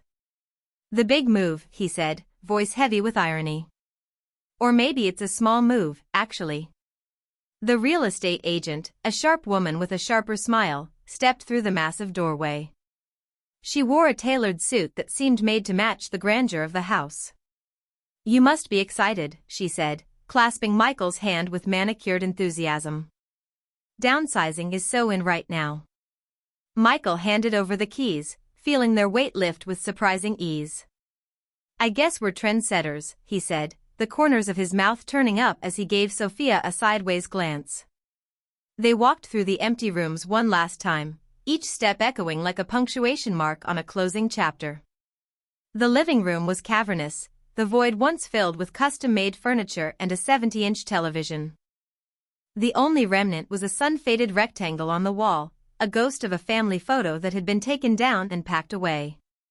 Sophia looked around, seeing more clearly than she had in years. The emptiness seemed to magnify the truth she'd been hiding from herself: they were never really home here. They passed the formal dining room, where Michael had once insisted on chairs so expensive they were kept covered when not in use. The covers were gone now, along with the table and its meaningless veneer of prosperity. "Remember the first time we saw this place?" Sophia said, her voice echoing slightly as they walked. "I remember thinking we could fit another house inside it," Michael replied, his tone softening with each word. "And now? Now I think we can fit our lives into something much smaller." They met Alex by the front door, where he sat on the bottom step of the grand staircase. "Took one last video for my followers," he said, waving his phone. Told them I was going to, like, an undisclosed location. Michael ruffled Alex's hair, an uncharacteristic gesture that seemed to surprise them both. You could just say we're going into witness protection, he said. It'd probably get more likes. Sophia lingered, her eyes catching the crystal chandelier in the foyer, its intricate design a stark contrast to the emptiness surrounding it. She remembered the night they bought it, how she'd insisted it was the perfect centerpiece, a beacon of their success. Now, it was just another thing to leave behind. She paused at the threshold, letting the moment linger. Then she turned away deliberately, not a hint of regret slowing her steps. The sedan sat in the driveway, small and unassuming, the single vehicle that now served their needs. It was a far cry from the luxury cars they had leased for image, each return a reminder of the life they were trying to shed. As they piled in, Michael settled into the driver's seat, adjusting to the closeness of the car and the moment. All right, he said, glancing at them through the rearview mirror. Let's get this adventure started. Adventure, Alex echoed from the back seat, kicking the back of the driver's seat playfully. That's a nice way to put it. Sophia buckled herself in, her posture more relaxed than it had been in years. I'm ready, she said, sounding as if she genuinely meant it. The car pulled away from the mansion, the wheels crunching on the gravel with a finality that was liberating. They sat silently for the first few blocks, watching as the house disappeared behind perfectly manicured hedges. I wonder what everyone will think, Sophia said, glancing back one last time as the facade shrank into the distance. Does it matter? Michael asked, his voice warm with newfound clarity. Sophia thought for a moment, then shook her head, smiling. No, I guess it doesn't. They drove through the neighborhood, past circular driveways filled with the newest luxury cars, past lawns so precisely trimmed they seemed artificial. The massive houses lined the streets like status sentinels, their scale impressive but increasingly irrelevant. No one looked up as they passed, the Carters' departure as unnoticed as their presence had once demanded to be. The gates of the neighborhood loomed ahead, imposing stone pillars that marked the boundary between who they were and who they were becoming. As the gates faded in the rearview mirror, the weight of their former lives seemed to lift completely. Michael drove on, his shoulders no longer hunched, as the family moved toward an unknown future with surprising ease. The car came to a quiet stop in front of a modest townhouse, the first moment of silence since they'd pulled away from the mansion. A single maple tree stood guard in the front yard, its leaves a gentle orange welcome to the family gathered on the sidewalk. Michael's hands were light on the steering wheel, almost weightless after leaving the gates of their old neighborhood behind. This is it, he said, his voice catching between disbelief and relief. Sophia scanned the house, its smallness startling but almost comforting, like an outfit she hadn't worn in years but suddenly remembered she loved. She opened the car door and inhaled deeply, the air tinged with wood smoke and the season's change rather than the sterile crispness of their former lives. Alex swung his backpack over his shoulder and kicked at the fallen leaves with a kind of cautious curiosity, half expecting them to be props from a photo shoot. The house was a third of the size of their old mansion, its humble architecture speaking more to function than to the formality they were used to. Michael got out and looked around, feeling a sense of novelty that was both unfamiliar and thrilling. Can't even see the neighbors from here, he said as if he'd just realized that privacy could exist without a 5-acre buffer. It's so quiet, Sophia replied, marveling at the lack of humming lawn equipment and the constant whoosh of luxury cars. Alex surveyed the small yard, noting the absence of topiary animals and imported flower beds. Do you think this neighborhood has a gardener? He asked, not sarcastically but with genuine curiosity. Maybe not, Sophia said, joining him on the curb. But I bet we have some nice rakes. Michael rubbed his hands together and grinned, the enthusiasm of a man ready to embrace a new adventure. Come on, let's get to it, he said, opening the trunk with a flourish. He unloaded boxes with a lightness that had nothing to do with their weight, whistling an off-key tune as he worked. It was a song that Sophia hadn't heard him hum since before the corner office and the relentless grind for success. She took a deep breath, shaking off the last residues of anxiety, and moved to help him, each step an act of liberation. Sophia stood on the front step, the key warm in her hand as she turned the lock. The doors swung open to a living room devoid of design concepts and focal points, its simplicity waiting to be filled with something more than appearances. She saw not a blank canvas but a home that already felt more like hers than any mansion ever could. Alex looked down the street, noticing how ordinary everything seemed, the absence of gates and guards strangely comforting. Kids played on the sidewalk, a sight he couldn't recall from his former life. "Hey, no one even cared when we showed up," he said, surprised by how good that felt. Michael set a box on the porch, the sleeves of his shirt rolled up, and nodded. "Guess we better introduce ourselves, then." Inside, Michael took charge with the same energy he once reserved for mergers and acquisitions, turning the living room into a landing zone for their modest hall. "Let's put this over here," he suggested, pointing to a corner where a worn armchair looked oddly regal. Sophia hesitated for a moment, still seeing the space through the lens of their old expectations, then laughed at her own uncertainty. She picked up a lamp that had been a favorite but seemed lost in the scale of their previous home. "Funny how some things fit better when they're not crowded out by everything else," she said, placing it next to the armchair. Alex grabbed a box labeled Fragile and retreated to the room he'd already claimed as his own. It was small, barely big enough for his bed and desk, but it had something he valued more than space. The light streamed through the window, unfiltered and real, not the artificial glow of track lighting or elaborate chandeliers. "Hey, check this out," he called, arranging his art supplies by the window and admiring how they looked under the natural sunlight. Sophia poked her head into the room, seeing her son animated and cheerful, his enthusiasm infectious. "It's got character," she said, realizing she meant it as a compliment. Michael joined them, his presence filling the room but not overwhelming it. "Bet the view's different, too," he said, noticing how Alex seemed more comfortable than he'd ever been in his cavernous old room. The newness of it all was both exhilarating and terrifying, a raw honesty they hadn't experienced in years. The walls seemed to breathe, the closeness creating a warmth that had been absent in their vast mansion. Alex held up a framed picture of the family, taken on a vacation that had been more about capturing the perfect shot than actually enjoying the moment. "You know, it's weird," he said with a sincerity that caught them both off guard. "But I kind of like that I can hear you guys in the other rooms." Sophia gave him a look that was half joy, half disbelief.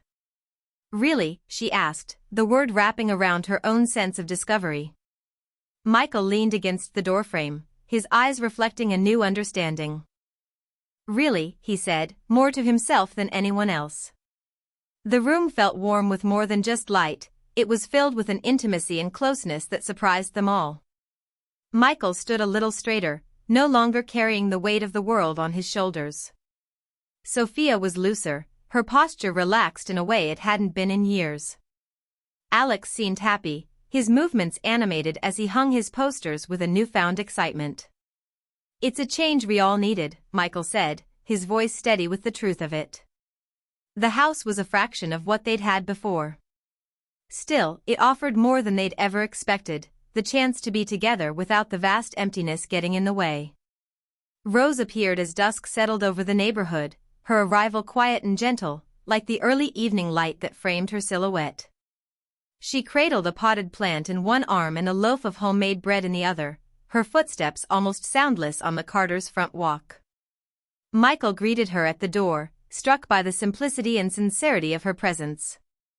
"This is a peace lily," she said, presenting the plant with a smile. "It needs just the right amount of attention, not too much, not too little. Just like a good life." Her weathered hands brushed the leaves with a tenderness that made Michael lean in, listening with unexpected interest as she explained how the plant would flourish with simple care. Sophia placed it on the windowsill, imagining the first rays of morning light touching its leaves. The Carters gathered in the living room, boxes still scattered around them, serving as makeshift seating. Rose sat gracefully, balancing the bread on her lap, her eyes taking in the space with an approving glance. "It'll bloom beautifully," she assured, her voice calm and reassuring. Michael sat across from her, his posture attentive, his interest more genuine than it had been in any business meeting. "How much care does it really need?" he asked, almost as if the question had more profound implications. "Not as much as you'd think," Rose replied, her eyes meeting his. "But it appreciates being noticed. And it forgives when you forget, which is important."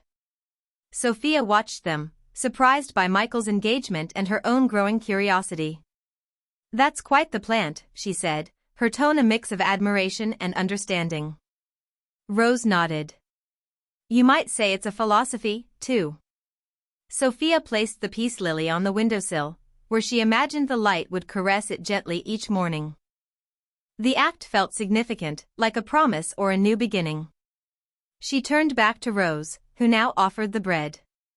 "It's still warm," Rose said, breaking into a smile.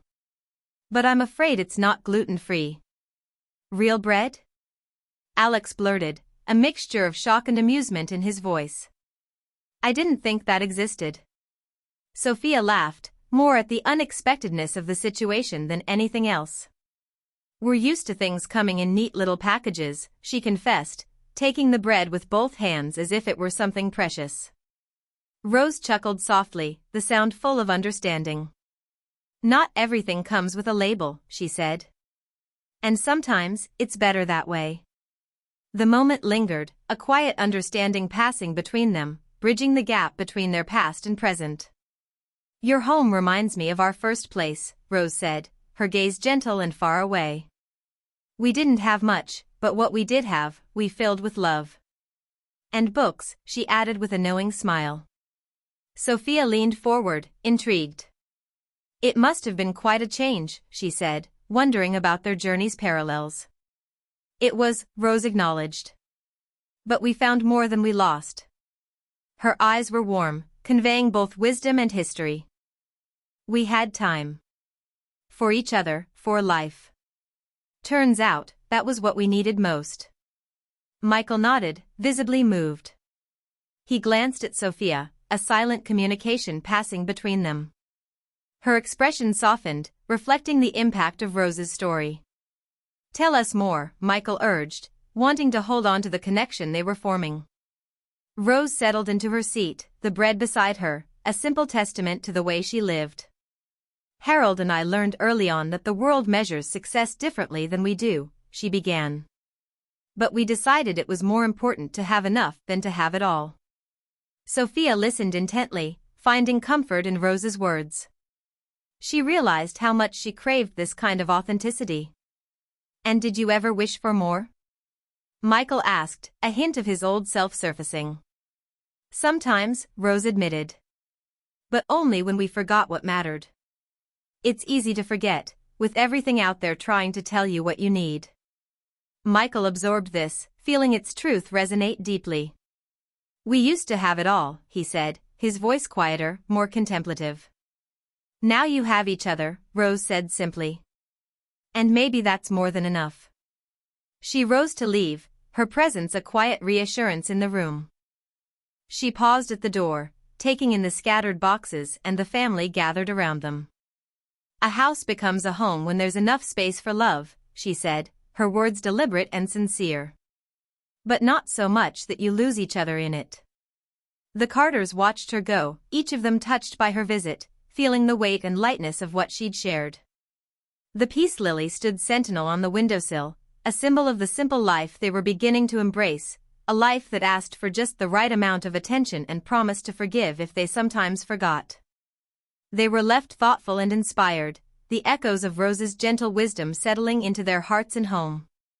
They sat in a circle on the bare wood floors of their new living room, take-out pizza boxes warming their laps and perfuming the house with its first real aroma. They ate without plates, their fingers slick with olive oil and sauce, sharing napkins between bites and laughter between stories. The food and the lack of furniture forced an intimacy that was both startling and comforting, making them realize how distant they'd become. Michael leaned back against a pile of unopened boxes, tasting freedom in the casual dinner. Sophia pulled her knees to her chest, surprised by how much she didn't miss the echoes of luxury and curated perfection. Alex grabbed a third slice, grinning at his parents in a way that seemed almost defiant. "Feels weird, right?" Alex said, biting into a slice that drooped with toppings. "Like camping or something?" Michael took a long breath, letting it out slowly as if savoring the simplicity. "I haven't felt this relaxed in years." Sophia looked at her husband, seeing him clearly in a way she hadn't for a long time. "It's kind of amazing," she admitted, leaning her head against her knees. "I thought I'd miss the echo of my own footsteps. Or the sound of Mom posting 100 pics a day," Alex teased, wiping his mouth on a shared napkin. "I can always post this," Sophia shot back with a smile, gesturing to the chaos of the pizza boxes and their haphazard dinner. Alex laughed, a sound unfiltered by irony. "All the followers would freak out." Michael smiled, feeling lighter than he had in years. The freedom was unexpected, like a second chance he hadn't realized they needed. He looked at Sophia, their eyes meeting in a silent understanding, an unspoken agreement that this new life was exactly what they hadn't known to want. Alex reached for another slice. "Do we even have plates?" he asked, genuinely curious. "Probably still packed somewhere," Michael said, waving a greasy hand toward the pile of boxes. "We should eat like this more often," Alex said, his voice carrying a sincerity that was rare for him. "It's cool." Sophia nodded, feeling the truth of it. The proximity, the sharing, the casualness, it was all a reminder of what they'd been missing, what they'd sacrificed for a life that now seemed hollow and far away. They finished the pizza, wiping their hands on the last napkin and brushing crumbs from their laps. The house felt alive in its newness, the walls seeming to close in, but not in an unwelcome way. It was a closeness that was beginning to feel more like a connection. "Okay, you have to learn this card game," Alex said, pulling a deck from his backpack. Michael and Sophia exchanged a glance, both realizing how long it had been since they'd played a game that wasn't part of some overscheduled family night. "Go easy on us," Sophia said, adjusting her seating to get comfortable. "We might be a little rusty." Alex dealt the cards, his movements quick and practiced. "They taught us at school." "The public one," he said with a smirk, making a point to remind them of how different things were now. The first few rounds were awkward, with Michael holding his cards like they might combust and Sophia trying to strategize in a way that left her more confused than victorious. "You don't need a strategy," Alex laughed, watching them struggle. "It's more fun if you just play." They tried again, following Alex's lead, the game picking up speed and laughter bouncing off the bare walls. It was a sound that had been absent for too long, and they all seemed a bit surprised by its volume. "This is great," Michael said, losing another round but not caring in the slightest. "I forgot what this was like." "Yeah," Alex said, dealing another hand with a flick of his wrist. "We used to do it all the time, before everything." The game stretched on, the rules evolving with their comfort, becoming more a series of inside jokes than actual competition. Time slipped by unnoticed, and they played until Alex yawned and let his cards fall from his hands. "I'm done," he declared, stretching and heading toward his room.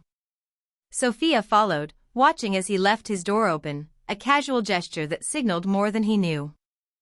"Good night, honey," she said, the words warmer than usual. "Night," Alex replied, settling into bed with an ease that seemed to astonish all of them. Michael stood, stretching muscles that had grown used to boardroom chairs and not much else. "Looks like we're keeping the furniture in boxes," he said, offering Sophia a hand up. "Maybe forever," she replied, half seriously, leaning into the newness as much as he was. The house felt like it was breathing, the walls alive with the simple presence of the family. Sophia turned off the lights, and the dim glow of street lamps filtered through the bare windows, soft and unfiltered, unlike the artificial lighting they used to live under. They moved through the house, their footsteps not echoing but rather following each other in a gentle, shared rhythm. In the bathroom, Michael and Sophia navigated the space with an awkward grace that was as humorous as it was revealing. Their former house had allowed them to operate in isolation, with multiple bathrooms and closets keeping them at arm's length even in the most intimate of spaces. Sophia grabbed a toothbrush, looking for the paste that Michael already had in his hand. "Everything's here," she said, her voice carrying a note of wonder. "I mean, all right here." Michael squeezed the paste onto her brush, handing it over with a smile. "No getting lost in this place." They moved in a clumsy choreography, bumping into each other and laughing at the newness of it all. It was an unfamiliar intimacy, brushing shoulders and sharing space, that made them realize how far apart they'd been, even when they'd been in the same room. Sophia tied her hair back, using the reflection of a shared mirror to catch Michael's eye. "It's nice, isn't it?" "It's real," he said, meeting her gaze and finding comfort there. "That's something I think we forgot how to be." They finished up, flipping the light off and leaving the bathroom behind. The door was left ajar like everything else in the house now seemed to be. They entered the bedroom, boxes and half-unpacked bags cluttering the corners but feeling more like lived-in life than a mess. Michael kicked off his shoes, collapsing onto the bed with a sigh that came from more than just a day's worth of moving. "Think the furniture will be a while before it gets unpacked?" Sophia asked, joining him and pulling a thin sheet over them both. "I'm okay with that," Michael said, stretching out and letting the weight of the day and their past life roll off him. They left their door open, listening to the soft sounds of Alex already asleep. It was a comforting noise, the gentle breathing that filled the space and their hearts, creating a connection that no amount of square footage could ever have provided. Sophia settled into the quiet, the distance between them no longer measured in miles or marble-floored hallways but in the inches that brought them closer than they'd been in years. Michael turned to her, eyes already closing but not before taking in the sight of this new, imperfect, wonderful life. "Guess we did need this," he murmured, his voice trailing off into the kind of sleep that came without worry or regret. Sophia lay awake for a moment longer, letting it all sink in, feeling the weight of everything they'd left behind turn into the lightness of everything they had now. She drifted off, her last thought a simple, profound truth: sometimes less is so much more.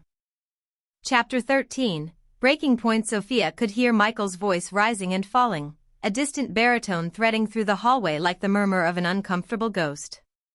"Family discussion," it repeated at polite intervals, a phrase so familiar it might have been printed on the old-fashioned wallpaper.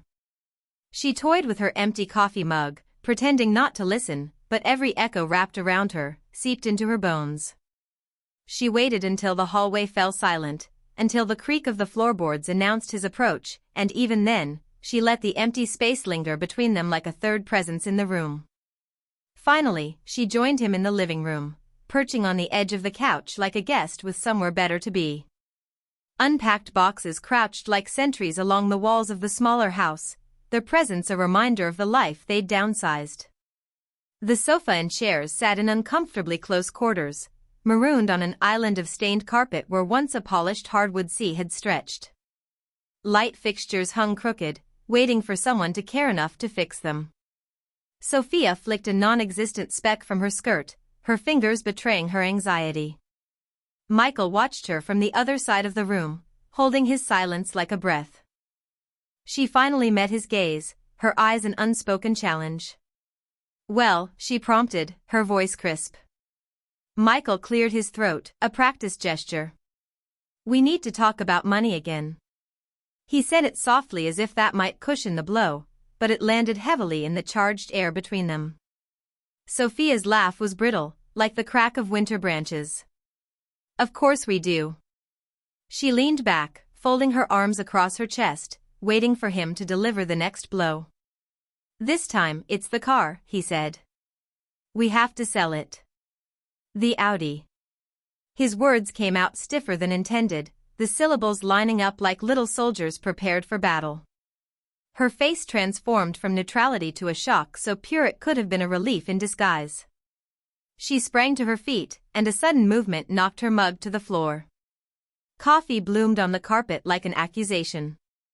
Michael flinched, though whether from the spill or the tension, he couldn't be sure. "Sophia," he started, a warning note in his voice. Let's just what?" Her words cut through his with a sharper edge than the designer knife set they'd recently sold. "Let's just give up even more." We don't have anything left to sell, Michael. She swept her arm across the room as if revealing a secret to an audience of one. Michael ran a hand through his prematurely gray hair, the temples more pronounced in this light. We're still spending too much, he said. He tried to sound reasonable and rational, but the effort wore thin. It's the only thing we have of real value left. Value, she repeated, the word a bitter echo. Her hands moved in sharp gestures as if slicing through the tangled air between them. His patience was fraying, threads pulling loose with each sentence. Do you think I wanted this? He snapped. Do you think I'm enjoying this? Sophia laughed again, but there was no humor left in the sound. I don't know anymore, Michael. You're the one who insisted we move here. You're the one who thought it would be a good learning experience. I was trying to save us, he said. His voice rose with the words, abandoning the calm he'd tried so hard to maintain. I still am. Her defiance flared like a matchstick, quick and bright. No, you're punishing me, she said. Her voice trembled, but her eyes were fierce. You're punishing me for wanting more than this. His face reddened, the strain of it visible in the small lines that had formed around his eyes. You think this is punishment? You think I'm enjoying watching everything fall apart? Their voices rose, unspooling into the house's smaller spaces, bouncing off the walls with relentless energy. Sophia stepped closer, her heels leaving imprints on the carpet. Maybe you are, she said, the accusation hanging heavy in the room. Maybe you always hated our life. Michael shook his head, a tight, dismissive gesture. What I hated, he said, was living beyond our means. Always on the brink of losing everything. His voice cracked with the strain of old fears resurfacing. Sophia held her ground, though her footing felt less confident. You're still punishing me, she insisted, but the words wavered, losing their bite. Michael crossed the room in 2 swift strides, closing the space that separated them. We have to stop pretending, he said, desperation seeping into his tone. We can't keep living like we used to. Not anymore. She opened her mouth to argue, but the words wouldn't come. Instead, she turned away, staring at the mismatched furniture as if seeing it for the first time. This isn't fair, she said. Her voice had softened, but her anger was still sharp, a weapon disguised as a plea. It's not about fair, he said, the final word echoing in the air between them. It's about surviving. The raw truth of it struck them both, leaving a silence in its wake. They fought as if their voices could conjure the life they wanted, as if they could speak it back into existence. Each word was a note in a chaotic symphony, a desperate attempt to drown out what had been lost. Their shouting rattled the windows and echoed through the cramped rooms, rising like a prayer for things that were never holy. Alex stood in the hallway, just outside the edge of their storm, his own anger building like thunder. He watched as they volleyed accusations back and forth, growing more reckless with each pass. They were oblivious to his presence, oblivious to anything but the clamor of their own unraveling. He took a deep breath, the kind that summoned courage from places too fragile to name, and stepped into their battlefield. Stop. Alex's voice sliced through the air like a lightning strike. His presence hit them like a shockwave, freezing them in mid-argument. Michael and Sophia turned to face him, the intensity of their fight replaced by disbelief. Alex stood there, fists clenched at his sides, his expression raw and exposed. You two are unbelievable, he said. His voice was steady, but emotion quivered beneath the surface. You're not fighting about a car. You're fighting about your egos. His words reverberated in the sudden silence, each syllable a heavy stone cast into still water. Michael's mouth opened as if to protest, but nothing came out. Sophia's hand flew to her chest as though she could catch the breath his accusation had stolen. Alex took a step forward, eyes blazing with a mix of anger and pain. This isn't about money, he continued. It's about you needing to prove something to everyone else. It's always been like that. Michael's face was a canvas of confusion, splattered with shades of guilt and surprise. Alex, he started, but the boy's name fell flat, collapsing under the weight of everything unsaid. Alex shook his head, a sharp, defiant movement. No, listen for once. Just listen. His voice rose, gaining strength as it gathered years of unspoken hurt. I feel like I've spent my whole life as some prop in your perfect little world. And now that it's not so perfect, you can't handle it.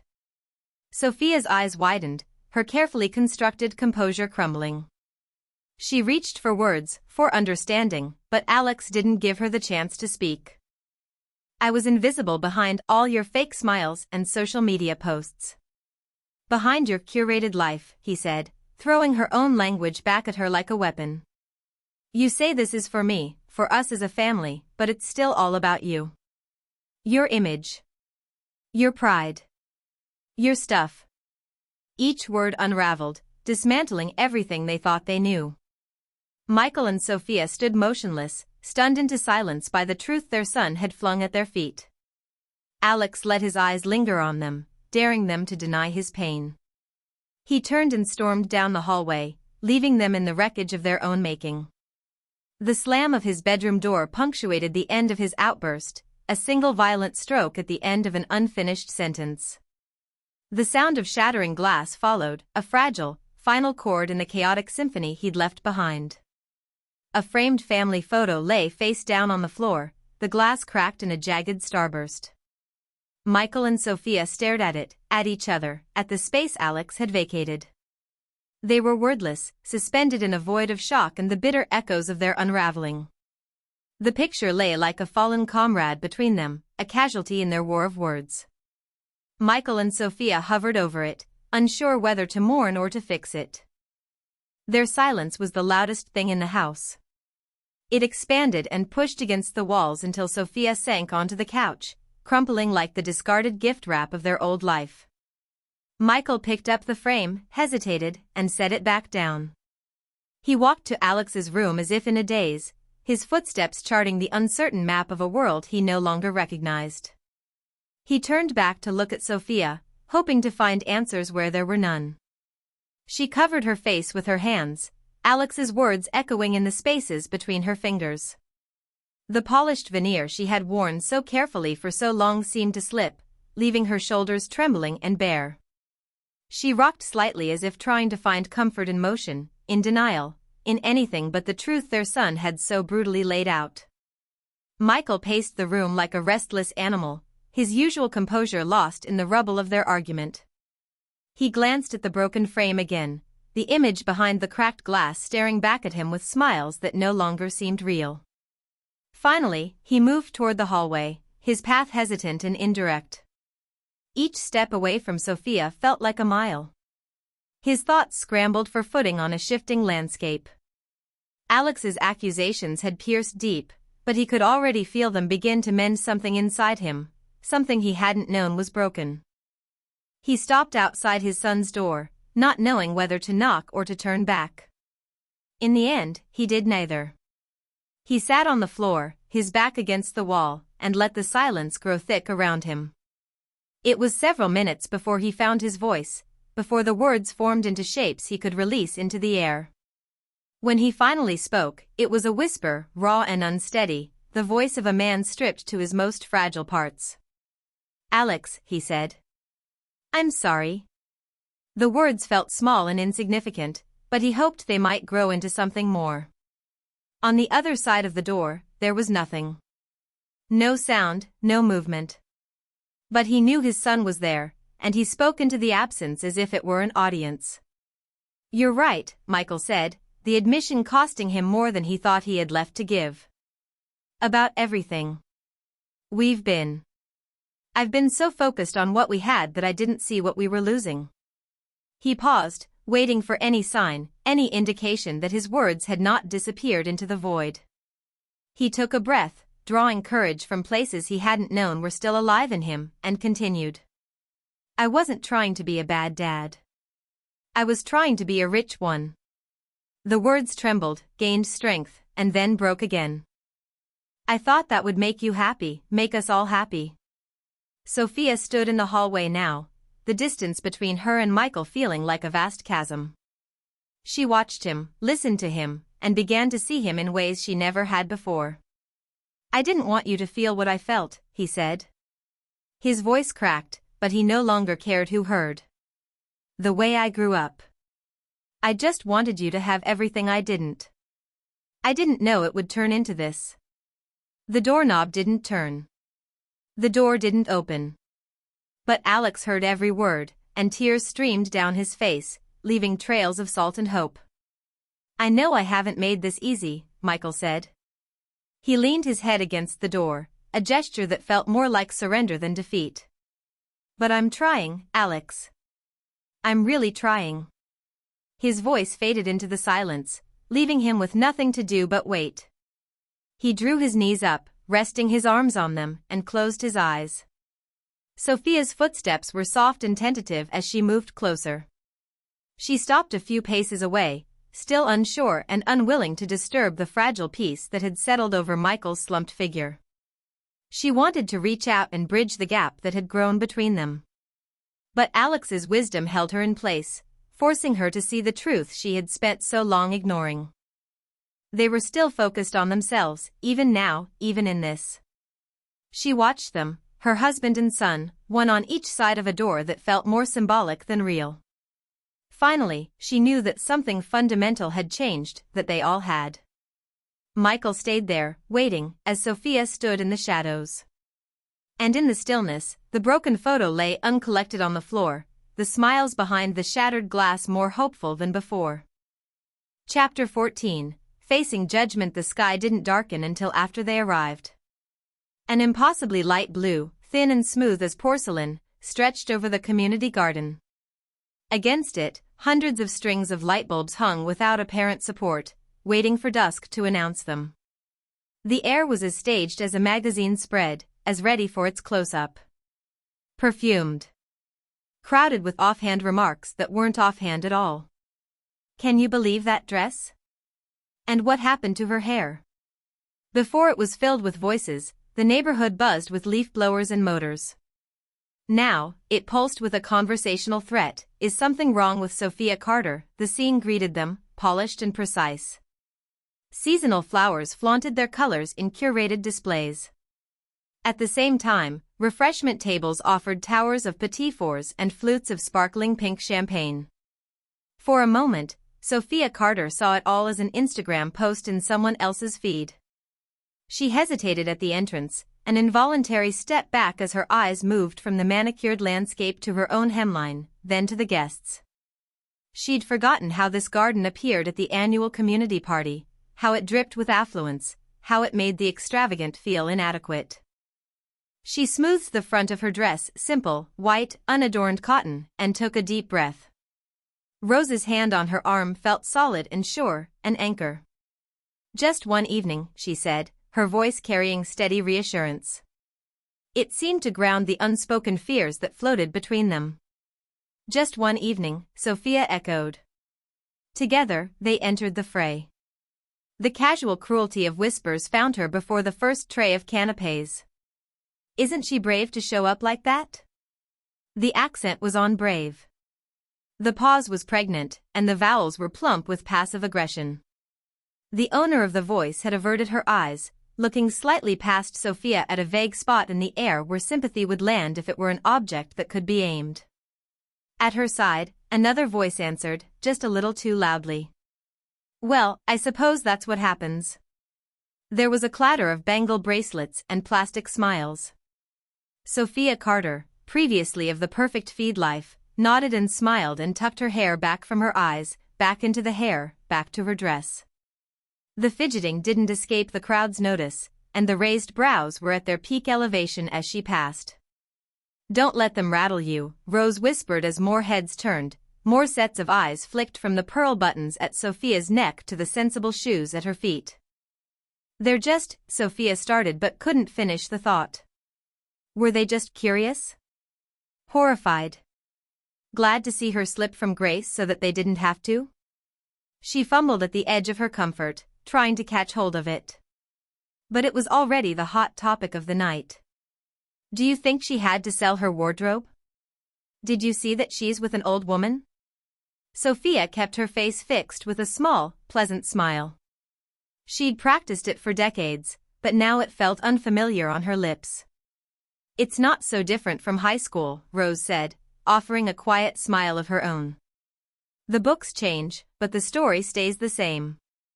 As Sophia surveyed the crowd, its muted glitz, restrained glamour, and high-ticket subtleties, she couldn't help but agree.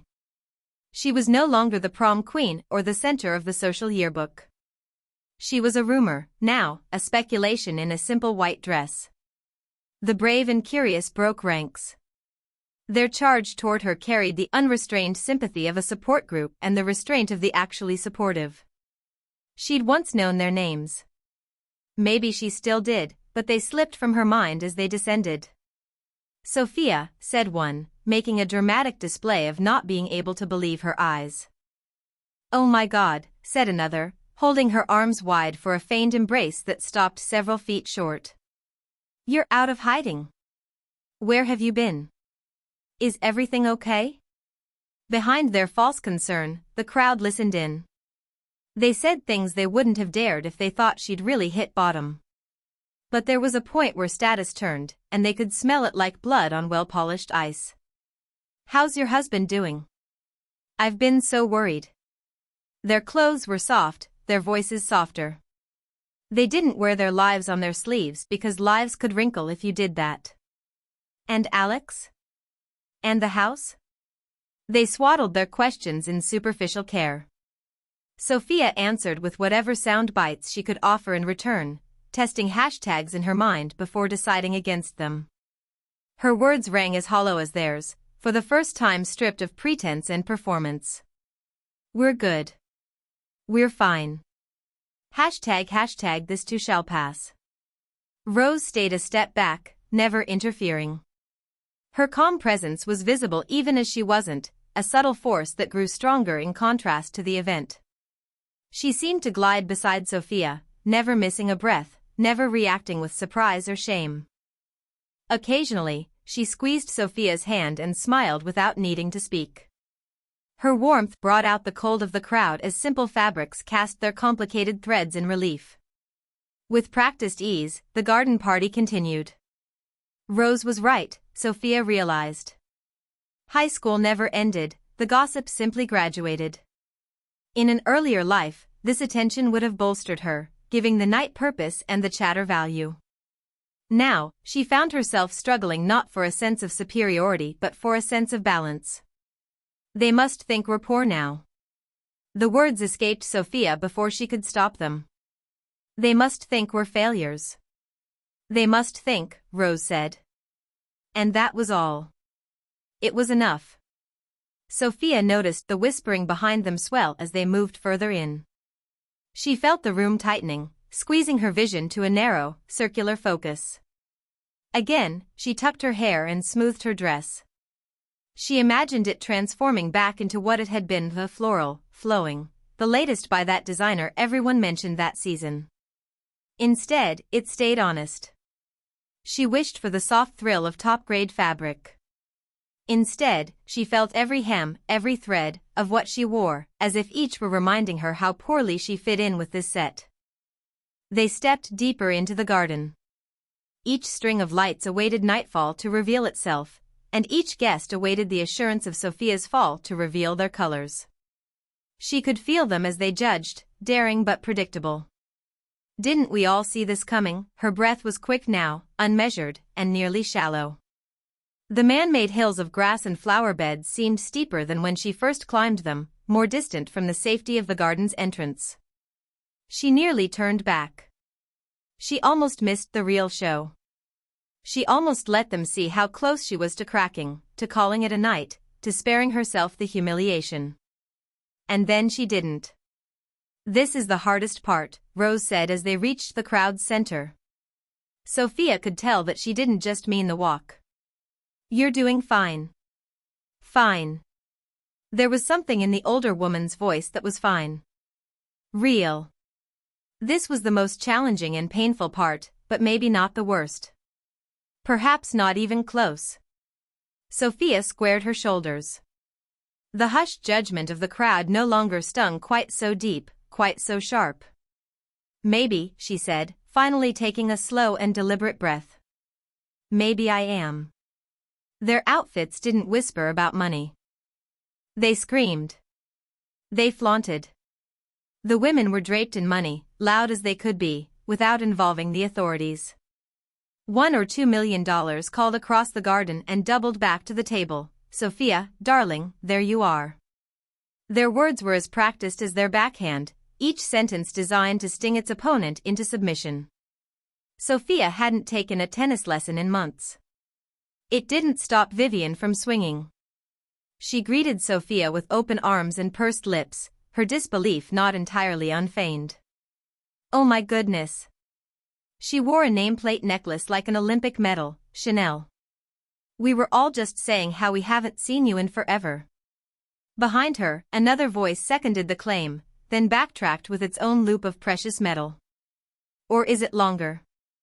It was Vivian's doubles partner and, once upon a more fashionable time, one of Sophia's best friends. Her dress was Givenchy, according to the tag she'd left on. According to everyone else, as well.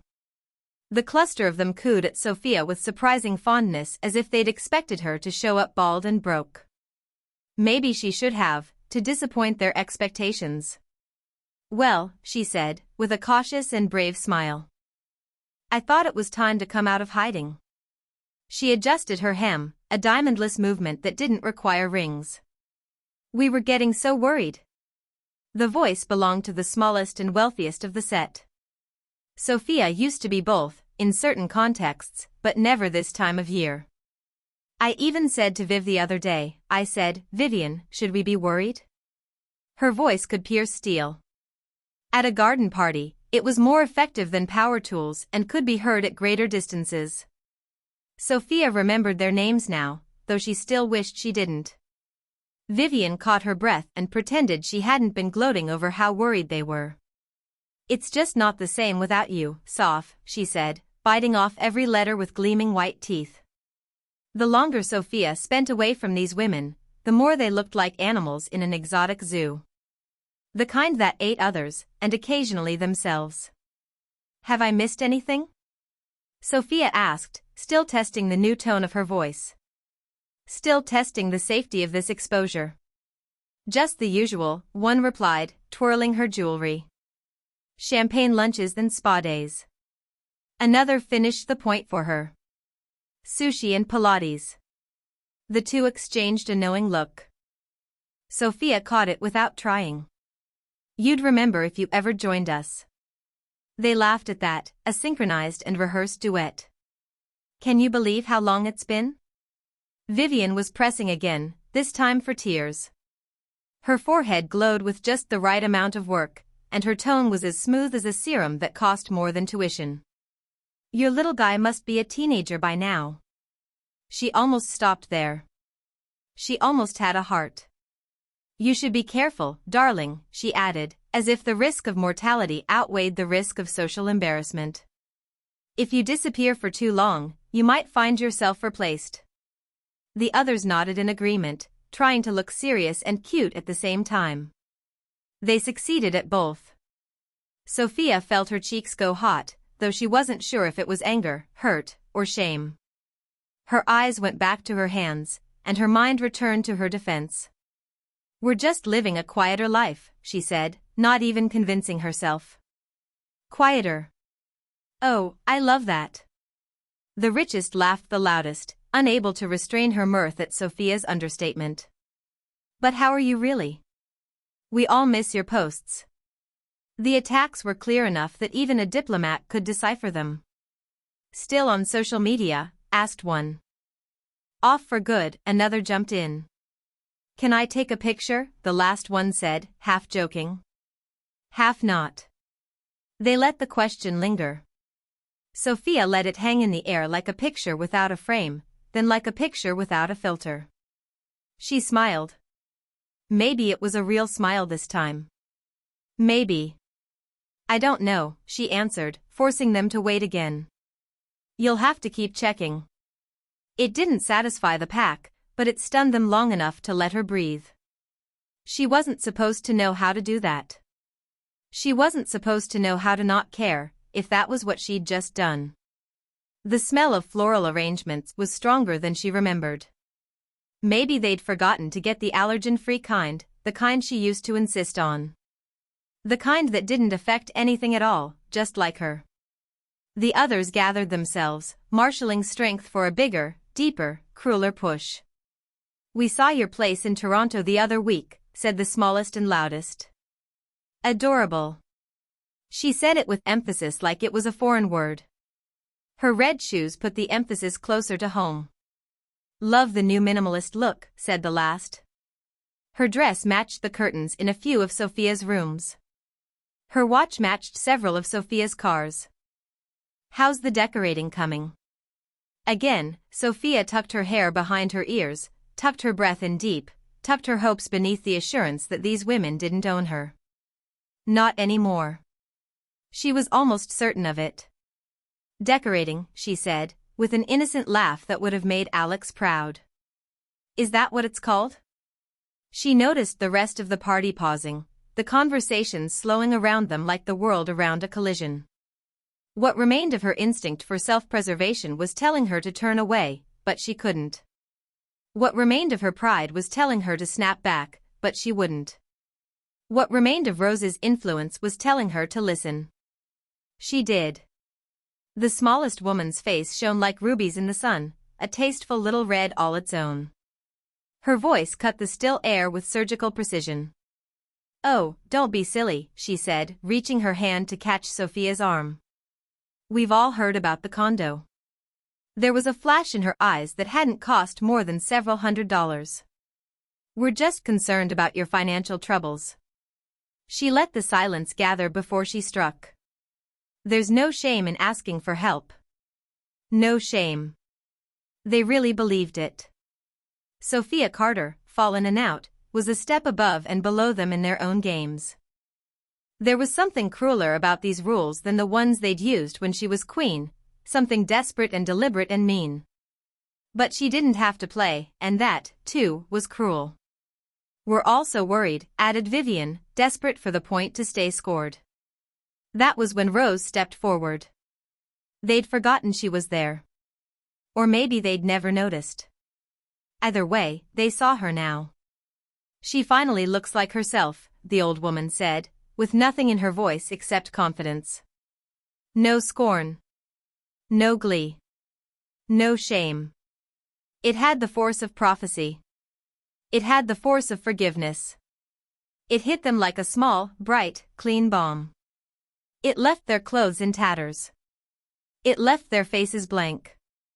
The lines of inquiry and attack disappeared. Like hairlines under the strain of business school, like friends who weren't. For once, they had nothing left to say. For once, they had nothing. Sophia blinked in disbelief as they turned to watch the evening sun fall, and the outdoor lights rise. They picked up the fragments of their wealth and composure and retreated to the garden's edge. As they ignored the white elephant in the room, her. She looked down to see her hands had stopped shaking, but that wasn't the real surprise. Her heart had stopped, too, as far as she could tell. "Did that just happen?" she asked, voice barely audible. The moment stretched around her, emptying and lightening. A burden lifted so quietly she didn't even know she was wearing it. "Did you just say that?" "I might have," Rose replied, looking at her as if seeing her for the first time. The first real time. It was a better sight than either had imagined. As if it belonged there, Sophia smiled. It stayed on her face. She didn't feel the change happen. She only felt its shadow pass overhead, turning warm to cool as it settled on her shoulders. In the afterglow of public humiliation, in the wake of relief, she felt it take flight. She didn't know it was a transformation. She only knew it was a new kind of loss. It didn't hurt like the old kind. On a small wooden bench, beyond the immediate radius of questions and diamonds and prying concern, she sat with this strange new loss and watched as it unburdened her. She watched, too, the women she once followed and led. From a distance, she could see them more clearly than when she stood in their midst. How they crowded together as much for heat as they did to exclude it. How their laughter never moved beyond their bright and trembling lips. How they clutched their evening bags and husbands with equal passion. It was Sophia's first real taste of clarity, and it was almost sweet enough to linger on her tongue. "It hurts, doesn't it?" The voice came from just behind her shoulder, just beyond her vision. "Until it stops." "I don't know," Sophia said. "I think I'm okay." Rose moved into view and took a seat beside her, wearing the smallest of smiles. "We always think we're okay." She breathed out a small, knowing sigh. "Until we're better." The sound of the party grew fainter. From their distance, it was easy to imagine the people in it getting smaller, becoming insignificant. Maybe they would disappear altogether if she let them. Maybe she should. "It's strange," Sophia said, watching her social circle regroup and repair itself. They hadn't been knocked so far from the center that they couldn't recenter. Without her, there was more room. With more room, they thrived. "I almost miss them." Rose shook her head gently as if to say she'd heard it before. Or maybe she just said it. "They'll still be there," she told Sophia. "If you decide you really want them." Sophia wasn't sure if she did or if she could. There was a new color in her mind, and it was neither gold nor silver. It was neither tastefully muted nor Instagram bright. It was nothing at all like she'd imagined when she packed for this trip. "Where did you learn to do that?" Sophia asked. "How did you?" She couldn't find the right way to ask without giving away her sense of awe, her renewed sense of hope. "I've had practice." Rose lifted her hands to the side, palms up, an offhand shrug that said she could take credit for everything or nothing. "People aren't so different from the books they read," she added, after the gesture had a chance to sink in. "And some stories are just universal." Sophia reached into her bag for her phone, not knowing why she did it. It was a reflex, an old one that still had a hold on her hands. She scrolled through her feeds as Rose watched in silence. She didn't know what she was looking for, only that she hadn't found it yet. Or ever. "We all have our turning points," Rose said. The carefully curated images flickered past, growing dimmer as they went. She felt herself getting dimmer, too. Or at least thinner, reduced to posts and numbers and little hearts. She felt her story grow small enough to be absorbed by someone else's feed. Small enough that she couldn't even claim it. Sophia scrolled, and the colors blurred past. More predictable than she remembered. More familiar than she'd realized. The people and places and moments, now that she thought about it, never looked like people and places and moments at all. They looked like decoration. Like an endless cycle of premium stock photos and cheery captions and hollow joy. "They'll still be there," Rose said again, touching Sophia's arm like a feather might land on a breeze. "If you want them." Sophia was quiet, holding her breath until she wasn't holding it. Her hand stayed firm as she deleted the first app. Then another. Then the one that had defined her and her place for far too long. The sound of tapping, the sound of silence.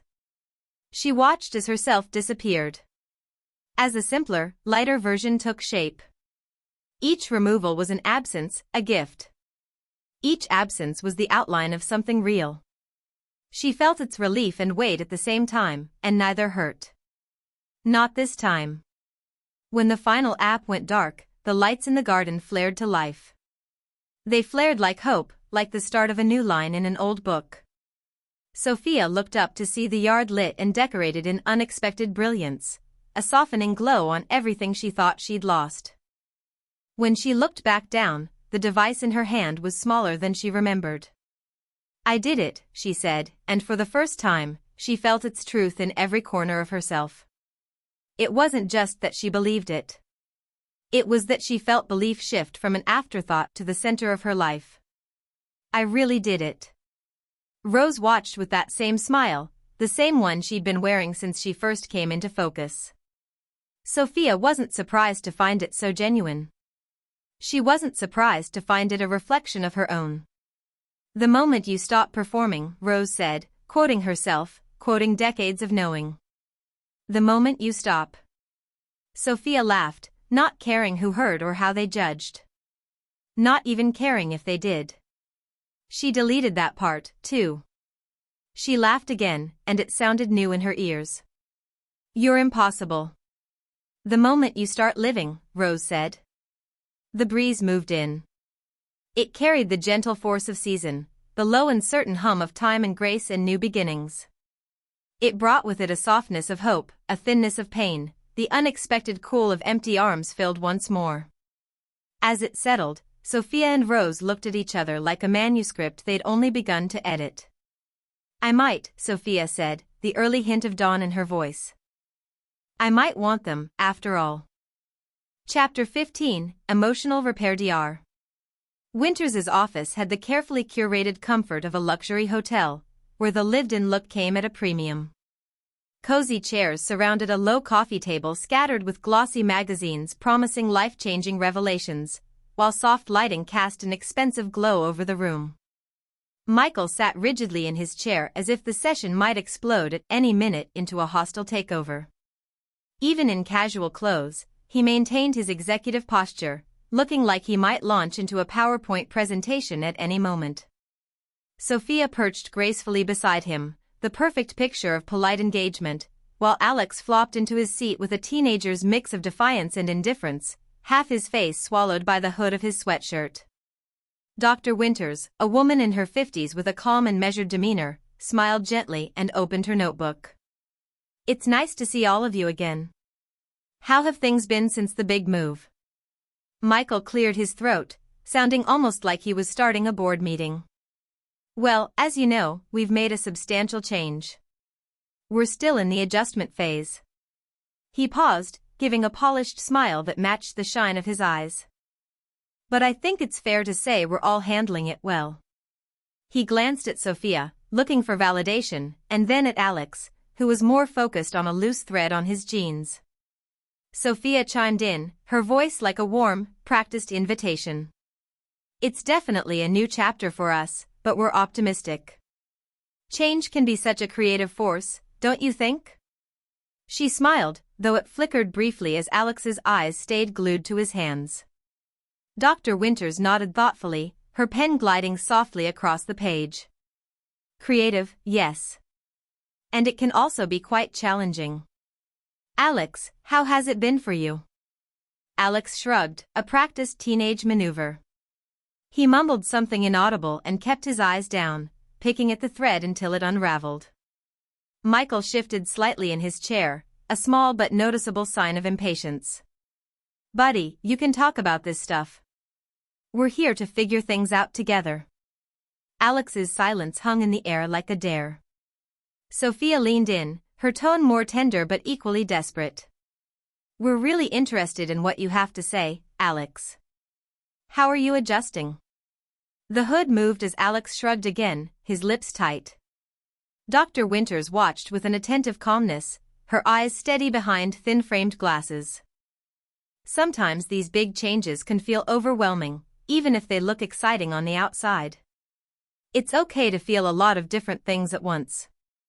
Alex shifted in his seat, the slightest sign of engagement, as his parents exchanged looks filled with equal parts concern and frustration. Michael pushed his sleeves up, revealing his watch, a remnant of his old life that he couldn't quite let go. Sophia rested a perfectly manicured hand on his arm, a silent reminder to stay patient.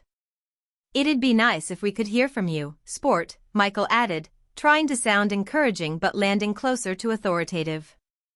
There was a pause, a moment that felt like forever before Alex finally spoke. I don't know. His voice was barely audible. It's whatever. Sophia smiled, though this time it didn't reach her eyes. Whatever is okay, she said, glancing at Dr. Winters as if seeking approval. Sometimes it's a starting point. Do you miss the old house? Dr. Winters asked gently, directing her question at Alex. Or is it the change in general that's tough? Alex was quiet again, but then he shifted forward, his eyes flickering between his parents and the floor. It's not the house, he said slowly, the words a little stronger this time. I just feel weird. Michael and Sophia both leaned in slightly, their attention fully on him now.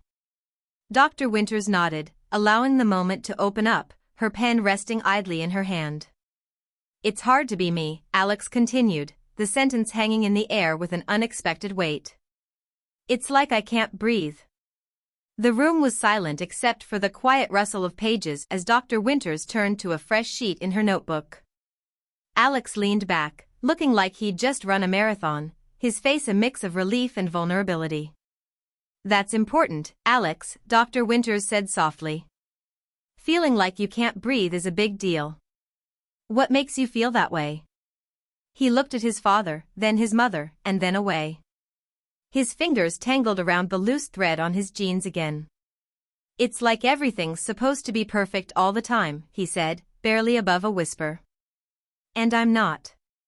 The words pierced the carefully maintained calm of the room, reverberating through each of them in different ways. Michael blinked, his corporate armor showing the first sign of real cracks. Sophia's hand fluttered to her mouth, her composed facade quivering. Dr. Winters set her pen down and listened, allowing Alex's revelation to settle into the room's curated discomfort. Alex's voice started out small, like a whisper caught in the draft of more powerful conversations. It's like nobody saw me, he said, his words growing in strength and momentum as the dam broke open. Years of silent frustration and carefully hidden hurt poured out, his emotions more vibrant and immediate than the carefully filtered life his parents projected. His eyes welled with unshed tears, but he continued, drawing each breath like it was his first in years. He described family photos as staged productions and social media posts as extensions of his mother's perfectionism, each memory a sting that had lingered too long. Nobody ever saw me, he repeated, his voice cracking under the weight of truth. Just what I was wearing or what I was doing. Michael sat frozen, the shock on his face revealing how deeply he'd underestimated his son's struggles. It was always about what looked right, Alex continued, the words tumbling out now, raw and unrestrained. Even when we were just hanging out, it had to be for a post or a picture. His hands gestured in front of him, mimicking the act of framing a shot, then fell back to his lap. You made me change clothes just to go to the park. The memory came with a bitter laugh, more hollow than humorous. And it wasn't just you, Mom. Dad was the same. Sophia blinked, her well-practiced composure struggling to mask the hurt beneath. Michael opened his mouth to speak but closed it again, stunned into silence as Alex went on. I wasn't even a real person, Alex said, the accusation as heavy as the grief it carried. Just a photo. Just a hashtag. His voice faltered, then grew firmer. And nobody cared as long as it looked good. The flood of words pulled Michael and Sophia into an emotional current they couldn't control. Dr. Winters watched quietly, allowing the tide of unspoken truths to surge forward. Alex's eyes were bright with emotion, unhidden and unfiltered for the first time. At school, it was just as bad. Everything had to be perfect there, too. My friends, my grades, even my lunch had to be something you'd take a picture of. The confession filled the room, echoing off the walls and into the heart of every meticulously staged moment his parents had created. I hated it, Alex admitted, the truth unraveling as he spoke. I hated having to pretend all the time, at school, at home, everywhere. Michael swallowed hard, his shock transforming into something more profound, an unsteady recognition of how deeply he had missed what mattered. Alex didn't look at him, focusing instead on the floor, his hood anything but his father's eyes. And the stupid private school. It was like one giant contest to see who had the most. Alex's words slowed but didn't stop, like a train gaining traction up a steep hill. It didn't matter who I really was. Just what I had. The energy in the room was heavy with the weight of all Alex's revelations. Sophia leaned closer to Michael, her hand resting on his knee, a shared anchor in the storm of Alex's emotional release. Alex paused, catching his breath as if he'd been running a marathon. He wiped at his eyes with the back of his hand, quick and self-conscious. Michael found his voice, but it was tentative, careful not to disrupt the fragile moment. "Alex, we didn't know, that's the problem, Dad." Alex interrupted, the words carrying more power than any corporate deal Michael had ever brokered. "You didn't know because you weren't looking." The sentence hung in the air, a raw and undeniable truth. Michael sank back into his chair, a man finally realizing the enormity of what he had overlooked. Dr. Winters remained silent, her presence a steady counterpoint to the emotional chaos unfolding. "I tried to say something, but it was like you couldn't hear me unless I were doing what you wanted," Alex said, his tone now one of resignation. "All you cared about was making it look like we had everything." Michael blinked again, the gesture more than physical, a mental attempt to clear the fog of years spent chasing the wrong goals. Alex sighed a long, weary breath. "I didn't even know who I was. Just what you guys wanted me to be." The confession left him slumped back in his chair, exhausted and lighter at the same time. Michael's hands trembled slightly, a visceral response to the impact of his son's words. He wanted to say something, anything, to fix the rift now so painfully clear between them. Alex looked up, meeting his father's eyes. The connection was tentative, like a new bridge spanning the divide that had long separated them. His lip quivered, threatening tears that he held at bay through sheer force of will. "Nobody ever saw me," he repeated, quieter this time, the hurt still fresh but beginning to heal. "Just what I was wearing or what I was doing." Michael's face crumbled, years of focus and control slipping away to reveal raw, unguarded emotion. He pressed his hands to his face for a moment, then lowered them, staring at his son with a mixture of awe and despair. He hadn't just underestimated Alex's struggles, he'd ignored them completely. The room fell silent, the only sound the soft scribble of Dr. Winters's pen capturing the enormity of what had just unfolded. She set her notebook aside and looked at Alex with sincere compassion. "You said some incredibly brave things today," she noted, her voice gentle but resonant. "It sounds like this is the first time your parents are really hearing what you've been feeling." Sophia wiped at her own eyes, her perfect mascara finally running as the emotional impact settled in. She reached for Alex, her fingers just brushing his shoulder, unsure if the gesture would be welcome. "You've kept so much inside," Dr. Winters continued, nodding to Alex with encouragement. "It's important that they're finally hearing you, but it might take time for everyone to really understand and process it." Alex nodded, more to himself than to anyone else. The dam had burst, leaving him drenched but no longer drowning. Michael sat frozen, each of Alex's words playing back in his mind with painful clarity. He couldn't escape them, nor did he want to. He let them settle in, finally realizing they were more valuable than any possession he had chased. The session ended with Alex wiping his sleeve across his eyes one last time. He stood, not meeting anyone's gaze, but with a sense of relief and exhaustion. Michael and Sophia rose too, their expressions a mix of raw vulnerability and the beginnings of hope. Dr. Winters said nothing more, leaving the gravity of the breakthrough to linger with them as they exited the carefully curated comfort of her office. Michael couldn't move. He couldn't think or speak. Each of Alex's words lingered in the air, sharp and undeniable, etching themselves into his heart with a permanence he couldn't ignore. When he finally drew a breath, it came with a tremor that refused to leave. His hands shook as he pulled his watch free, an artifact from a life he no longer knew how to value. It felt heavy, foreign. He placed it in his pocket with a sense of reverence, like a flag being lowered after a lost battle. Then, slowly, he leaned forward, his eyes meeting Alex's with newfound clarity and grief. "I never meant to be a bad father," he said, the confession tasting like ash and redemption. "I just thought being wealthy would be enough." His voice broke, fractured by the collision of past and present. The watch pressed against his leg like a final reminder of all he had misplaced. Alex blinked, the surprise evident as his father's words settled in. The anger and frustration of a lifetime wavered against the raw sincerity in Michael's voice. He sat up, his posture less defensive but still cautious, like someone who didn't yet trust the thaw in a long winter. Michael swallowed, the movement catching in his throat, his eyes never leaving his son's face.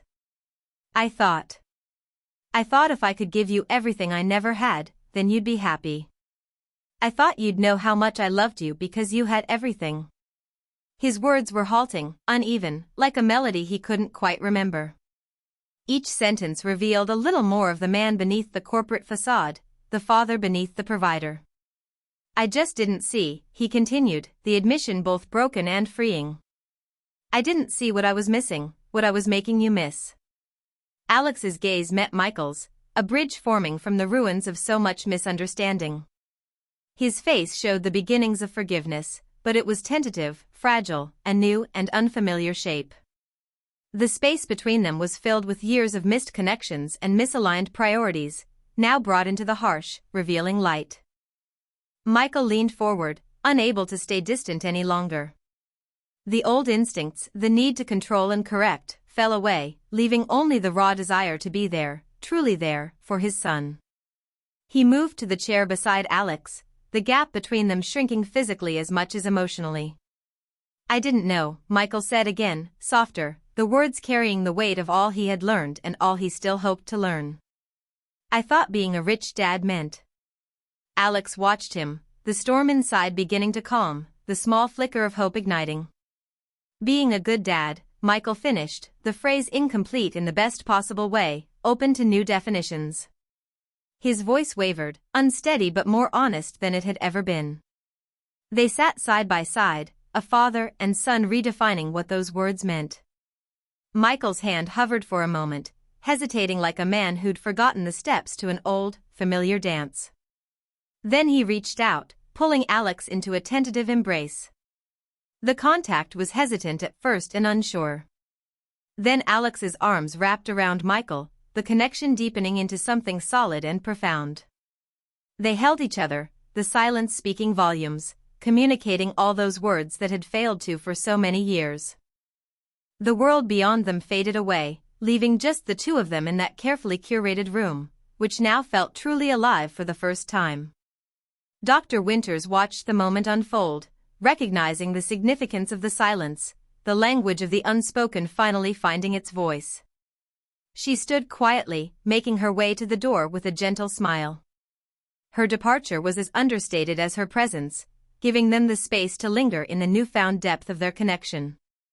The embrace held a lifeline in the turbulent sea of their past. When they finally pulled apart, it was with reluctance that a shared understanding passed between them. They sat close, their breathing synchronizing as if their hearts were setting a new, unified rhythm.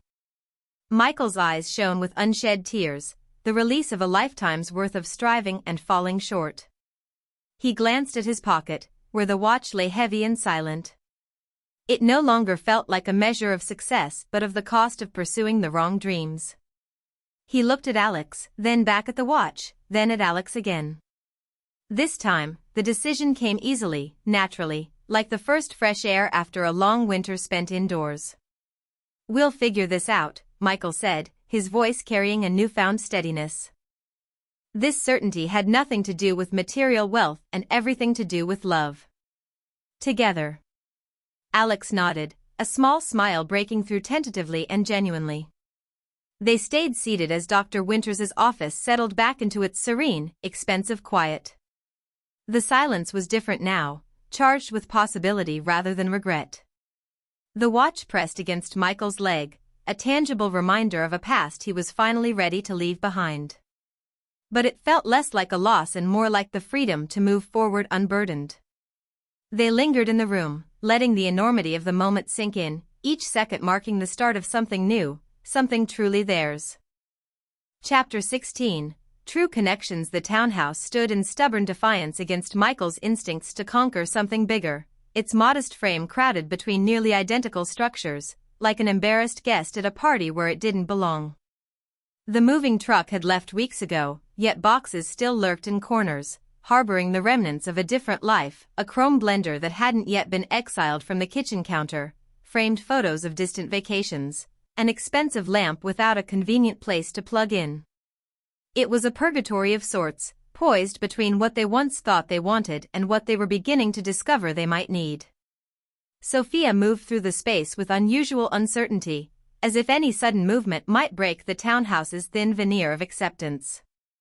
Her phone buzzed silently on the table, another unread notification flashing momentarily before it vanished. "Michael," she called, voice tinged with both excitement and apprehension, "are you sure this is a good idea?" "Great idea," Michael shouted back, the words escaping with too much enthusiasm, betraying an anxious energy.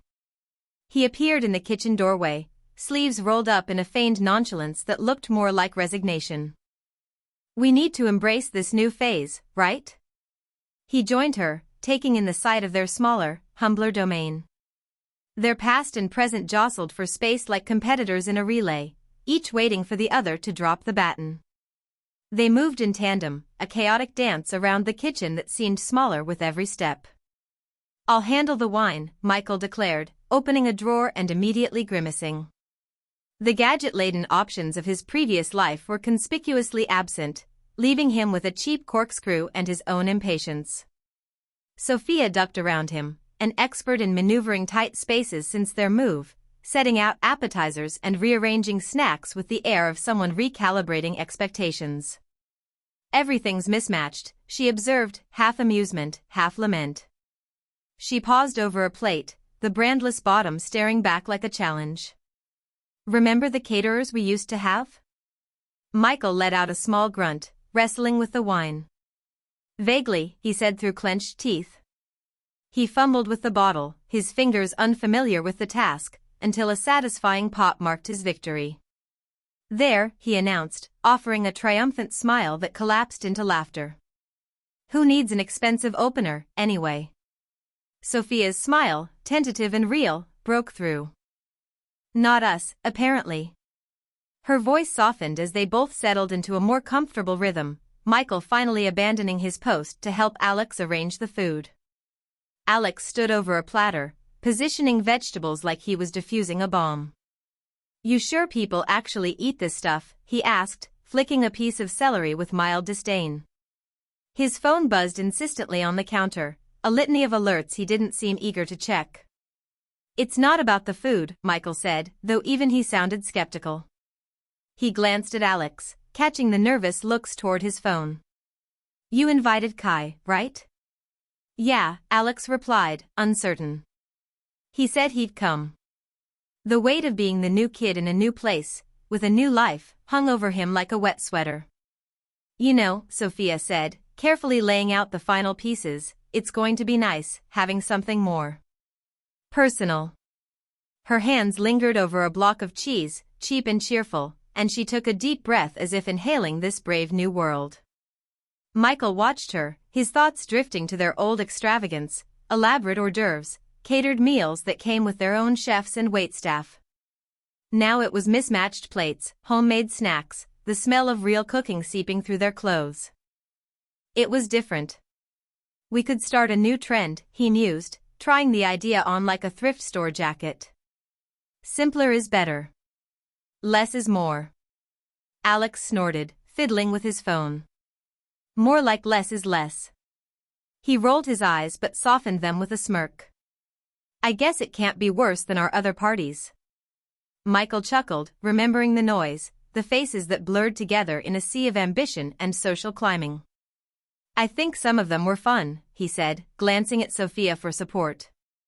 "They were," she replied, though her tone carried nostalgia more than conviction. "But maybe this is what we need now." The kitchen, filled with the chaos of their earlier flurry, began to settle into a calm familiarity. Chopped vegetables and cheeses adorned platters, simple drinks stood ready to be poured, and the air carried sense of effort rather than extravagance. "Smells good," Michael said, surprise mingling with genuine pleasure. It was the aroma of compromise, and he was shocked to find it agreeable. "Very gourmet," Alex quipped, but even he couldn't hide the tiny spark of excitement behind his sarcasm. He glanced at his phone once more, anxiety getting the better of him. What if he doesn't come? Sophia touched his arm, her smile a little braver than she felt. "He'll come," she said with more certainty than she'd known she had. They paused, surveying the small miracle they'd created in this downsized world. It was humble but theirs, each imperfection a testament to their determination. Michael raised a glass in a mock ceremony. To the new Carters, he declared, winking at Sophia. And to anyone brave enough to show up. Cheers, Alex echoed, less derisive this time, clinking glasses with an awkward sincerity. A sudden knock interrupted their celebration, reverberating through the townhouse like a question waiting to be answered. They exchanged glances, each holding their breath for a moment longer than necessary. Sophia moved toward the door, hand trembling in the slightest. "Showtime," she murmured, pulling it open to reveal their new beginning. The door creaked open, greeting guests with a genuine enthusiasm usually reserved for magazine sweepstakes winners and wartime veterans. Michael's smile matched the cheerfulness of the mismatched decor, awkward, hopeful, a little bit manic. He seemed surprised to find anyone on the other side of the threshold, pausing with momentary disbelief before ushering them inside. "Hey, you made it," he exclaimed, loud enough for everyone to hear, which included both Kai and any stray cats that might be roaming the neighborhood. The boy shifted from foot to foot with the familiar ease of a kid who never minded feeling out of place. He wore thrift store clothes with ironic precision and carried an unwrapped store-bought pie, a last-minute find whose honesty contrasted with the polite desperation of host gifts from years past. "Wow, this is cool," Kai said, his eyes darting around with genuine interest. He appraised the Carters' unadorned townhouse with none of the judgment Alex feared and all the delight that he didn't expect. He stood, exuding confidence, while Alex fidgeted in the background, unsure if he should feel relief or apprehension. "Nice pie," Michael commented, and there was nothing forced about his gratitude. "I brought it," Kai declared, in a tone suggesting it was an act of culinary mastery rather than a trip to the corner store. He followed Michael's invitation inside, watching as the first shadows of guests joined them, curiously but confidently. Alex hung back, a remnant of old anxiety weighing him down. "Hey, it's kind of different here," he said, trying to gauge Kai's reaction.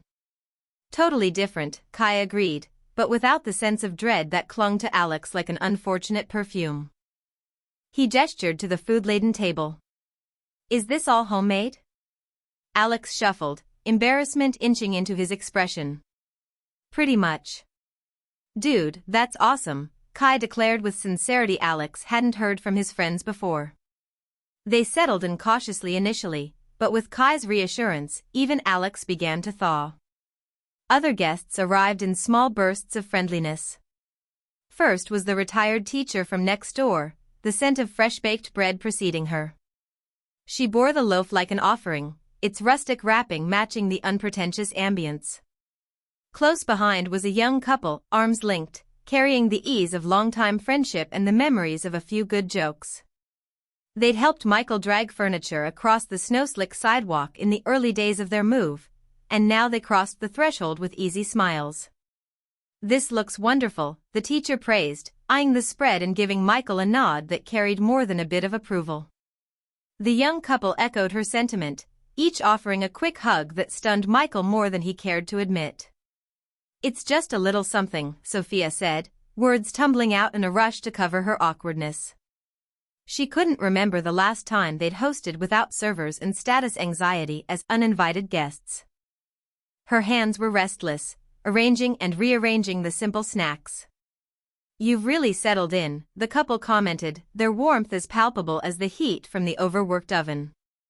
The unexpected acceptance settled over Sophia, unfamiliar but undeniably welcome.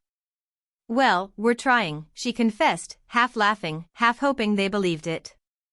The guests trickled through, comfortably inhabiting the townhouse's unassuming charm. Their voices mingled, the sound distinct from the hum of past parties where the roar of ambition threatened to deafen even the loudest ego. "Great place," the teacher remarked, drawing Sophia aside with the intimacy of old conspirators. "Reminds me of our first house. This must be a refreshing change." Sophia nodded, still battling the remnants of nervous energy. "It's definitely different." Alex and Kai found refuge in a corner, two boys from separate worlds bridging the gap with the universal language of not trying too hard. Your old friends come to stuff like this? Kai asked, biting into a homemade cookie and making a show of enjoying it. Not exactly, Alex admitted, glancing around. It's kind of new for us too. The noise of their laughter startled Michael as he passed with more wine. It was honest, unguarded, the sound their old lives rarely made.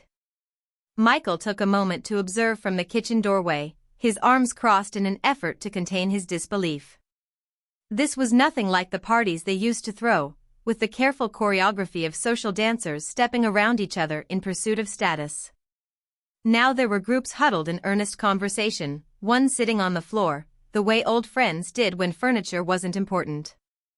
The irony of having plenty of space and no one to fill it suddenly struck him, a sharp but welcome realization. Sophia drifted toward him, buoyed by the genuine compliments and real smiles, by the surprising discovery that no one was here to judge them. Everyone's so nice, she murmured as if expecting the universe to correct itself at any moment. No one's checking us out, Michael replied, nodding to a group appreciating the decor. And not even minding the decor. The warmth of it all seeped into his bones, and for once, it didn't scare him. They exchanged a look, a moment of pure understanding passing between them, rare as it was precious. Maybe this was how life was meant to be lived, a little messy, a little unexpected, and entirely enough. Rose stood in the doorway with the quiet authority of a woman accustomed to knowing herself. She didn't knock or ring but waited with an unhurried patience, her presence calling like a gentle echo. It was Alex who first spotted her, eyes wide at the unexpected appearance. "It's Rose," he announced to the room, voice pitching up at the discovery. His own greeting was both tentative and hopeful, more suggestion than certainty. She brought her worn album in one hand, a box of her famous lentil soup in the other, the offerings held as equal treasures. There was something timeless about her as she settled into the space, like a long-awaited letter or a story finally ready to be told. "Hello, everyone," Rose said, her voice carrying a warmth that drew them in. The room turned toward her, guests arranging themselves with curiosity and anticipation. Michael met her eyes, the old teacher's gaze surprisingly sharp, like she could grade him on contentment and authenticity from across the room. He offered a small wave and an uncertain smile, unsure whether he should be surprised or impressed by her quiet magnetism. Rose nodded, approving and unhurried. She settled onto the sofa, the album opening like a well-loved book, its pages thick with history. The gathering moved with her, pulled in as if she'd cast an invisible line around each of them. "I thought you might enjoy some old memories," she said, inviting the guests closer. "And maybe some soup, if you don't mind leftovers." Her words carried no expectation yet filled the space with the undeniable gravity of long experience. The Carters found themselves gathered on the floor around her, knees tucked and elbows perched on the low coffee table, the intimacy of the arrangement surprising them more than it should. Michael watched from a half-removed distance, already succumbing to the pull of Rose's presence despite himself. The stories began with black and white photos, their edges yellowed and soft. "This was our first apartment," Rose said, a gentle pride infusing her tone. The image showed a tiny room with mismatched furniture and an exuberance that outgrew its dimensions. She smiled at the memory. "Everything we owned was a hand-me-down, and not very good ones at that." There was a murmur of appreciation from the crowd, Kai looking particularly captivated. Even Alex leaned forward, surprised at his own interest. "And that's the first meal we cooked together," Rose continued, pointing to a picture of herself and her husband, flour dusting their clothes and faces. "I think it was supposed to be bread," she laughed. "Maybe it was glue." Laughter rippled through the room, loosening tongues and brightening eyes. Michael felt its warmth but stood just beyond its reach, watching the group's easy intimacy with a mixture of longing and reluctance. Sophia caught his eye, her own expression one of pleased disbelief. Was this really their home, their guests, their party? Rose turned another page, the album thick with life and love. "We never had much," she said, a soft conviction behind the words. But we had enough. The simplicity of it landed gently, sinking into the listeners like a quiet truth. She shared images of camping trips in weathered tents, simple holiday gatherings, and afternoons in their garden. The stories blended humor with wisdom and personal history with universal resonance. Each photo was a spark, and each story was a gentle illumination of lives lived fully and without regret. Kai asked the question Alex didn't dare to. So how come you didn't get more stuff when you got older? We never needed it, Rose replied, smiling at the innocence of the question. When you find what really matters, you stop looking for what doesn't. The words hung in the air, their simple elegance filling the room and leaving Michael no place to hide. They prompted others to join the storytelling, sharing their own experiences and insights.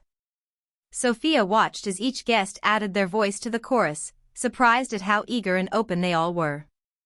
She felt Michael's hand brush hers, a small but meaningful gesture that brought a genuine smile to her lips. I didn't think we'd actually pull this off, she whispered to him, still afraid to jinx the fragile magic of the night.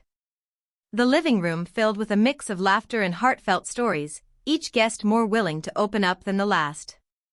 It was as if Rose's presence gave them permission to be as honest and unguarded as they'd always wanted. Michael felt himself drawn in, captivated by the strange intimacy of shared truths. He found himself closer to the center of the room than he realized, Rose's words resonating in unexpected ways. Her quieter moments, the ones about making do and finding joy in the simple, lodged themselves in his mind, shaking loose stubborn doubts and fears. His usual composure wavered, and Sophia watched with a gentle knowing as he let the impact of the evening show on his face. The album's final pages turned with the deliberate grace of a closing chapter. Rose lingered over a photo of their modest home, love visible in the faint lines of ink as well as the content faces. This was enough for us too, she said, and her eyes found Michael's with a meaningful directness that hit like a velvet hammer. He felt the weight and beauty of the words in every part of him, dislodging years of ambition and the endless pursuit of more. The group was silent for a moment, the kind of silence that doesn't ask to be filled. It was Sophia who first spoke, echoing the thought Michael struggled to admit even to himself. It's wonderful, Rose. Thank you. Rose closed the album and placed it on the table, the gesture as significant as setting down a flag on newly claimed land. You've created something very special here, she said to the Carters, the praise as unexpected as it was genuine. The evening unfolded, profound and unhurried, each guest lingering in the space of shared stories and quiet revelations. Michael watched them go with a sense of amazement, the memory of the night already deepening into something more lasting than anything he'd carefully curated in the past. Sophia took his hand, their fingers linking in easy partnership. Quite a night, she said, glancing at him as they started to tidy the aftermath. Her disbelief had turned into the kind of quiet assurance that surprised them by feeling more right than anything else. Michael's response was half words, half astonishment. I think I had more fun tonight than at any of our fancy parties. He met her eyes, the revelation tender and undeniable. They washed a few dishes, a simple task full of promise. It was only the beginning. Chapter 17, New Purpose. Sophia's sedan looked out of place on the cracked driveway, its shiny finish like a groomed poodle at a pound. She checked the address again, hesitating before opening the car door and clicking across the pavement in her pristine heels. The shelter stood before her, a once grand Victorian now draped in layers of neglect. Chipped paint hung from its eaves like forgotten promises, and mismatched furniture crowded the porch, stuffed with the sadness of donation bins. Her manicured fingers rested briefly on the doorframe before she stepped inside, into the shelter's lobby and a haze of stale coffee and weariness. Diane emerged from an office, a woman with no-nonsense gray hair and a deeply lined forehead that spoke of permanent concern. Sophia, right? She asked, casting a quick glance at Sophia's immaculate appearance. Sophia nodded, adjusting her handbag on her shoulder. I wasn't sure where to. Glad you found it, Diane interrupted, handing Sophia a visitor badge. Come on, I'll show you around.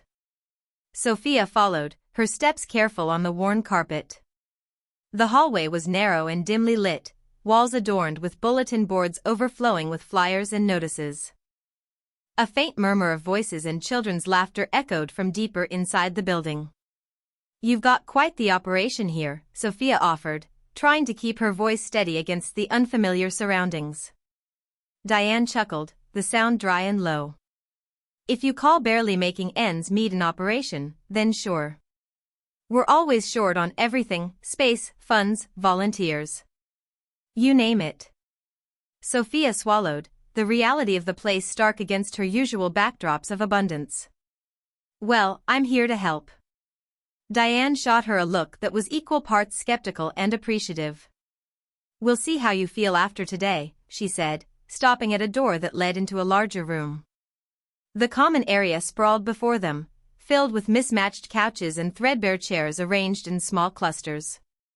Women sat talking in hushed tones, their eyes flicking toward Sophia before quickly looking away. The air buzzed with quiet desperation and the occasional burst of a child's voice. A toddler played at the feet of a woman with dark hair pulled into a loose bun. She balanced a baby on one hip while shuffling through a stack of papers with her free hand. Her face was drawn but determined, features set with the resolve of someone used to waiting. Diane touched Sophia's arm lightly. "That's Maria. She could use some help. Think you can handle it?" Sophia blinked, momentarily stunned by the directness of the request. She felt her grip tighten around her bag, the familiar sensation of a phone case beneath her fingertips. "What does she need?" she asked, her voice almost drowned out by a burst of laughter from a group of women behind her.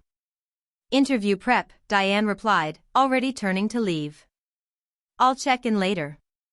Sophia hesitated, the urge to follow Diane mingling with a strange curiosity. She squared her shoulders and approached Maria, whose gaze remained fixed on the papers in her hand. "Hi, I'm Sophia," she said, her voice overly bright. "Diane said you might need some help?" Maria glanced up, her eyes widening slightly at the sight of Sophia's polished presence. "Oh, yes. I'm trying to get ready for an interview. It's just hard, you know, with the kids and all." Sophia took in the scene, the scattered toys, the worn stroller, the dog-eared resume in Maria's lap. It was like nothing she'd ever staged for a photo, no filters or edits to perfect it. "I'm happy to help," she found herself saying, surprised by the sincerity in her own voice. "Do you want to sit down and go over some questions?"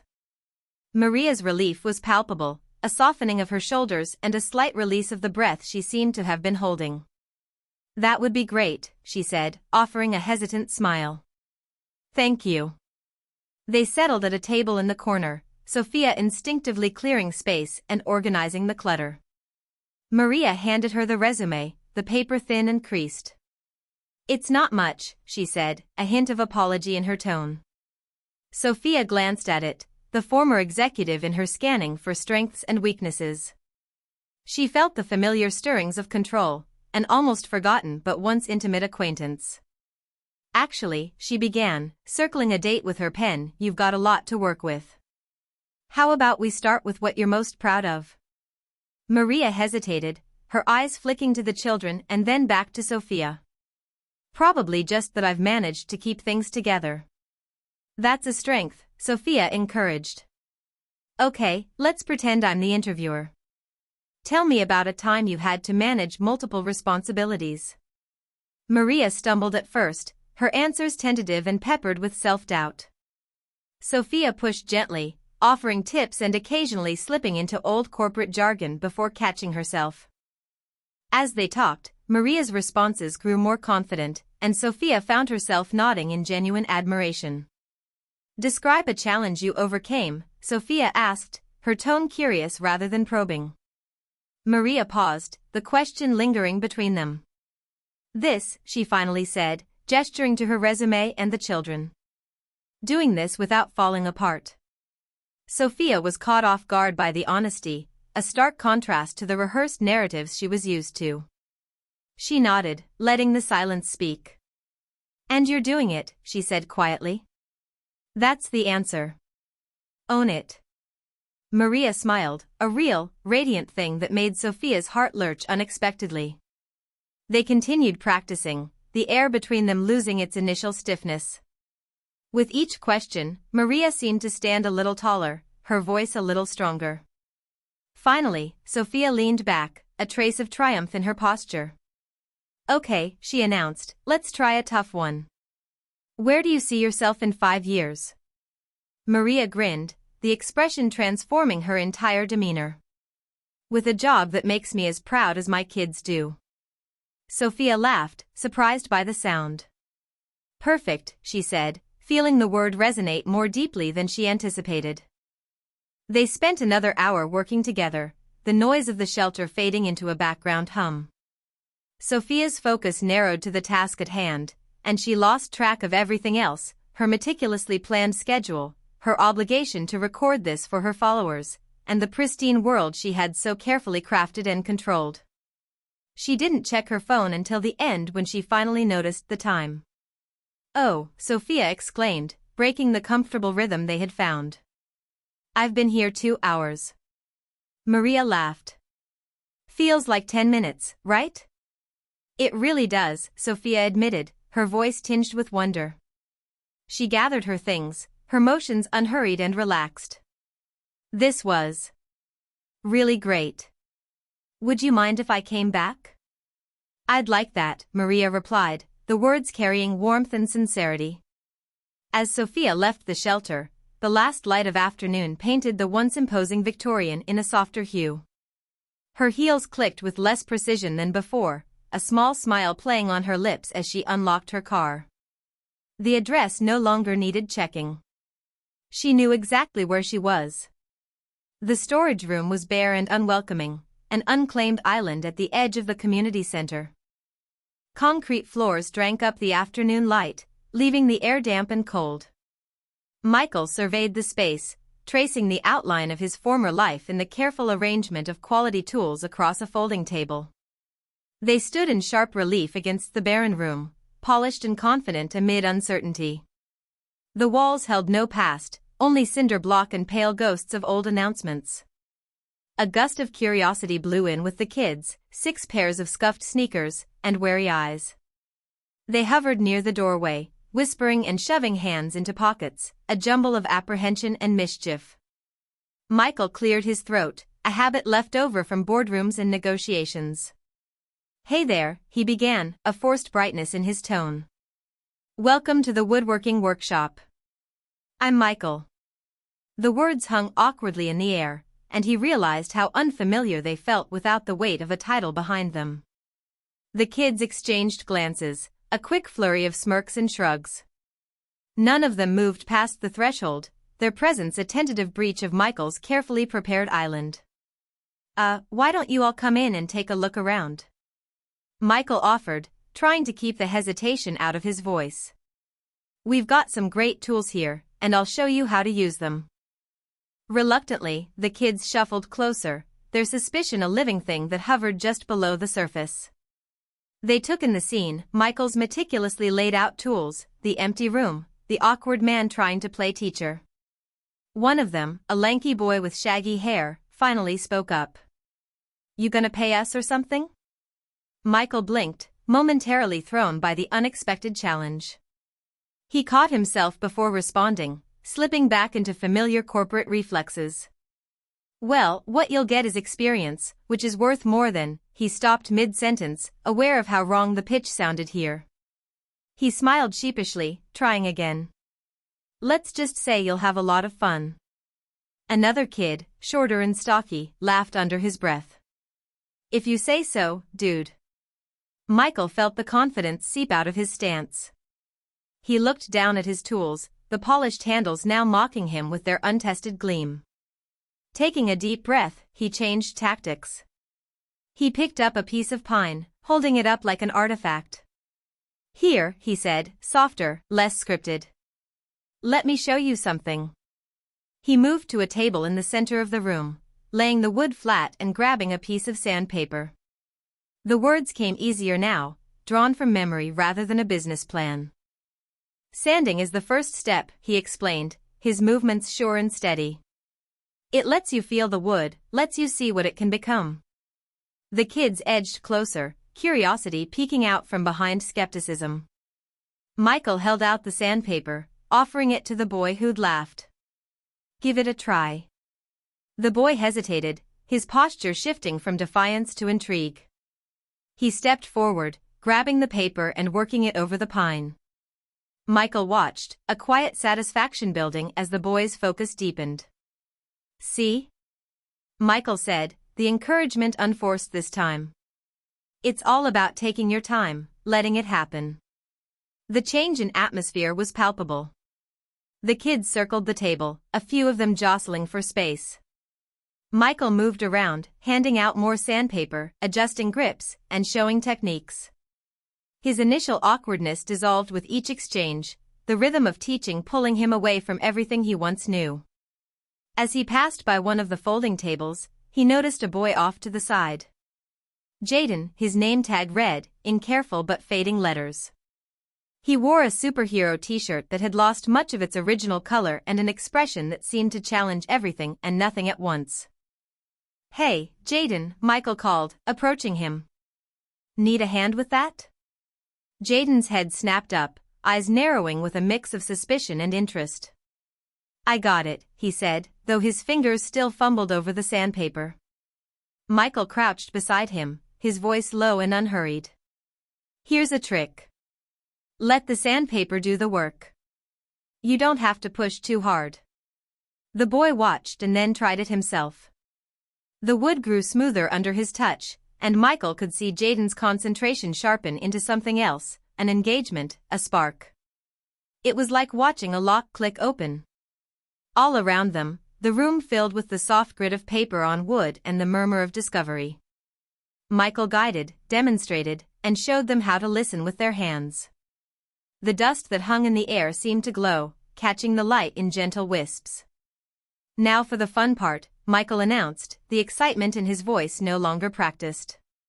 He placed a hand plane on the table, its metal shining with potential. The kids crowded around, and their initial skepticism transformed into genuine eagerness. They watched as Michael demonstrated, shavings peeling away in perfect curls. When he passed the tool to Jaden, the boy's face lit up with the satisfaction of making something tangible happen. It was a look that Michael recognized from another life but had never truly seen. By the end of the session, Michael was surrounded by the children clamoring for their turn with the plane, each as invested as he had once been in numbers and deals. The shift was more than just their newfound enthusiasm, it was something that settled deeply within him. He hadn't thought about meetings, corner offices, or business suits the entire time. A laugh, genuine and light, escaped his lips as the kids packed up their projects and left in twos and threes, their voices echoing down the hall. In the quiet aftermath, Michael looked at the tools scattered across the tables, his pulse steady and his heart unexpectedly full. The storage room seemed less empty now, not because it was filled with things, but because it wasn't. The community center buzzed with weekend life, the noise, and activity blending into a symphony of distraction. But Alex found a quiet space amid the chaos, an unclaimed corner with a scarred table and mismatched chairs. The table was littered with second-hand art supplies, broken crayons, and paint sets missing their lids. He organized them into orderly piles, finding unexpected pleasure in their chaos. When 3 elementary-aged kids wandered over, their curiosity tentative, Alex was ready.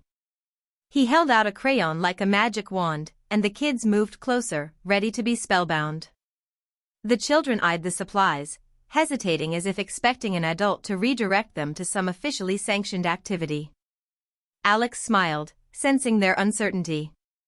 "Ever make your own comic book?" he asked, his voice casual but inviting.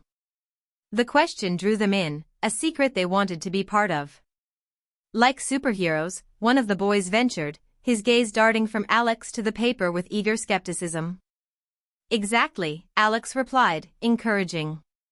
"You guys want to try?" The kids exchanged glances, testing the waters of his sincerity. Alex held up a piece of paper, creased but full of potential. "This can be anything you want it to be," he said, placing it on the table and smoothing it out with care. The invitation was too tempting. They grabbed chairs, jostling for space, the bravest one declaring, "I'm gonna make the fastest superhero ever." Alex watched them, a swell of confidence rising as their interest grew. The initial awkwardness he'd felt slipped away, replaced by a sense of rightness he hadn't known in a while. "First, start with shapes," he said, his fingers guiding a pencil over paper. He demonstrated circles, triangles, and lines, transforming them into capes and masks. The kids leaned in, captivated by the way simple strokes became complex characters. Alex had almost forgotten the thrill of this, the freedom to create without fear, without expectations. "No wrong way to do it," he added, tossing the comment out like a lifeline. The boy who'd spoken earlier now had his tongue caught between his teeth in concentration. "I'm gonna make mine fly," he announced, scribbling with reckless enthusiasm. "That's awesome," Alex said, genuine excitement infusing his voice. He moved around the table, encouraging them to experiment with colors and shapes. With each new idea, their confidence soared, and so did his. In the middle of the activity, a small voice interrupted. "Mine looks dumb," said Lily, a quiet girl with wide eyes and a set mouth. Her paper was filled with faint, hesitant lines as if she didn't quite believe in what she was doing. Alex paused, sensing the fragility of the moment. "Let me see," he said, crouching down to her level. "It's not like I wanted," she insisted, on the brink of frustration and tears. Her drawing was full of eraser marks, places where imagination had collided with doubt.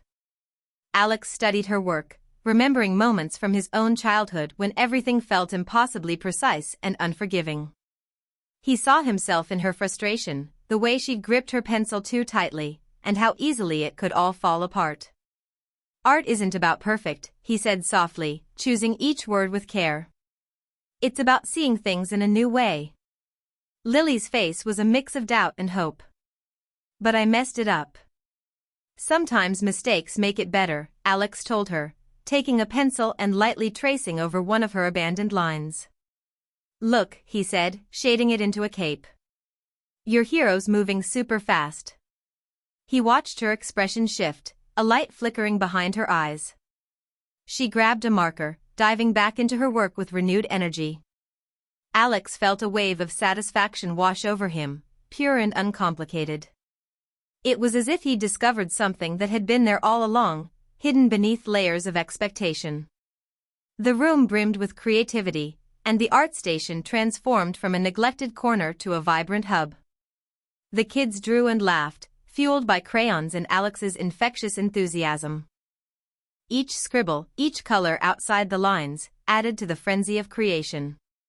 Alex stood in the center of it, fully present, fully alive. He hadn't realized how much he'd missed this feeling, the freedom to be himself without a grade or a parent's expectation hanging over him. This happiness was different, more tangible, than any academic success he'd ever had. "I'm done," the superhero boy announced, holding up his drawing triumphantly. The others followed suit, proud displays of their creativity held high. Alex gathered the drawings with care, promising to bring them back next time. "You guys are amazing," he said, meaning every word. As the kids left, chattering and animated, Alex surveyed the cluttered table. It was a beautiful mess, each scattered crayon a testament to the morning's work. He looked around the bustling center, the noise and activity somehow quieter now that he had found his place within it. In that moment, he felt happier than he'd ever been. And it had nothing to do with perfection. The sun hung low, casting an amber glow through the sheer curtains, spilling over the second-hand furniture and warm laughter in the Carters' modest living room. Michael and Sophia took the couch, settling into its embrace, while Alex flopped onto the rug, his limbs sprawling in joyful disarray. "I kept waiting to miss my old job today," Michael said, a grin teasing the edges of his mouth. But it never happened. His confession hung in the air, and they exchanged looks of surprised delight as if admitting it aloud gave permission to their newfound happiness. Sophia tucked her legs beneath her, leaning into Michael's side with a lightness that seemed to fill the room. For the first time in forever, I felt like I was actually doing something real, she said, her eyes bright and unguarded. The afternoon's energy buzzed around them, the house vibrating with a sense of freedom they hadn't known they were missing. Alex rolled over, propping his head up with one hand. It's weird, he mused, but teaching those kids made me happier than getting an A ever did. He caught the sincerity in his own voice and broke into a wide smile, surprised by its ease. The living room felt larger than before, its simplicity more of a comfort than any grand space they'd inhabited. A bookshelf stood against one wall, sagging with worn paperbacks and evidence of a life now centered around presence instead of presentation. An old lamp cast a soft, uneven light, and Michael reached over to switch it on, chasing the growing dusk away from their gathering. You really didn't miss it at all? Sophia teased, her tone light and playful. She watched Michael's expression as he thought about her question, her fingers brushing absently against his arm. Not even a little, he replied, shaking his head in wonder. I mean, you should have seen me. I was basically running a sweatshop for tiny carpenters. His laughter was infectious, drawing the others in. You with a bunch of kids, Alex snorted. Bet they were terrified. Michael leaned back, relaxing into the cushions. At first, he admitted. But by the end, they were more interested in the tools than in making fun of the old guy. Sophia smiled, the image of Michael surrounded by curious faces warming her. So you really enjoyed it, she asked, a hint of vulnerability in her voice. He met her gaze, his own full of honesty. I did, he said. I honestly did. Sophia considered this, her thoughts drifting to the shelter, to Maria and the women she'd met that day. It's strange how quickly it all feels right, isn't it? She wondered aloud, not just to Michael but to herself. Alex nodded, tapping his fingers against the rug in a restless rhythm. I didn't think it would be fun, but the kids were awesome. We made comics and stuff. They didn't care about mistakes, just did whatever they felt like. Sounds perfect, Michael said, a touch of envy in his voice. It was, Alex replied, earnestness softening his usually sarcastic edge. Lily, this one girl, was totally freaking out about her drawing, but when I showed her how to make it work, she got all excited. It felt. I don't know. Real? Sophia watched Alex, pride swelling at his openness. You were so worried about teaching, she reminded him, her voice gentle and affectionate. Yeah, Alex admitted, his cheeks flushing with the memory. But now I can't wait to go back. Their stories wove together, a tapestry of revelations and newfound joys. Each shared moment deepened their connection, wrapping them in a cocoon of contentment. It's funny, Sophia mused, resting her head against Michael's shoulder. A few months ago, I thought I needed 1 million followers to be happy. Now I just need 2. Michael kissed the top of her head, his voice low and sincere. I know exactly what you mean. And I thought I needed an award to prove I was good at stuff, Alex added, shaking his head at its absurdity. Turns out all I needed was some broken crayons. Laughter erupted, filling the room and overflowing into the quiet street beyond. It was the sound of unmeasured joy, of people fully immersed in the moment. It was the sound of home. Sophia sat up, her excitement palpable. What if we did more, she suggested, her mind racing with possibilities. I could go to the shelter twice a week, maybe even organize some workshops. Michael's eyes lit up, the spark of ambition rekindled but now tempered with meaning. And I could run a regular class, he said, thinking aloud. Not just for kids. Imagine the projects we could take on. Don't forget about me, Alex chimed in, refusing to be left out. I'm already planning my next comic book camp. Their ideas tumbled over one another, an avalanche of plans and dreams. Gone were the careful schedules and staged perfection. What replaced them was vibrant and alive. Sophia reached for Michael's hand, her grip firm and sure. I'm really glad we're doing this, she said, emotion threading through her words. Me too, Michael replied, matching her intensity. I wouldn't trade it for anything. As evening settled around them, the family remained in their circle, warmth radiating from their shared space. No one rushed to leave, to check notifications, or to capture the moment for later consumption. Everything they needed was here, right now, unfiltered and true. The light grew softer, the air quieter, until only their laughter remained, echoing through the small house like a song of thanksgiving. Chapter 18, Rose's legacy. Morning rose quietly over the sprawling neighborhood, its curated perfection still tucked beneath shadows. Sophia watched it unfold from the kitchen window, coffee cooling in her grip. The silence was like the pause before a staged photo, perfect but temporary. Her breath misted the glass as the phone rang, slicing through the stillness and through her. She answered on instinct, her voice soft and uncertain. A neighbor's words slipped across the line, their weight tugging at her heart. "I thought you'd want to know," said a gentle, distant voice. "Rose passed away last night." Sophia felt herself float, untethered, and then settle onto a kitchen stool, the air thick and unfamiliar. Her hand trembled as she clung to the phone, each breath a struggle against the rising tide of emotion.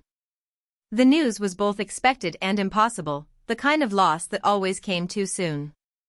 She pressed the phone closer, the neighbor's condolences a blur against the backdrop of her own thoughts. How would they tell Michael and Alex?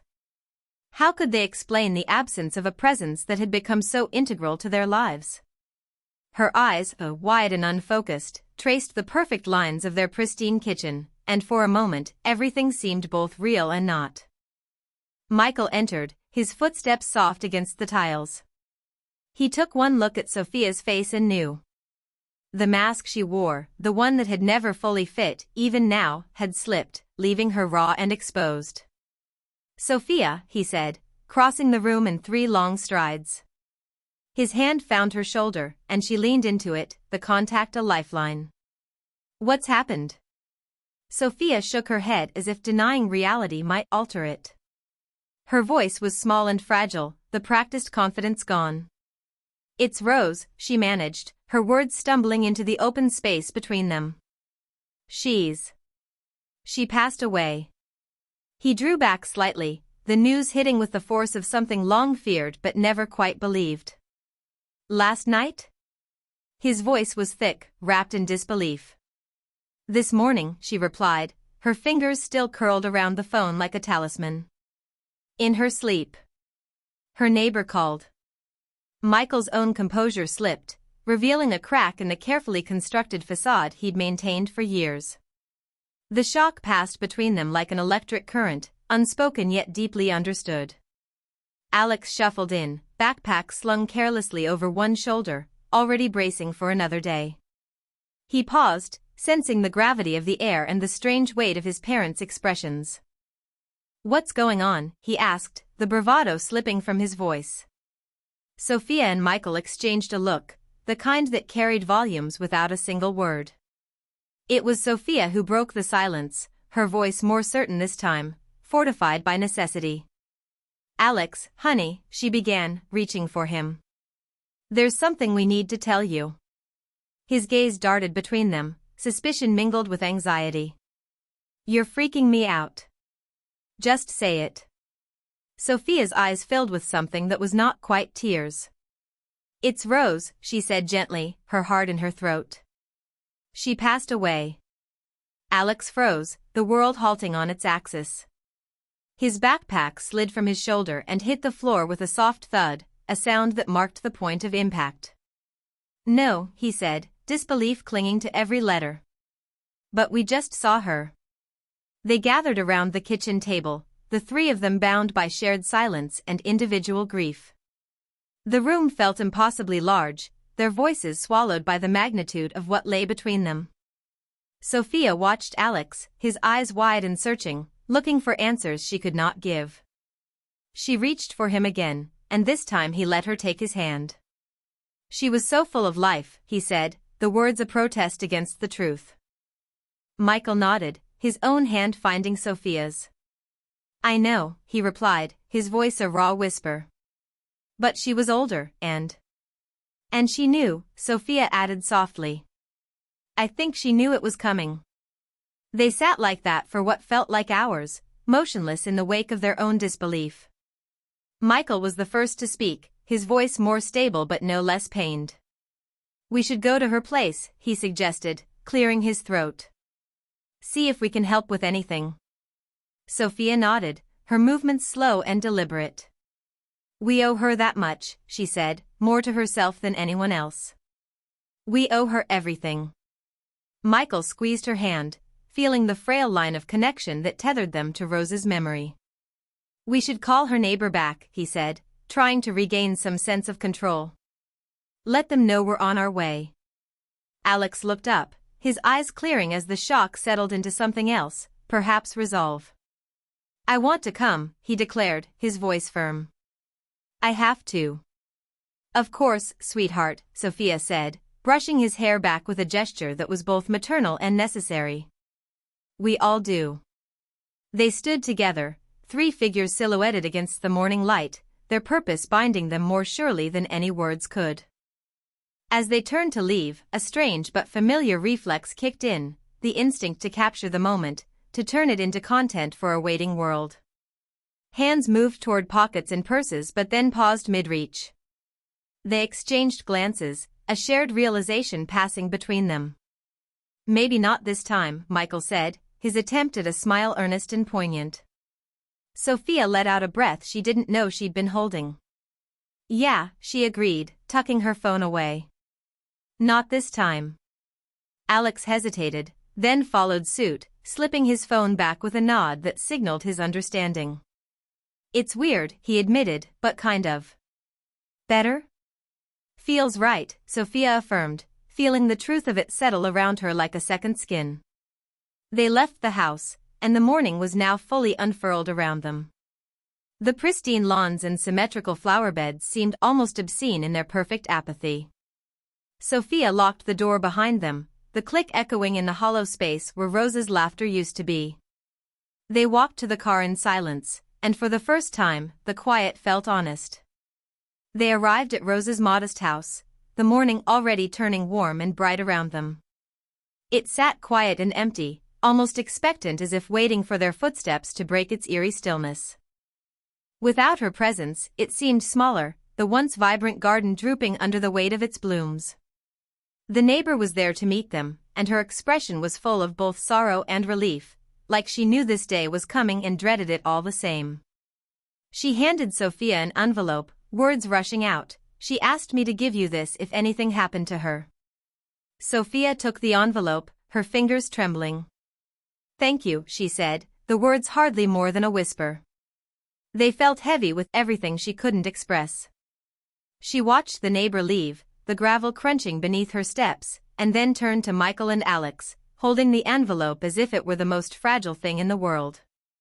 Her eyes were wide, brimming with an emotion she couldn't yet name. They entered the house together, the silence deep and pervasive. It was as though the air held its breath, waiting for them to fill the emptiness with their presence. The inside looked untouched by time, every object exactly where it belonged. Shelves of well-worn books lined the walls, their spines faded and familiar. A small table bore the remnants of Rose's last meal, the humble dishes carefully washed and stacked. Sophia paused, taking it all in, the life that lived on in every corner, every detail. "It's like she's still here," she said, her voice thick with awe and loss. She noticed a knitted shawl draped over a chair, a pair of reading glasses resting nearby. It was all so unmistakably Rose, the simplicity profound in its completeness. Michael ran his hand over the back of a wooden chair, the surface worn smooth by decades of use. "It's almost like she knew," he said, his voice breaking slightly. "She didn't leave anything undone." Plants thrived in every window, reaching toward the light with an eagerness that felt alive, vibrant. Even in absence, Rose's touch seemed everywhere, guiding them, comforting them. Alex moved slowly through the space, absorbing each piece of a life he admired and didn't fully understand until now. They settled in the sunlit kitchen, its warmth both welcoming and painful in its familiarity. Sophia held the envelope tightly, her hands reluctant to tear the seal. "Should I open it?" she asked, searching their faces for confirmation. Alex nodded, sitting at the table, his eyes fixed on her. She wrote it for us, he said with certainty, his voice filled with the kind of clarity that comes only from youth or wisdom. We should know what it says. Sophia took a deep breath, steadying herself against the weight of her own emotion. She slid her finger under the flap and pulled out the letter, unfolding it carefully. The paper crackled softly, an intimate sound that made her heart catch. "Dear Sophia, Michael, and Alex," she began, her voice barely holding together. She paused, the magnitude of those first words settling over her like a tangible thing. Michael moved closer, resting a hand on her shoulder. "Go on," he urged gently, his own eyes shining. She blinked rapidly, then continued, her voice gaining strength with each line. "If you're reading this, I've moved on to whatever comes next. Remember what I've taught you, not just to live quietly, but to live freely. The difference matters. My life was rich not because of what I owned but because of who I loved and how I lived. Continue what you've started. With all my love, Rose." The room was silent, holding the echoes of Rose's words. Each of them wore the expression of someone who had just discovered a truth they'd always known, the letter just a confirmation of everything Rose had ever shown them. Michael turned away, his back to the others as he struggled to contain himself. His breath was uneven, catching in his throat with each exhale. "Damn it," he muttered, swiping at his eyes with the back of his hand. Alex reached for the letter, his fingers tracing the neat handwriting, feeling the closeness of the person who'd penned it. He was quieter than they had ever seen him, the usual bravado replaced by something much deeper. Sophia pressed the letter to her chest, closing her eyes. It was as though she could feel Rose's presence, not as a loss but as an enduring warmth that would never fade. "I wasn't ready for this," she confessed, her voice tinged with both sorrow and gratitude. Michael turned back to face them, his expression raw and open. "She made it sound so simple," he said, wonder mixing with the sadness in his tone. "She always did." "It was simple," Alex said, surprising them with the firmness of his conviction. "She knew what mattered." Sophia let her gaze wander around the room, taking in each cherished object, each small token of a life lived with intention. "We have to keep going," she said, more to herself than to them. "We have to do what she asked." "And we will," Michael promised, finding her hand and holding it tight. "We will." The kitchen seemed to pulse with energy, a living testament to Rose's philosophy. Even the silence felt meaningful, filled with purpose rather than emptiness. The family sat together, their grief real but softened by the knowledge that they had been given something more than they'd ever thought possible. They lingered, each of them reluctant to leave this space that felt more like home than any place they'd known. The envelope lay on the table, open and unburdened, while the letter remained clutched in Sophia's grip. She released it only to touch Alex's cheek, the gesture tender and infinitely sad. As they rose to leave, they did so with the sense that Rose was still very much with them. She had not just left a letter, she had left a legacy. Her humble and plain house now felt vibrant and alive, like the sun-drenched plants stretching toward the windows. As they walked out the door, each carried a piece of her spirit, and they were more certain than ever that they would not let it go. At the cemetery, they found more than they'd imagined. What was meant to be an intimate gathering felt instead like a quiet celebration. People stood in clusters under ancient oak trees, their voices low and warm as they shared memories. The Carters moved through the crowd, surprised by the familiar faces and the many they'd never seen before. The modest announcement in the paper seemed inadequate now, an echo of Rose's humble nature that failed to capture the breadth of her impact. Dozens had come, carrying wildflowers, stories, and notes that read like confessions and thank yous. Sophia's eyes were wide, and her expression was caught between astonishment and something deeper, perhaps gratitude. "I didn't think there'd be this many people," she admitted, her voice soft in the quiet morning air. She felt Michael's hand at the small of her back, grounding her. "It's incredible," he said, scanning the crowd with a mixture of disbelief and pride. "It's like half the town showed up." Alex hovered at their side, absorbing the scene with a maturity that was new and unguarded. They all knew her, he said, not quite a question. Really knew her. They made their way toward Rose's grave, which was surrounded by simple bouquets of wildflowers. Instead of the elaborate arrangements that had defined so many other funerals in their community, these were handmade, tied with string, and accompanied by handwritten notes. They bent to read the messages, each one a testament to the life Rose had lived. You taught me to find joy in simplicity, your wisdom changed my life, you showed me what matters. The notes seemed to breathe, their words as alive as the woman who inspired them. Sophia touched a delicate bundle of daisies, her fingers light and reverent. It's like she's still teaching us, she said, overwhelmed by the raw honesty of what they saw. A young woman approached, her expression both hesitant and eager, like she wasn't sure if she belonged in the Carter's mourning circle but was too grateful not to try. You must be the family Rose talked about, she said, her smile tentative but real. Sophia nodded, trying to place the woman's face among the flood of new introductions. Yes, she said, reaching out with both words and gestures. She meant everything to us. The woman's eyes softened, and she stepped closer. She helped me leave an abusive marriage, she confessed, the words intimate and brave. Showed me how to find my own way and be strong.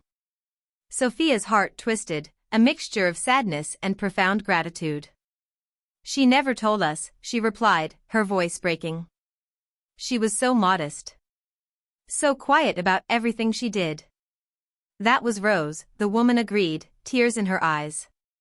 Her strength was in her humility. She's the reason I'm here today. Really here. Michael put his arm around Sophia, pulling her in as the woman walked away, her presence a gift left behind. You see, he said, wonder coloring his tone. We weren't the only ones. An elderly man joined them next, a worn baseball cap in his hands and a lightness to his step that belied his years. Rose saved my relationship with my son, he said without preamble, his voice rich with affection and awe. Michael's interest piqued. How did she do that, he asked, feeling a strange kinship with the stranger before him. The man chuckled, shaking his head as though marveling at the impossibility of it all. She wouldn't let me give up, he said. Told me I couldn't let pride get in the way of love. I hadn't talked to the boy in 20 years. We're fishing together this weekend. Michael looked down, his own heart pulling at the stitches Rose had mended. She taught me that too, he said, his voice catching. In her own way. Then she did right by you, the man said, nodding as he rejoined the throng of mourners. Alex lingered behind, his attention captured by a teenager in a faded hoodie. They sized each other up, finding common ground before a word was spoken. You're Alex, right? The teen asked, pushing a shock of dark hair out of his eyes. Yeah, Alex replied, more at ease here than he had been anywhere long ago. How'd you know? Rose talked about you, the teenager said, his admiration obvious. She tutored me. Did it for tons of kids? Alex's eyebrows shot up. Really? I never knew that. She never bragged, the other boy said. Just helped where she could. Taught me more than any teacher. She did that for us too, Alex said, feeling the truth settle in his chest. In a different way, but yeah. The teenager nodded, understanding. You're lucky, he said, an echo of wistfulness in his voice. Not everyone gets to know someone like her.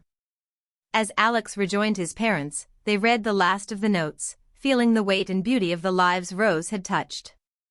They gathered closer, the three of them forming a small, bright nucleus in the shifting mass of the crowd. It was Michael who spoke first, breaking the spell but not the bond. We had no idea, he said, shaking his head as he tried to absorb it all. No idea at all. Sophia reached for his hand, linking them into something stronger than the loss they felt. But we do now, she said, with a determination that lifted her voice above the quiet around them. And we can do better. She would want us to, Alex said, his gaze steady and sure. They stood at Rose's graveside, the three of them alone now as the gathering dispersed. The headstone was simple, just like everything else about Rose's life, no embellishments, no false claims. A light breeze lifted the edges of the notes around them, the words rising in the morning air like whispers. Michael placed his hand on the cool stone, his voice solemn but full of promise. "We'll keep your lessons alive, Rose." "Not just for us," Sophia added, "but for others too." Alex nodded in agreement, placing his own hand next to his father's. They lingered, holding that moment between them until it felt like it might break. And then, just as gently, they let it go. They walked away together, the sky wide and clear above them. The last of the mourners were drifting to their cars, but the Carters didn't feel alone.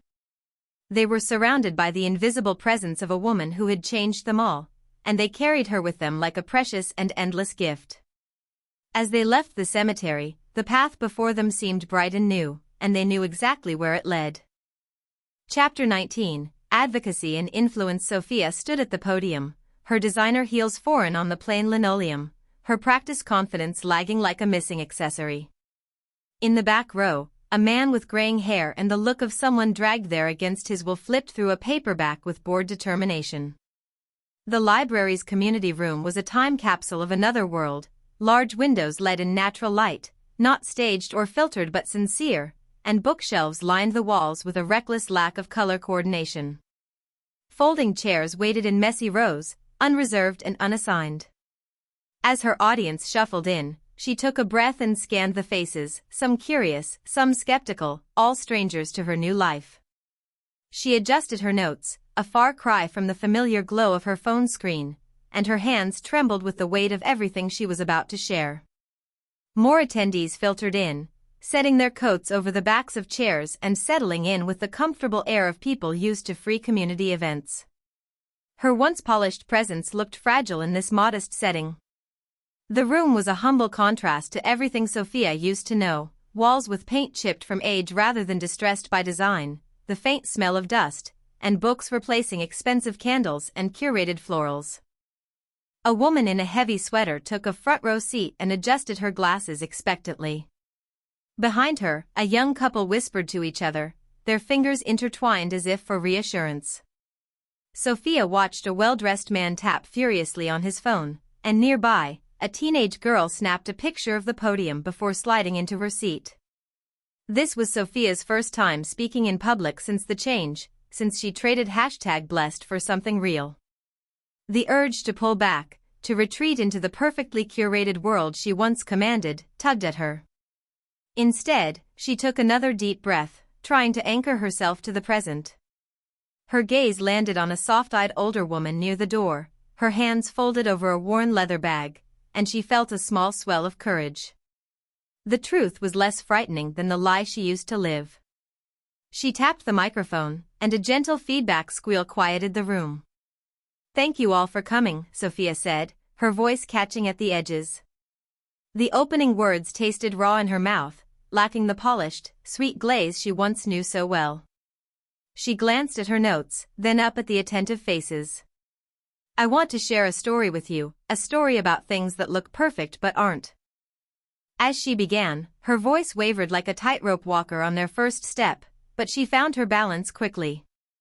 Her former life unfurled before them, vivid and artificial, a house filled with furniture more expensive than durable, a son who measured love in devices and logos, and a husband running a race to nowhere. Sophia detailed their endless pursuit of having it all, the truth hanging in the air with every pause. The room was silent, the air thick with attention. She felt its weight impressed on. "That $800 coffee table? We couldn't really afford it," Sophia confessed, a sad smile touching her lips. Her eyes swept over the audience, connecting with a few knowing nods. "Those picture-perfect vacation shots? They were staged for maximum envy. We never even saw the sights." The young couple exchanged glances, and the man in the back row looked up from his paperback. Sophia noticed a woman adjusting her toddler in a stroller, the child blissfully unaware of anything but his own happiness. This simplicity grounded her, and she went on with growing conviction. "I spent hours editing photos of meals we couldn't enjoy because we were too busy getting the perfect shot, she said, her voice gaining steadiness. The likes and followers, they were an addiction. But the real addiction was our need to maintain an image that wasn't true. Her admission cut through the room, leaving visible trails in its wake. Some attendees shifted uncomfortably, exchanging uneasy glances. Sophia felt exposed, but instead of shame, she found something else, a strange and comforting sense of freedom. In the end, I was left exhausted, my family strained, and my life empty of the joy I was trying so hard to create. Sophia paused, her eyes softening. What I've learned is that success and happiness aren't defined by how we're seen but by how we see ourselves. It's about knowing what is enough. She watched her words travel the room, ripple-like, creating quiet upheaval. Faces changed, registering shock, empathy, resistance, and agreement. She wasn't just speaking her truth, she was speaking theirs. I've traded my perfect feed for a very imperfect journal, she continued, reaching into her bag and holding up a small, plain notebook. Now I record moments that matter, not because I need to share them with the world, but because I want to remember them myself. Sophia's voice, now steady and warm, resonated off the library's bare walls, filling the room with sincerity. She spoke about redefining worth, the freedom to choose authenticity over appearance, and finding contentment in less. Her closing invitation was both a challenge and comfort, welcoming her listeners to explore their own definitions of enough. The final words lingered, as honest and unfiltered as the space around them. Sophia let them settle like dust in sunlight before stepping away from the podium. The library seemed to exhale with her. Attendees approached her hesitantly at first, then with growing confidence as they saw her welcoming smiles.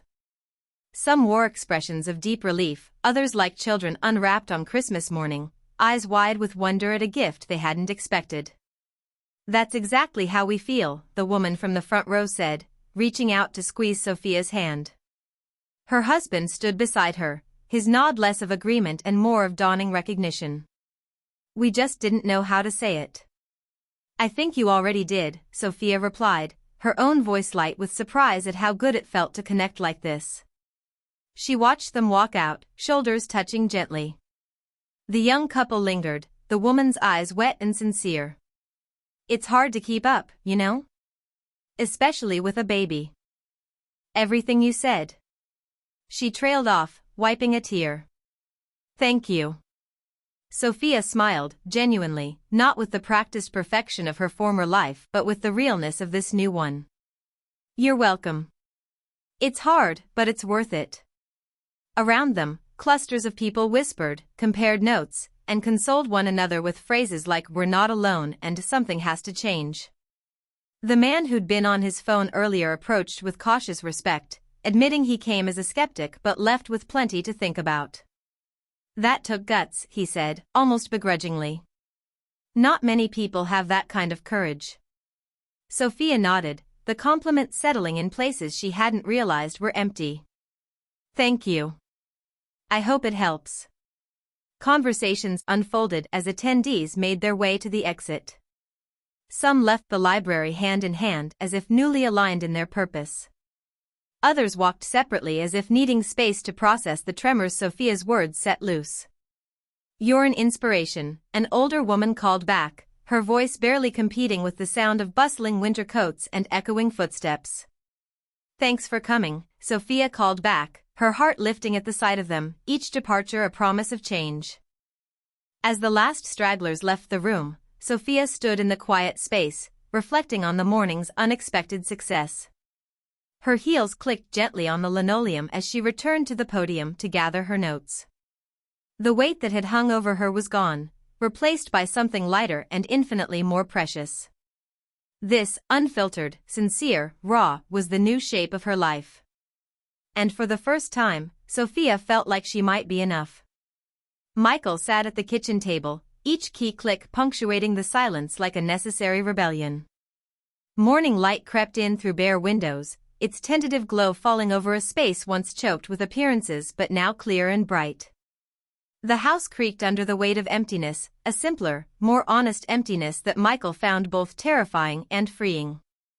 His fingers moved over the keyboard, driven by a need he couldn't fully articulate, except that it had something to do with survival. A half-filled cup of coffee steamed at his elbow, too hot for someone who'd once been burnt by excess. He typed with urgency, spilling his soul onto the screen in a way that only this new life allowed. The mug wobbled as he reached for it, a relic of years gone by with a faded print of the space shuttle on its side. He smiled at the irony. There was a time when anything less than perfect made him tense. But now, the worn edges of his life felt real, and real was good. Michael stared at the unfinished sentence on the screen, the blinking cursor a silent provocation. He took a breath, sipped the coffee, and began again. His mind drifted back to the past, to long hours under fluorescent lights, to conversations conducted in stock tickers and numbers, to status built like a house of cards. This house, their new, imperfect, comfortable home, sighed around him, an echo of truth in every corner. Michael let himself remember, then started typing with renewed determination. How downsizing saved my life, the article began, each letter forming an unexpected lifeline. 1 year ago, I was the kind of man who defined success by the size of his garage. It held a Tesla, an Audi, and more stress than my body could contain. Michael paused, his hands hovering above the keyboard, hesitant. It was one thing to live this new life, to talk about it with Sophia and Alex in the privacy of their small world, but another entirely to lay it bare for public consumption. Yet this, too, was a kind of necessary rebellion. He resumed typing, letting the words carry the weight. Then came the heart attack, a warning shot across the bow of my so-called success. His thoughts wandered to the hospital bed, the muted beeping of machines, the clarity that came with being so close to losing everything. I woke up to a world where my job title meant less than my blood pressure. He leaned back, stretching his stiff shoulders. A glance around the room showed what he'd gained in exchange for what he'd lost, an uncluttered kitchen table where they now shared dinners without distraction, walls that absorbed laughter instead of status symbols, and a life he could finally breathe in. The computer screen called him back, and he continued. In a desperate attempt to save my life and my family, we sold the big house and moved here. I let go of the corner office, the suits, the illusion of control. He stopped, looking out the window where bare trees marked the season with unapologetic honesty. Could he really send this? What would his former colleagues think? The fear of their judgment clawed at him, an old instinct that died hard. The surprising thing, he wrote, diving back in, is that we're happier. My blood pressure has lowered 30 points since selling our Tesla. My son's laugh sounds different when I'm actually listening instead of checking work emails. The truth of it settled in his chest, warm and unyielding. Michael hesitated again, not wanting to let the world in on their secret just yet. He knew there'd be consequences, that exposing himself this way would bring the naysayers and the critics. It was easier to remain silent, to maintain the facade of invulnerability. But easy was not the same as worthwhile. He took another sip of coffee, its heat anchoring him. Downsizing has given us more than we ever let go of. I've discovered moments of joy that aren't staged or scheduled. I've learned the real measure of a man isn't what he accumulates but what he's willing to release. The screen filled with confessions, admissions that Michael never thought he'd be brave enough to share.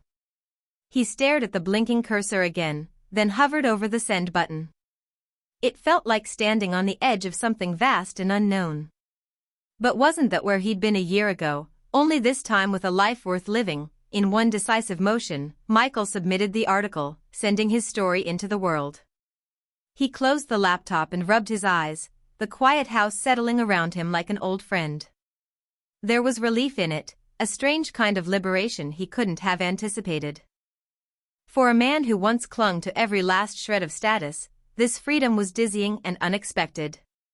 He returned to the laptop later, the blank, unopened screen taunting him. He took a steadying breath and powered it on. The online comments filled up quickly, scrolling by in rapid succession. His chest tightened, but he forced himself to read them. Amazing insight.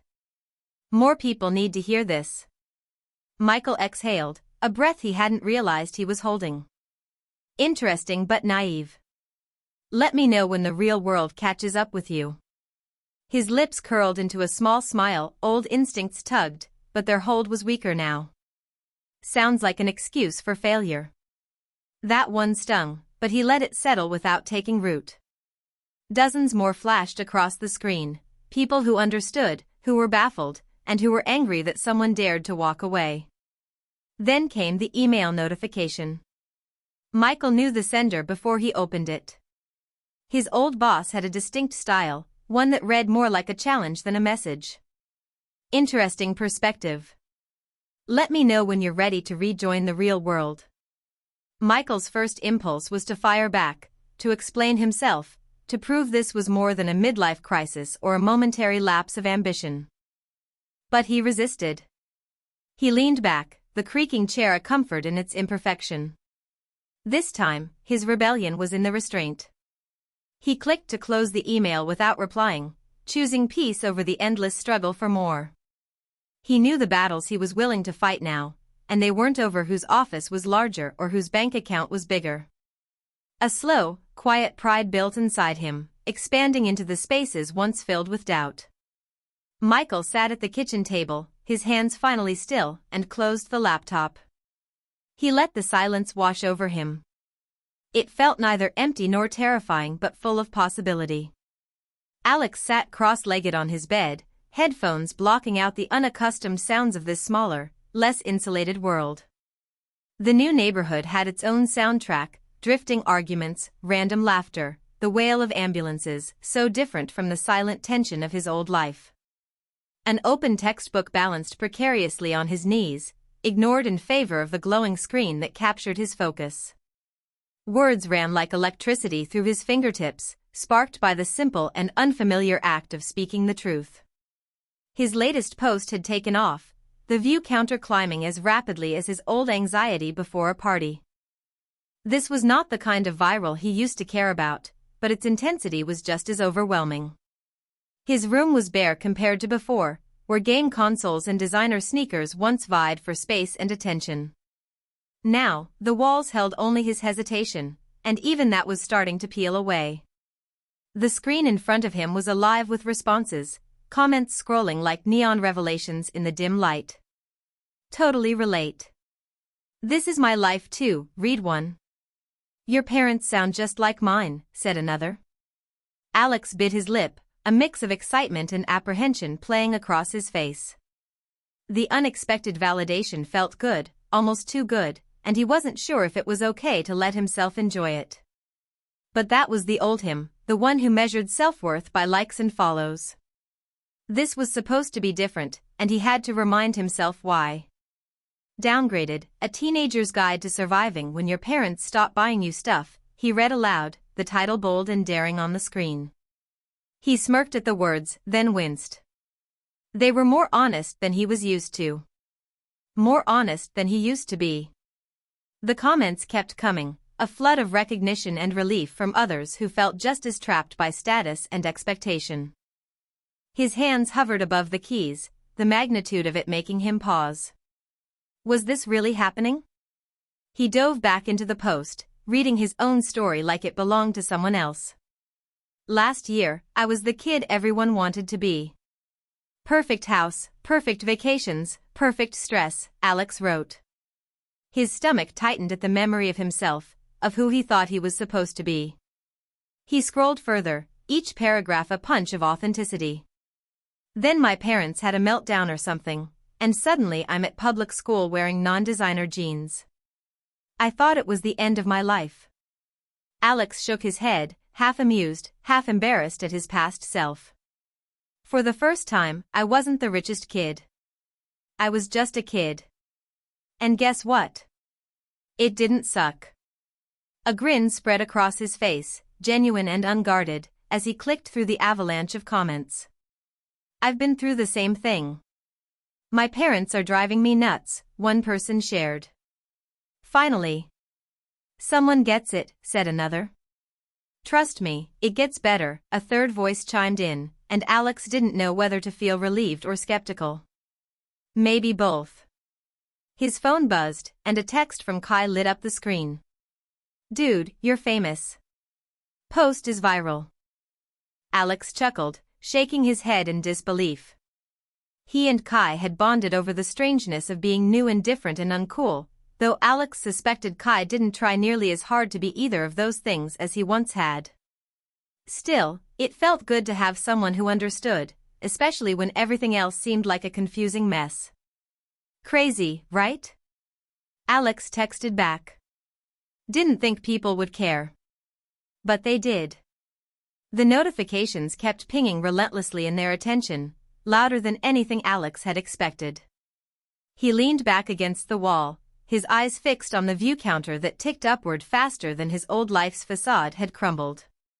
He remembered how desperate he used to be for this kind of reaction, how much he'd feared disappearing into the background if he didn't have the latest, greatest everything. Was that guy gone now, or just in hiding? His laptop screen lit up with another batch of comments, each one like a lifeline from a world he hadn't known he was part of. You've inspired me to care less about what people think, someone wrote, and Alex felt the words like a dare.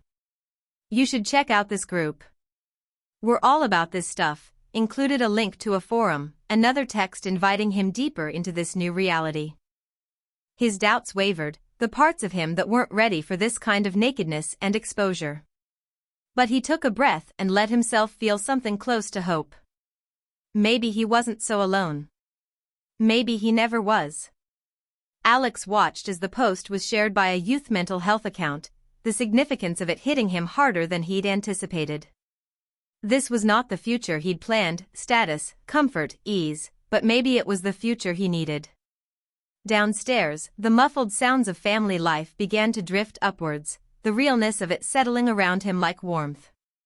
He unplugged his headphones and headed to join them, leaving behind the new soundtrack of his life but taking its impact with him. Michael and Sophia were already in the living room, the small space filling with the kind of chaos that Alex was learning to love. He flopped down on the sofa next to them, still buzzed from the screen but ready to share the experience in more than just words. Did you see? He asked, his excitement barely contained. It's blowing up. Sophia laughed, the sound unfamiliar in its carefreeness. We did see. Your father's been glued to the laptop all afternoon. Michael shrugged, trying and failing to look nonchalant. I might have peeked once or twice. They exchanged a look of mutual pride, each seeing their own fears and hopes reflected in the other's eyes. Alex ran a hand through his hair, still stunned by it all. I thought no one would care. But it's like everyone's feeling the same thing. That's how I felt this morning, Sophia said, her voice soft but certain. I couldn't believe people would actually listen. Let alone agree, Michael added. He reached for the stack of papers beside him, their edges dog-eared from anxious handling. The comments on my article were mixed. Same with mine, Sophia said, giving Alex a knowing look. Think we're the new family freak show? Maybe, Alex replied, smiling wider than he meant to. But we're the interesting kind of freak show. The room filled with laughter, a lightness replacing the tension that had once been the soundtrack of their lives. The three of them were on a new journey together. It was strange, awkward, and uncertain, but there was a comfort in the shared vulnerability. You're famous. Michael teased, nudging Alex with his elbow. How does it feel? Alex hesitated and then shrugged, feeling the last of his doubts begin to lift. Not bad, he admitted. Kind of cool, actually. They lingered in the living room, savoring the moment, knowing it was more valuable than anything they'd left behind. This was a different kind of success, one measured by authenticity instead of achievement. It was messy and imperfect, but it was theirs. After his parents went to bed, Alex sat quietly in the dim light, the quiet surrounding him like an embrace. He thought about how far they'd come, how far he still had to go. His doubts faded with the evening, and for once he let himself believe that maybe, just maybe, this life, this real, unfiltered, exposed life, was enough. Chapter 20. Challenges revisited. The laptop pinged with electronic cheer as if delivering more than the usual reports and newsletters that clogged his inbox like old receipts. He considered ignoring it, Those little songs of digital triumph were harder to resist than they should be. Michael glanced up from a copy of Simpler Living, his eyes catching on the subject line. Words like these hadn't crossed his desk in months. He clicked. When the offer unfolded in a smooth scroll of six-figure promises and seductive perks, the air around him sharpened with an edge of cologne and expense accounts. Even the sound of his own breathing seemed suddenly louder. His fingers froze above the keys, his posture straightening like a veteran summoned back to a war he'd thought was over. He felt the familiar quickening in his chest, a half-remembered thrill tinged with a nervous edge. They were offering him a senior position, complete with a salary figure that seemed to grow in font size the longer he stared. It read like the fantasy of someone who hadn't yet tasted it all and become sick. Company car. Stock options. Private parking. Words that used to be gospel, each a promise that the life he fought for was just over the next hill. His eyes darted to the top of the email, confirming it wasn't a cruel mistake. Why now, after all these months of silence, when he'd just begun to believe in the story he'd been telling himself about new priorities, he read the email again, slower this time, savoring the details like the aroma of a meal he'd sworn off but still craved. The packages. The benefits. The implied power behind every word. He felt a tickle of sweat along his collar, memories of triumph and tension threading through his mind like a highlight reel on fast forward. He could see the glass tower before him, gleaming under a blue sky, a monument to ambitions that still haunted him with whispers of what might be. The corner office rose in his mind, full of light and the smell of polished wood. The sleek furniture in muted grays and blacks, as precise and controlled as the life he used to lead. His days punctuated by the rhythmic tick of high-stakes deals, the chorus of a world where he once reigned with polished confidence. The memory pulled at him with a magnetic force, dragging him back to mornings of coffee that cost more than some families spent on groceries. Lunches that doubled as status symbols. The view of the city from 30 floors up, a city he once held in his grip like a secret he was the first to uncover. In that world, his importance echoed down marble hallways, where even the light seemed engineered to flatter the figures of men who wore power as naturally as their suits. But with the pull came the remembering of how it also wrapped itself around his chest until he couldn't breathe, how the air turned thin and dangerous when it slipped away. Michael's heart recalled the cadence of that life as if it had never forgotten, a relentless tempo that drove him toward an edge he nearly toppled over. It was a music both thrilling and terrifying, and here it was again, playing softly in the back of his mind, tempting him to join the dance. He straightened in his chair, the tension around his eyes replaced by the gleam of ambition. The letters on the screen blinked back at him, daring him to accept what he thought he'd left behind. But hadn't he paid for it? The cost was there in the sharp lines of his health, in the spaces it left between him and his family, spaces he was just beginning to bridge. He rubbed a thumb across his temple, where the stress had painted its early gray. Could he walk back into it all and call it progress? Was this offer salvation or sabotage, pulling him back to the surface or dragging him down to drown? Michael pushed away from the desk and let the chair spin, buying time with the distance between him and the screen. But the thoughts were faster than his feet, circling him with questions and doubts. He picked up a photo from the shelf, his fingers brushing the surface with an unsteadiness he hadn't felt in months. Sophia's smile caught him off guard, its warmth a reminder of the other promises he'd made. Her face was the anthem of their new life, a tune he couldn't hum when the past sang so loudly in his ears. He exhaled a long, slow breath and returned to the laptop, reading the email a third time. The words were still there, potent as the first click, but his heart's gallop slowed to a trot. He printed the offer letter and watched the paper glide from the machine, warm to the touch like an illicit note passed under a conference room table. He hesitated before folding it, his hands unsure, his mind back in that tall building with its glass doors whispering welcome. The letter disappeared into his pocket, the decision to keep it quiet from Sophia more instinct than choice. It rested against his side like a secret, its presence solid and undeniable as he left the room.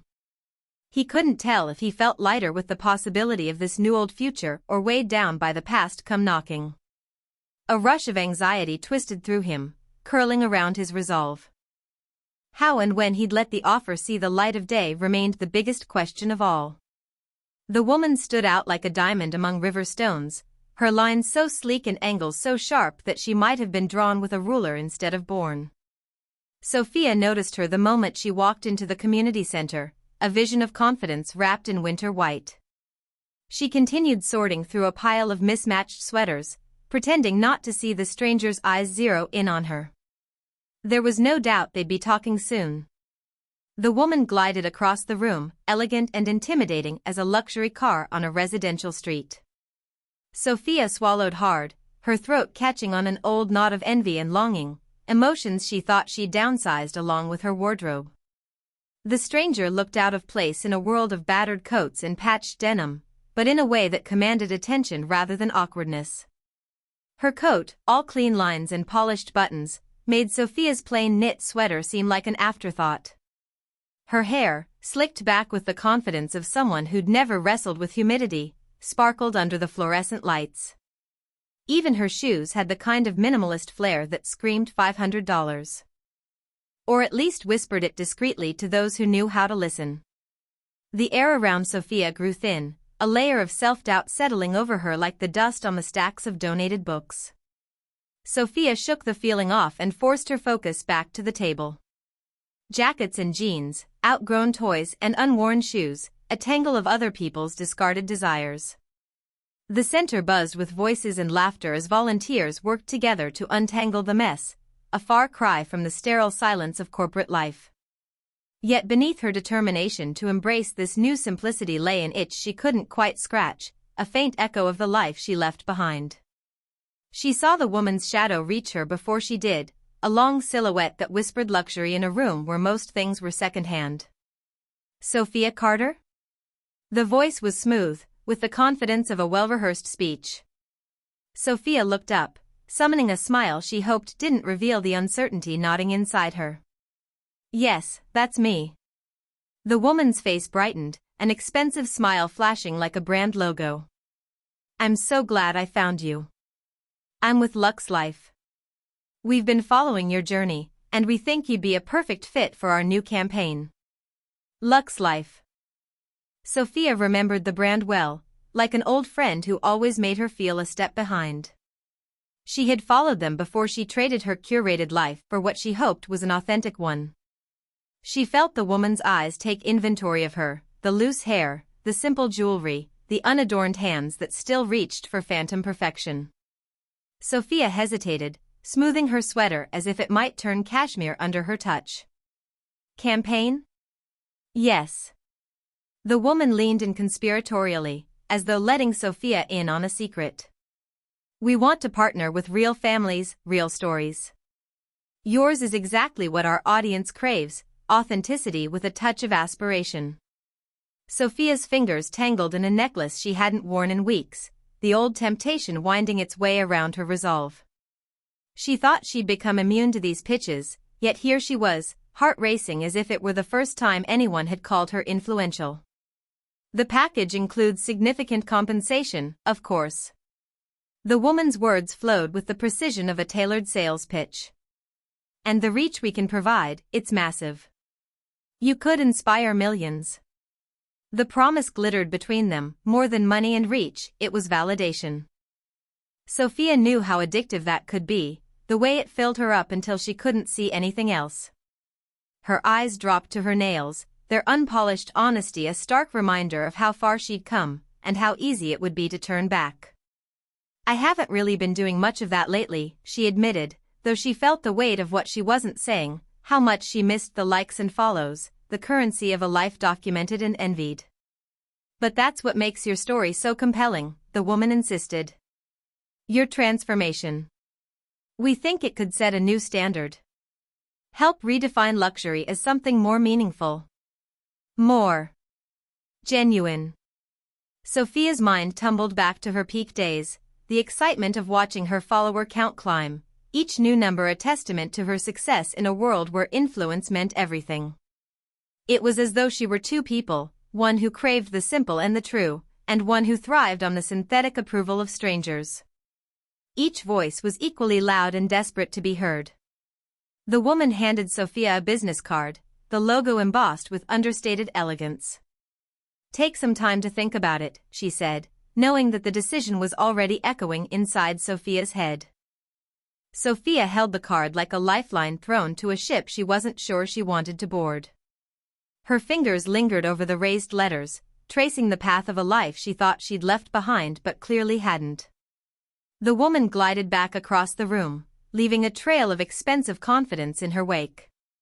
Sophia watched her go, the card still burning in her hand, knowing that the choice between old dreams and new convictions would not be an easy one.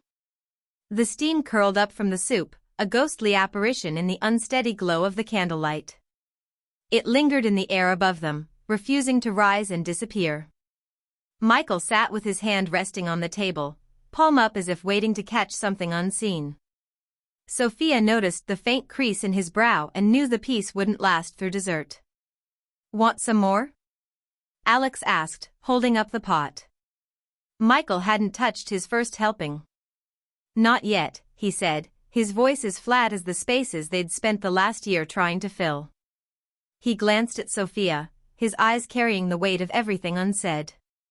The air felt heavy with the anticipation of their secrets finally bursting free. It was Sophia who broke the silence, her voice wavering with the effort. "Looks like we both have news," she said, forcing a smile. "Who wants to go first?" The question hung there, like the other ghosts, until Michael finally leaned back in his chair. "Okay, I'll start." His hand moved toward his pocket, hesitated, then dropped back to the table. "I got an email from the firm," he said, watching Alex's eyes widen. "They've offered me a position. Senior exec." "Wow." Alex's fork was suspended in midair, surprise stretching his voice. "That's... wow." Sophia's expression shifted from tense to knowing, her earlier concern unfurling with relief. She leaned forward, reaching for Michael's hand. "And I was approached by Lux Life," she confessed, as if admitting a guilty pleasure. "They want me to be an influencer again. Paid, and all that." "So, you both got offers? Like, at the same time?" Alex looked from one parent to the other, reading their faces like a text he didn't understand.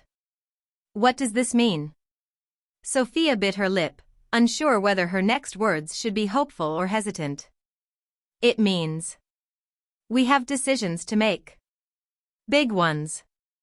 Michael nodded, his posture still stiff with the uncertainty of a man trying to bridge two worlds.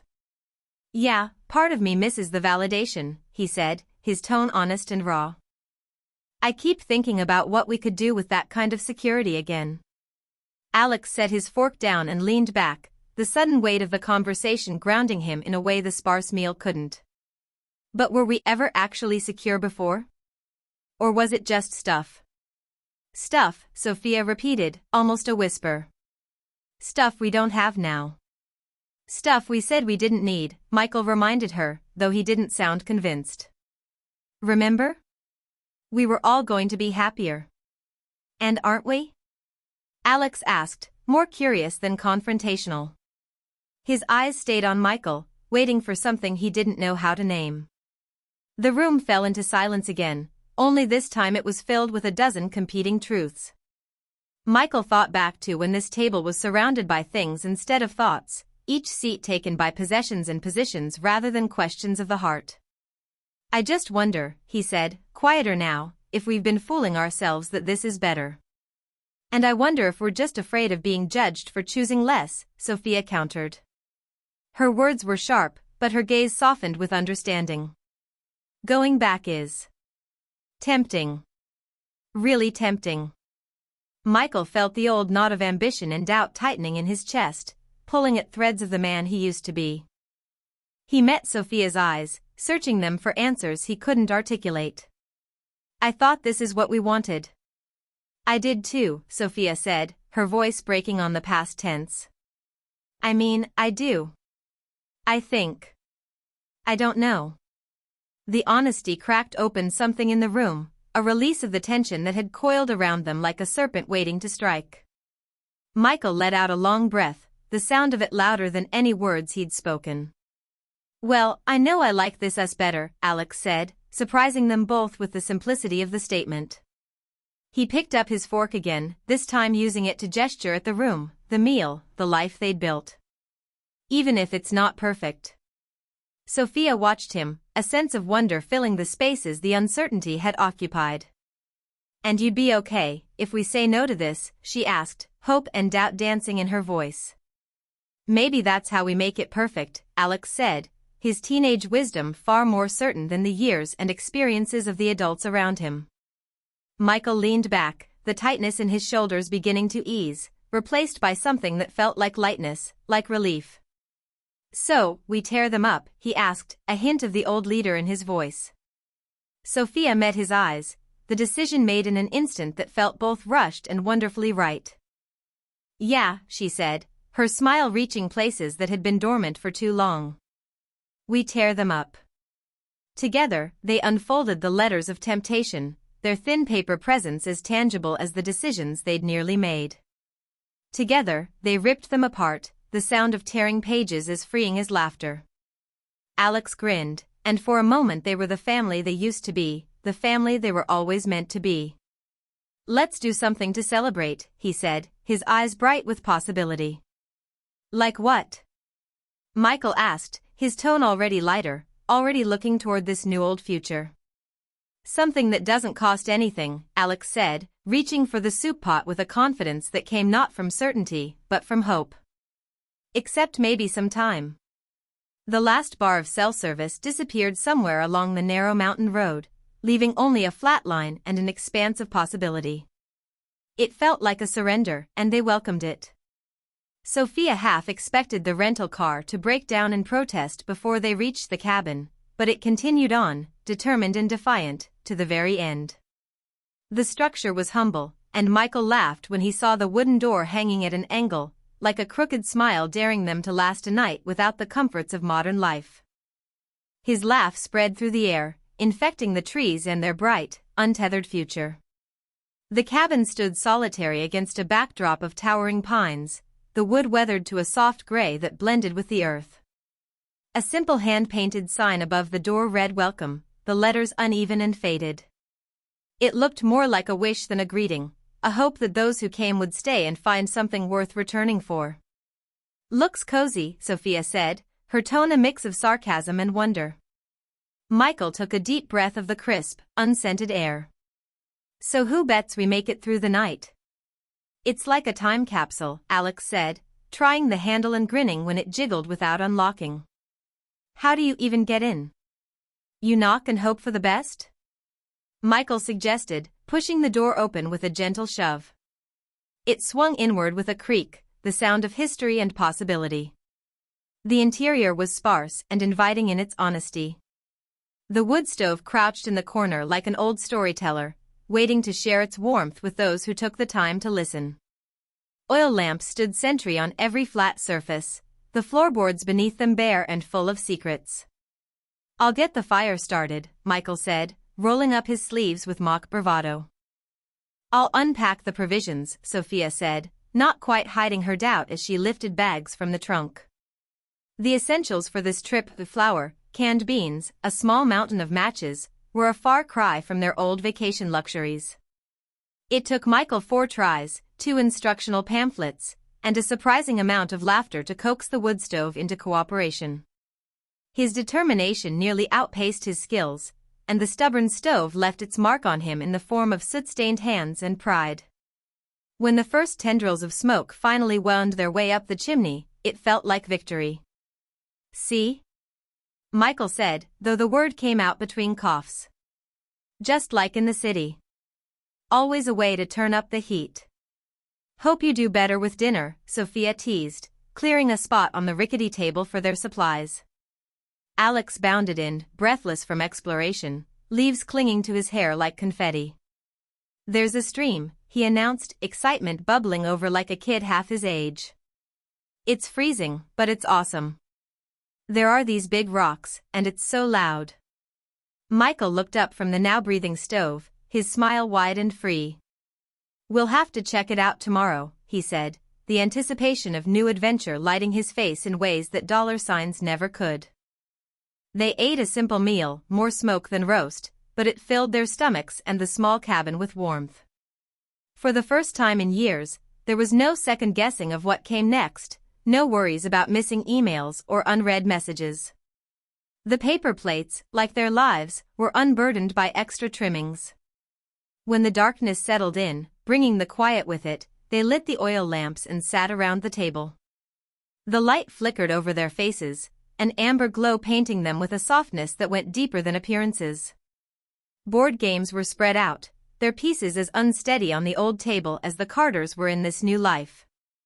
They laughed more freely than they had in years, without the undercurrent of performance or expectation. Michael paused in the middle of the game, watching his wife and son share this unfettered joy. He leaned back, absorbing the moment like a man parched. This is what he'd traded the corporate ladder for, and it was worth more than any stock option could promise. "You okay, Dad?" Alex asked, looking up with curiosity and concern. "Yeah," Michael said, realizing the depth of it as he spoke. "I just haven't thought about work all day. Or money. Or anything but this." He waved his hand around the room, the gesture taking in more than the space itself. It took in the air, the light, the life they were choosing to live. It was emptier, but only in the best ways. "It's nice," Sophia said, the words falling like an understated blessing. Her hand found his across the table, their fingers interlocking like the fit of a well-loved sweater. "It is," Michael agreed, and he felt the last of the tension slip from his shoulders. The air outside was crisp with the scent of pine and promises, the stars spilling across the sky in numbers they hadn't seen before. It seemed like an extravagance, a display too grand for anything but a high-end screensaver, but here it was, free and unfiltered. They stepped out onto the porch, standing close together in comfortable silence, the chill reminding them how good it was to feel this alive. "This was a good idea," Alex said, his voice soft with wonder. It was more than the words, it was the contentment that came with knowing a choice had been right, the certainty that the offer they'd accepted wasn't on a letterhead but in their hearts. The cabin stood quiet and sturdy behind them, not demanding to be more than it was. Just like them, it was enough. It welcomed them into its simplicity, its peace, a testament to the truth that sometimes more could be found in less. They watched the sky in awe and silence, with a certainty and togetherness that outshone even the brightest of stars. Chapter 21. Inner happiness. The morning light found its way through the modest kitchen window, painting sun-drenched patterns on Michael, Sophia, and Alex as they attempted the risky venture of making pancakes together.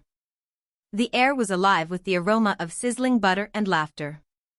Alex leaned against the counter, peering at a half-burnt flapjack as if it might reveal the mysteries of the universe. Michael stood ready with a spatula, eyeing the griddle with the intensity of a high-stakes negotiation. "You know," Sophia said, smiling, "maybe we should have started with cereal." The kitchen itself was a testament to their new life, mismatched dishes crowded open shelves, and simple appliances hummed where sleek gadgets once stood. It was small but cozy, a world away from the stainless steel and granite fortress they used to call a kitchen. Sophia reached for the mixing bowl, her hair tied back casually instead of the pristine styling of past breakfasts. "Who needs cereal?" Michael replied, feigning offense. "We've got this covered." "Right, Alex." Alex grinned, taking a sip from a chipped mug that had quickly become his favorite. "Totally. Just don't burn down the house, okay?" He tapped at the flour bag, sending a white cloud into the air that sparkled in the sunlight. Michael took a deep breath and flipped a pancake with more enthusiasm than skill. It soared upward, a golden disc arching gracefully before gravity and ambition led it to an inevitable end, stuck fast to the ceiling, only to release its grip and plop back down, burnt to a crisp. The smoke curled upward, a phantom reminder of past perfectionism. Instead of tense silence or sharp criticism, they erupted into laughter. The sound was bright and untamed, filling the kitchen with the kind of joy they hadn't known in years. Sophia wiped tears from her eyes. "Well," she managed between giggles, "that's one way to test the smoke detector." Alex captured the moment in his mind, an instant he wanted to save not for likes but for life. His parents looked different now, laughing with flour on their faces and joy in their eyes. "Hold that pose," he said, reaching for an old camera he'd insisted they keep. "This one's going in the album." They gathered together, arms around each other, not bothering to wipe the flour or hide the mess. The pancake, still smoldering, lay like a badge of honor among the chaos of their new life. Sophia reached for the camera, teasing. "Do you even remember how to use one of these without a hashtag?" Michael feigned a look of deep concentration as he retrieved the next pancake.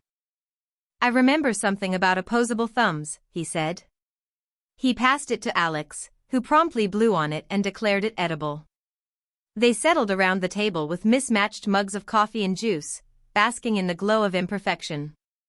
"You know," Alex said between bites, "this is way better than those designer brunches." Even if Dad did burn the first 5 pancakes. Sophia gave him a playful nudge. 6, she corrected. "But who's counting?" She looked at Michael, her smile unfiltered and honest. "Remember last year? This place would be going viral right now." "And I'd be on my phone pretending to read the news," Michael admitted. His voice had lost its edge, replaced by warmth that was still new enough to surprise him. "Not sure we knew how to just be a family." Alex set the camera on the table, looking at his parents with a seriousness that broke into a grin. "I like us way better now." His words hung in the air like the aftertaste of something unexpectedly sweet. They lingered at the table, finishing the stack of pancakes that ranged from golden brown to charred black. The kitchen was a mess of batter and flour, but nobody seemed in a hurry to clean it up. The chaos felt like an accomplishment, a far cry from the sterile order of their past. "This one's a keeper," Michael said, holding up a pancake with a grin that crinkled the corners of his eyes. They passed it around the table like a family heirloom, laughing at the silliness and savoring the spontaneity of a moment that needed no embellishment. Sophia reached for the camera again, snapping a shot of Michael and Alex mid-laughter, the blur of movement and color capturing more than any staged photo ever could. She caught herself, as she often did these days, remembering when such a morning would have seemed impossible. Her voice, when she spoke, was soft and full of something she'd forgotten how to name. "We've come a long way." Michael nodded, looking around the cluttered kitchen like a man finally seeing the view from his own window. "And you know what? I don't miss the old life at all." The morning light shifted as they cleared the table, casting new patterns on the walls of a home filled with warmth instead of things. As the last of the pancakes disappeared, so did the shadows of the people they used to be. They left the kitchen a glorious mess, retreating to the living room with the sound of laughter trailing behind, untidy and beautiful. The blank page waited, white and expectant, as Alex stared it down from the small desk in his room. He sat with a pencil poised like a question mark, tapping it against the edge of his thoughts. The silence pressed in, more persistent than any noise. He could hear the faint tick of a clock, a steady reminder of the passage of time and the deadline looming for the national contest. His essay, Enough, was there somewhere, just beneath the surface, but for now, the words refused to form. His room was a testament to his transformation, a simple space filled with what truly mattered. Gone were the expensive posters and gadgets that used to fill his shelves like a teenage museum of affluence. Instead, art he'd created himself covered the walls, charcoal sketches and abstract watercolors, each piece a declaration of who he really was. The bedspread was worn but comforting, a soft cocoon rather than a status symbol. A single lamp cast a warm pool of light over his desk, the wood scratched and used, carrying the history of hands that valued utility over shine. He glanced out the window, catching sight of the modest houses that lined their street. It was a different world from the gated community where he'd spent most of his life. In that place, everything was manicured and controlled, just like the people who lived there. He remembered the pressure to fit a certain image, to be the perfect son in a picture-perfect family. Alex Carter, all caps, etched into the labels of everything he owned but never truly felt a part of. He pressed the pencil harder, and finally, a word emerged. Enough. The letters were bold and immediate, claiming the page with a certainty that began to infect his own mind. He wrote slowly at first, each line a step further into unfamiliar territory. But with every sentence, his confidence grew, and the words flowed more freely. We didn't lose our house, we found our home. The essay took shape like a piece of art, crafted and recrafted, each stroke bringing new meaning to their journey. He paused occasionally, eyes drifting to the art on his walls, drawing inspiration from the bold strokes and vibrant colors. His thoughts circled around the concept, diving deeper with each pass. He knew he was writing not just to win a contest but to claim his voice, to assert his understanding of the life they'd chosen. The less we owned, the more we had. Alex set down the pencil and looked out the window again, his gaze traveling from the modest neighborhood to the memories of their old life. He saw himself as a younger kid, trying to navigate the social labyrinth of private school, the designer clothes that never fit right, the high-tech toys that filled his room but left him empty. He'd felt like an actor in someone else's play, hitting marks that never led to the kind of applause he wanted. His eyes returned to the page, and he crossed out a line, rewriting it with new insight. The words came faster now, spilling over the page with an urgency that matched the beating of his heart. I used to think freedom was a mansion.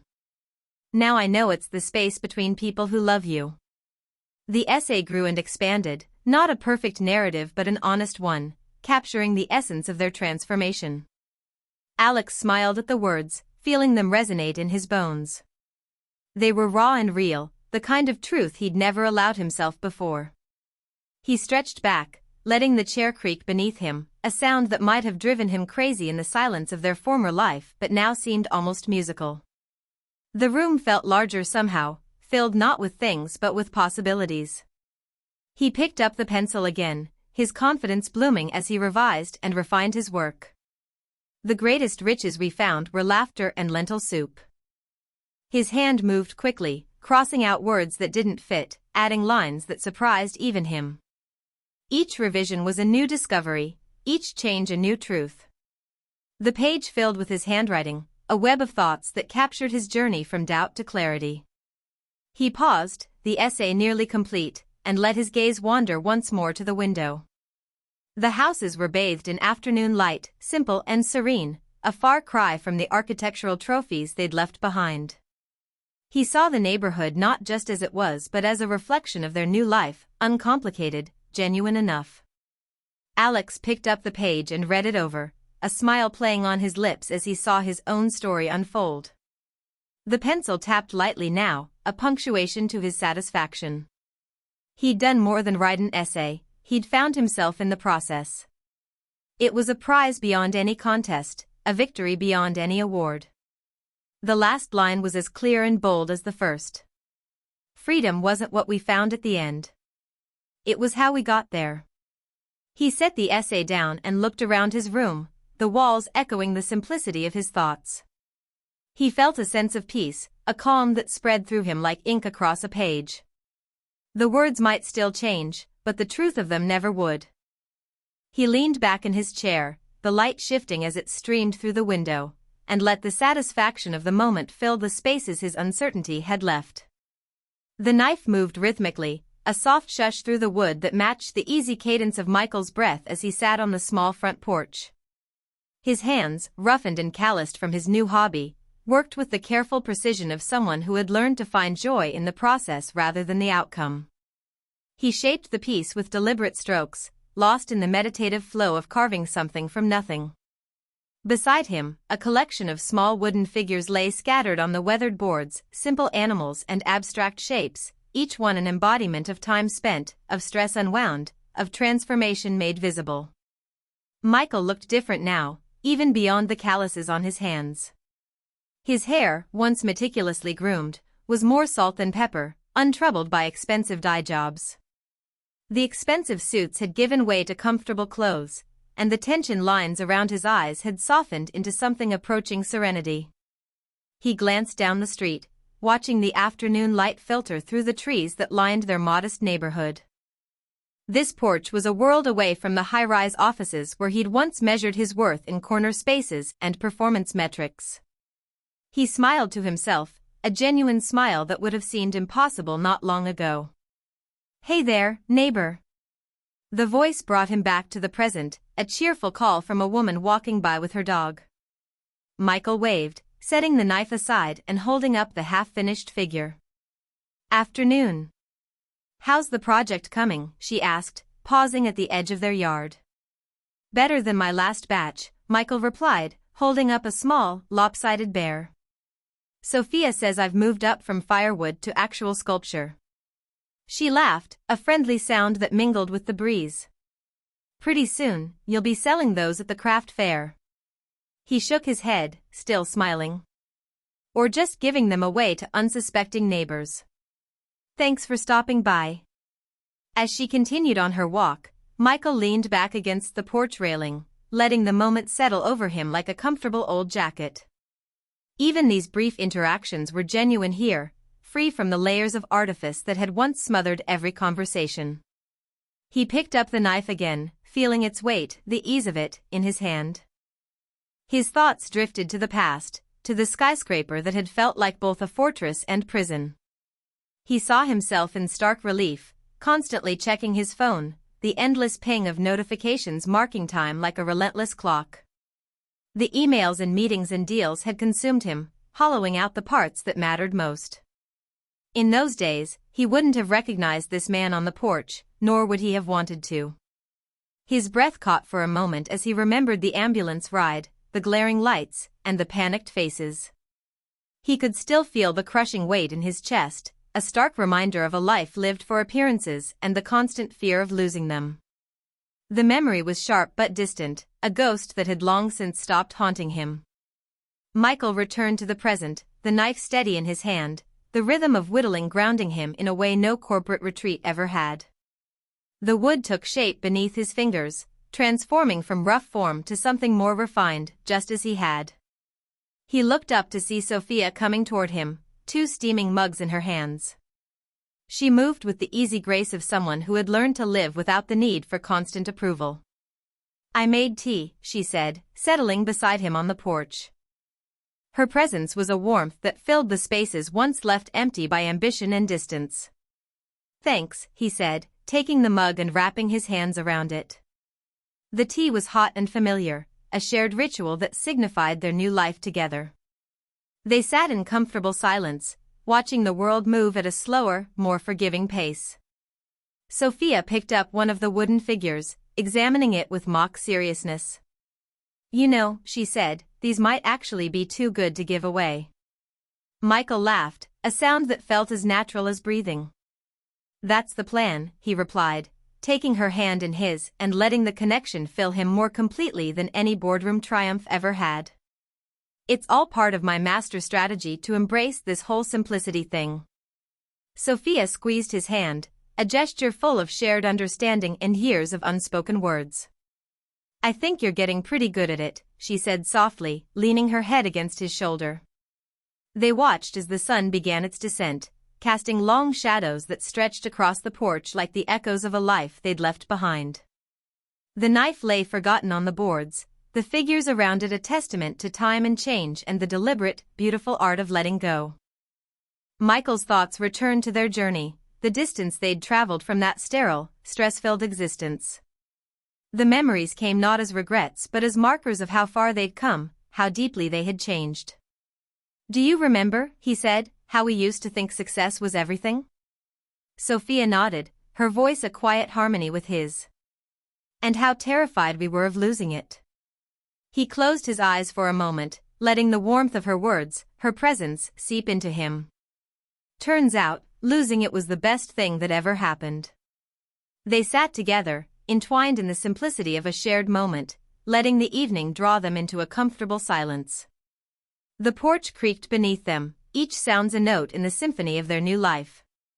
The light faded softly as if taking its cue from their contentment, leaving behind a darkness that was not empty but full of the promise of tomorrow. The figures lay scattered around them like pieces of a puzzle, each one fitting perfectly into the picture of who they'd become. As the stars began to emerge, quiet and steady against the night sky, Michael and Sophia stayed where they were, unwilling to move, finding freedom in the decision to simply be. Chapter 22. Full circle sunlight streaked through the kitchen window, warming the small space that once would have felt unbearably tight. Michael sat at the table with Alex, guiding his son's hands as they worked on an uncooperative tie. In another life, he would have been on the phone, ticking off urgent boxes on a relentless list, but this morning, his schedule held only one commitment: his son's graduation. Sophia stood nearby, fingers fidgeting with the fabric of Alex's gown, her voice bright with nervous energy. She spotted a tear in the cloth, an imperfection that once would have sent her rushing to buy something new. Now, she simply smiled, as if grateful for the small imperfection. "I'll get my sewing kit," she announced, disappearing into another room. Alex shifted his gaze from his valedictorian notes to his parents, catching the quiet way they exchanged glances. For a moment, he forgot the speech entirely. They moved together in easy coordination, a family dance that now felt natural. Michael's hands, once a blur of impatience, were deliberate and steady as he showed Alex how to fold the tie properly. "Just like this," he said, his voice gentle and unhurried. Alex mirrored his father, following each step with a newfound ease. "You're getting it," Michael encouraged, nodding in approval. Sophia returned with a small tin of threads and needles. She took a seat at the table, threading the needle with practiced care. "Who knew I'd be doing this?" she mused, laughter softening her words. Her fingers worked the fabric, stitching with an assurance that mirrored her husband's. She looked at Michael, her eyes catching his in a moment of shared understanding. The small room seemed to breathe with them, filled with more than just the three of them. Alex ran through his speech notes, but his attention wandered, observing the unspoken language between his parents. It was new but familiar, like a song he'd heard as a child and forgotten until now. He watched Sophia's fingers work, mesmerized by the simplicity of the scene. "Aren't you glad I noticed it before you got up there?" Sophia teased, her eyes sparkling. Alex grinned, folding his notes with care. "Yeah, I'd hate to be a wardrobe malfunction meme," he joked, then looked seriously at Sophia's progress. "Thanks, Mom." The last time they'd gathered for a milestone, their lives were a series of photos, perfectly edited and posted for an audience. Now, the only thing they documented was the feeling of being here together. Sophia pulled the needle through the last stitch and handed Alex the repaired gown, her face aglow with pride and joy. He stood and shrugged it on, the modest fabric and her neat work marking him not just as the valedictorian but as part of a story much larger than his speech. Sophia fussed over the gown's drape, making minor adjustments before stepping back to admire her handiwork. She exhaled deeply, a sigh that released old habits and expectations. "You're not nervous, are you?" she asked, her voice softer now, with genuine concern threading through. Alex hesitated, a pause that said more than words. "A little," he admitted, casting a sideways glance at his notes. "It's not easy telling your life story to hundreds of people." Michael rose from his chair, placing a hand on his son's shoulder, a gesture that needed no words to convey its meaning. "Just speak from the heart. That's what matters now." The kitchen filled with an almost sacred silence, a contrast to the chaos that once accompanied such mornings. The quiet was its own kind of celebration, a recognition of the journey they'd traveled and the place they'd finally arrived. They lingered in it, feeling the weight of it in the best possible way. Alex nodded, the movement steady, as if his father's assurance had anchored him. He picked up his notes, a simple sheaf of paper that represented far more than academic achievement. Sophia reached out to touch his arm, a connection made in the smallness of their new life that felt bigger than anything before. "Let's get going," Michael finally said, but the urgency that once drove him was gone, replaced by a pace that matched the life they'd chosen. They walked to the door, leaving behind the remnants of their breakfast, coffee cups and cereal bowls, casual and unplanned. The lack of perfectly arranged plates was its own testament to the new order. The world beyond their front door was ready for them, but not as ready as they were for it. They stepped out together, no phones in hand to capture or stage the moment. Instead, they carried with them something more lasting, the knowledge that the best parts of life didn't need a filter or a hashtag to be real. As the door swung closed behind them, it seemed to lock away an old life and open up a new one, full of promise and just enough. The auditorium buzzed with energy, the air thick with the scent of polished wood and nervous anticipation. Families jostled for seats, their laughter a tangled chorus against the backdrop of pre-ceremony chaos. The Carters entered, taking their place among those they'd once known and left behind. Alex was tense beside them, a collection of unreadable expressions. He shifted in his seat, clutching the edge of his gown with hands that wouldn't keep still. Michael and Sophia exchanged quiet words, their faces a mix of pride and anxiety. The principal took the stage, his voice rising above the crowd like an eager overture. "And now, our valedictorian," he announced, looking directly at Alex. The teenager stood, inhaling deeply before walking to the podium, leaving a wake of whispers and speculation. The moment was an odd reflection of itself, familiar yet entirely new. Families in designer clothes filled the seats, whispering about who wore what and who had the biggest house. The Carters knew these people, though it seemed they now existed on the edges of a circle they once sat in the center of. Michael and Sophia felt the stares and murmurs but held steady, secure in a way that made them almost unrecognizable to themselves. Sophia leaned over, her words lost in the crowd's noise but her expression clear with encouragement. Michael put a reassuring hand on Alex's knee, feeling the slight tremor in his son's body. "You can do this," he said, meeting Alex's eyes with quiet assurance. The stage loomed large, a landscape of nerves and expectations. Alex reached the microphone, adjusting it with hands that seemed to move through water. His parents watched, their hearts a blend of anxious beats and hopeful rests. The principal cleared his throat, pausing to let the room settle. "This year, we have the honor of hearing from a remarkable young man," he began, his voice rising to fill every corner. Despite transferring from a private school, Alex Carter has achieved the highest honors. The announcement rippled through the audience, each name like a pebble dropped into a still pond. Alex hesitated for a moment, then stepped forward, his eyes scanning the crowd. The world narrowed to this single moment, his future perched delicately on the edge of his words. The room felt cavernous and intimate all at once, a space defined by silence and expectation. Alex looked down at his notes, then at the faces watching him. 2 years ago, he began, his voice a fragile thread, "My family had everything, or what we thought was everything." He paused, letting the line hang in the air, and it caught like kindling. The whispering ceased, curiosity overtaken by genuine interest. Alex found his rhythm, each sentence building like a slow, steady climb. He spoke of their life before, a blur of excess and empty milestones. His father's collapse became the turning point, the moment they realized how little they truly possessed. "We had to lose it all," Alex continued, his voice now steady and clear, "to find what really mattered." He abandoned his notes, speaking directly from a place he'd barely known existed until recently. He talked of their new life, the simplicity that filled spaces money couldn't buy. His honesty felt like a gentle rebellion against the room's opulence, each word a quiet revolution. Sophia reached for Michael's hand, their fingers intertwining as Alex's words carried them through their past and into their future.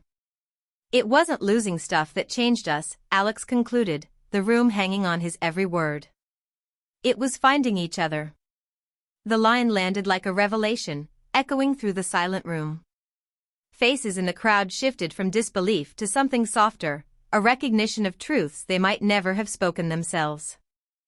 Even those who knew the Carters least felt the shift, a palpable movement from judgment to understanding.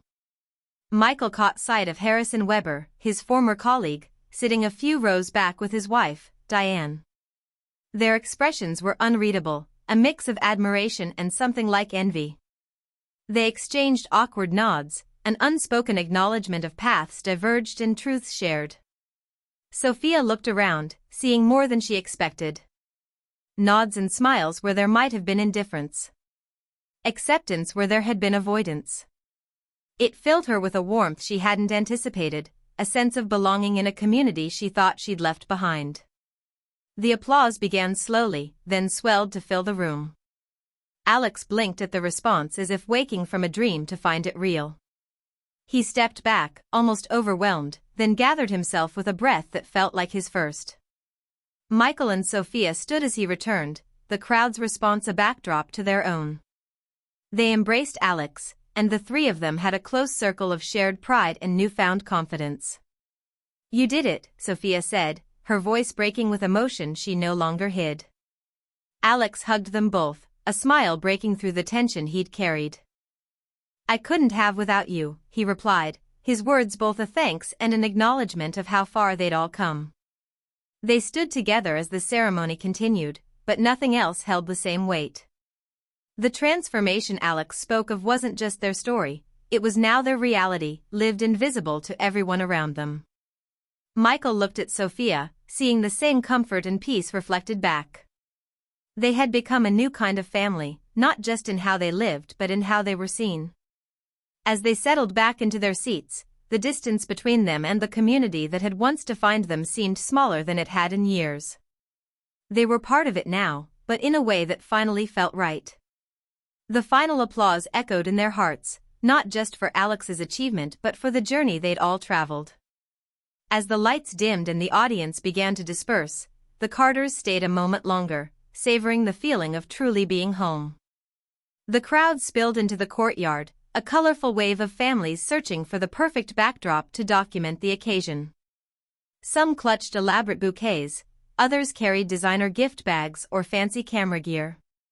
The Carters stood at the center, unadorned and unhurried, accepting congratulations from former friends who seemed torn between judgment and curiosity.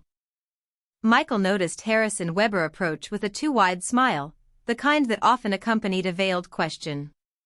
"Don't you miss it, though? The lifestyle?" Harrison asked, his voice dipped just for them. Michael glanced at Sophia, her relaxed smile a testament to how far they'd come, then at Alex, who seemed lighter than he'd ever been.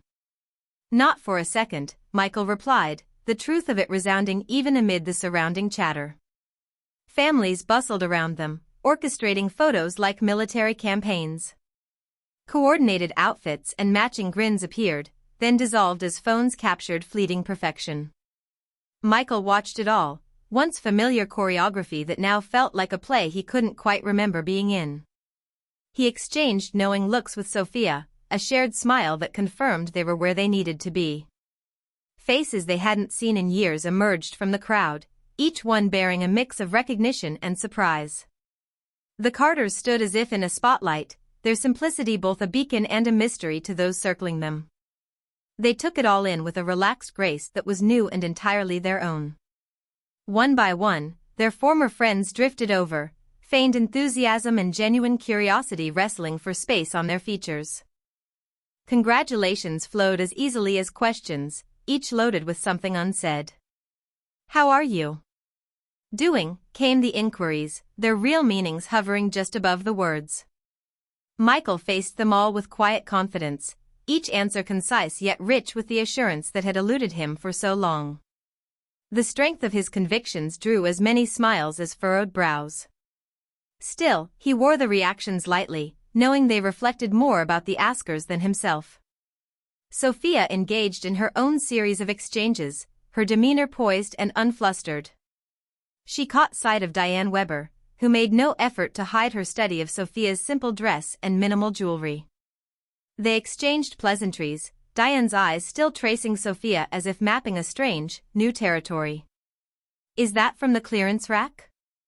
Diane asked, her words half joke, half astonishment. Sophia laughed, a sound free of the self-consciousness that used to bind it.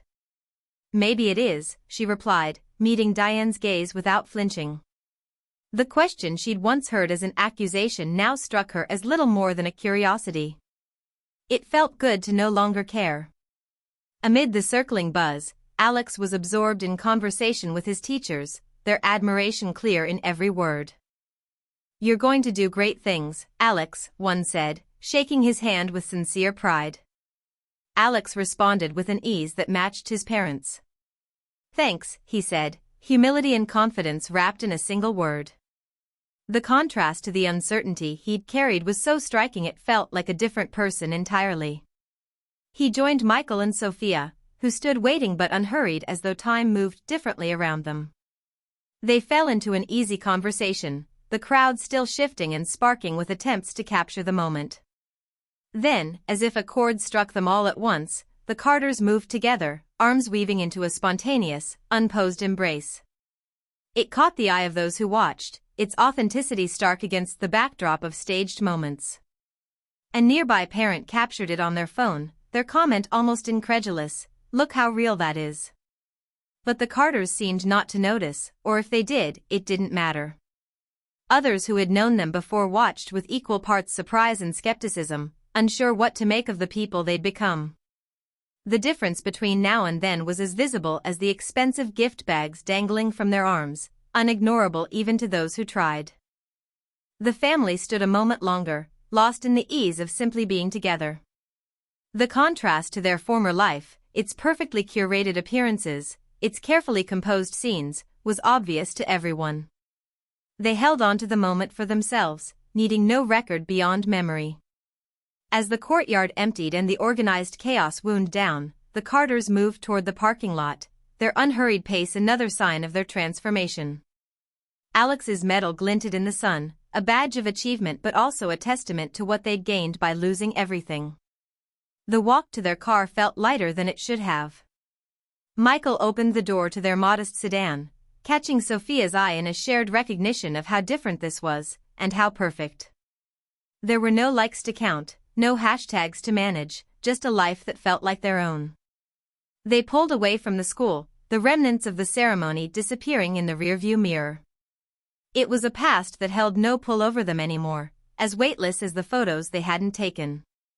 The new path stretched out, clear and bright, and theirs alone. Chapter 23, Epilogue. Enough. Autumn shuffled along at their feet, crisp and loud and unaware of their quiet reverence. The leaves crackled beneath them, reds and yellows announcing their arrival as the family moved down the cemetery path, one after another. They walked without speaking, though the soft air nudged them to talk. The old perfectionist carried the gift as if he'd been the one receiving it, cradling the potted plant that Rose had given them when they downsized to the smaller house. A year since they'd moved and a year since Alex's graduation, and the plant had grown into something vibrant, spilling new leaves and fresh shoots over the rim. The old housewife tucked a fallen leaf into her pocket, a reminder of the simplicity she'd learned to cherish. The boy-turned-rider trailed just behind them, hands tucked deep into his pockets.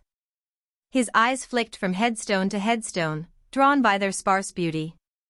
They approached Rose's grave, where wildflowers framed the stone like quiet guests. Michael held the plant tightly, his hands no longer accessorized with luxury watches. He marveled at its growth, so unlike the stiff, curated displays of their old home. Each new leaf spoke of change, of a journey from suffocating excess to breathable simplicity. Theirs had been a life of appearances, every detail of their existence calculated for effect. Now, as they passed the modest markers of those who'd found other kinds of success, he felt gratitude rather than envy. "Perfect spot for her," Sophia said, her voice almost as soft as the breeze that tugged at her hair. The air felt alive, the cold playfully brushing their cheeks and leaving them a little red. She studied the neat rows, the modest headstones, the way nature took root around the edges. The grounds were well kept but unpretentious, just like Rose. "I could see her picking it out," she continued, more to herself than anyone, as she walked slowly beside her husband. Michael nodded, a quiet agreement. The openness around them seemed to deepen with every step, as if the absence of clutter created more room for them to breathe, to feel. Alex hung back a little, letting his parents take the lead. He moved with a casual confidence, but his gaze was thoughtful, fixed on the grave that came into view. The stone was simple, just a small piece of marble with Rose Matthews, 1939 to 2017 inscribed on it. His fingers traced the letters, sensing the years behind them. Michael placed the thriving plant at the foot of the grave, gently setting it on the grass. It looked bright and alive against the backdrop of stone, its leaves shaking slightly in the morning air. The plant was more than just a gift returned to its giver, it was a symbol of all they'd gained in losing what didn't matter. "We wanted you to have it, Rose," he said, his voice low and personal. The three of them stood together, the moment stretching into something profound and still. They didn't speak, but the silence was full, overflowing with gratitude and reflection. Sophia slipped her hand into Michael's, their connection warm and real, no longer the staged unity of shared photo ops. Alex stood beside them, tall and composed, no longer the nervous child afraid of losing what others had. They all watched the grave, and maybe they watched each other too, their changed lives written in the lines of their faces, the calm of their eyes. Michael remembered the years before they'd met Rose, the pursuit of things, the hunger for more that never eased. Even after the heart attack, it wasn't until they met the wise widow that he really understood how lost they'd been. She was the one who showed them another way, who taught them the meaning of enough. Beside him, Sophia lost herself in her own memories. She thought of the years they'd spent chasing perfection, the flawless family pictures and glossy social media updates. How they'd measured their worth through possessions and status, every detail meticulously controlled. Now, everything felt more natural, more honest. Her hand found its way to the plant, fingers brushing its leaves, making sure it sat securely by Rose's grave. She smiled, not for a camera, but because she felt it deep inside. The family stood there, allowing themselves this time to be together, to feel the presence of someone who'd changed them forever. It was a different kind of closeness, not manufactured but real, growing, alive. The words Rose had once said to them echoed in Michael's mind. "It wasn't losing stuff that changed us," she'd told them with that gentle conviction. "It was finding each other." He realized now how true that was, how much they owed her wisdom. As the autumn air settled around them, they exchanged glances full of unspoken understanding. The moment wasn't just about Rose. It was about who they'd become, and the gratitude that filled them. Alex ran his fingers over the stone one last time, a silent thank you from the boy who'd been given so much more than things. Michael watched him, then looked at Sophia, and they all knew what they were thinking. They'd found something rare and precious, something that Rose had shown them. They'd found enough. Michael felt for the book inside his jacket pocket, pulling it out with the same prideful care that he'd once used for expensive pens and status watches. The cover had an almost bare design, just the title enough in clean, white letters. He turned the pages with fingers that no longer felt the constant urge to fidget, stopping at a dog-eared spot. His voice was careful and warm as he began reading aloud. "You're not poor when you let go," he read. "You're free." They stood around the small headstone, the air brimming with the words he'd just spoken. He read more, lines that revealed their journey from the grasping tightness of too much to the open space of simplicity. Sophia's eyes glistened with tears as she listened. Alex stood quietly, but there was a new confidence about him, as if speaking through these words had allowed him to find his own. Michael paused, glancing up at his family, measuring their reactions with a sensitivity he hadn't always possessed. Sophia caught his eye and gave a small nod, her tears catching the light like tiny truths.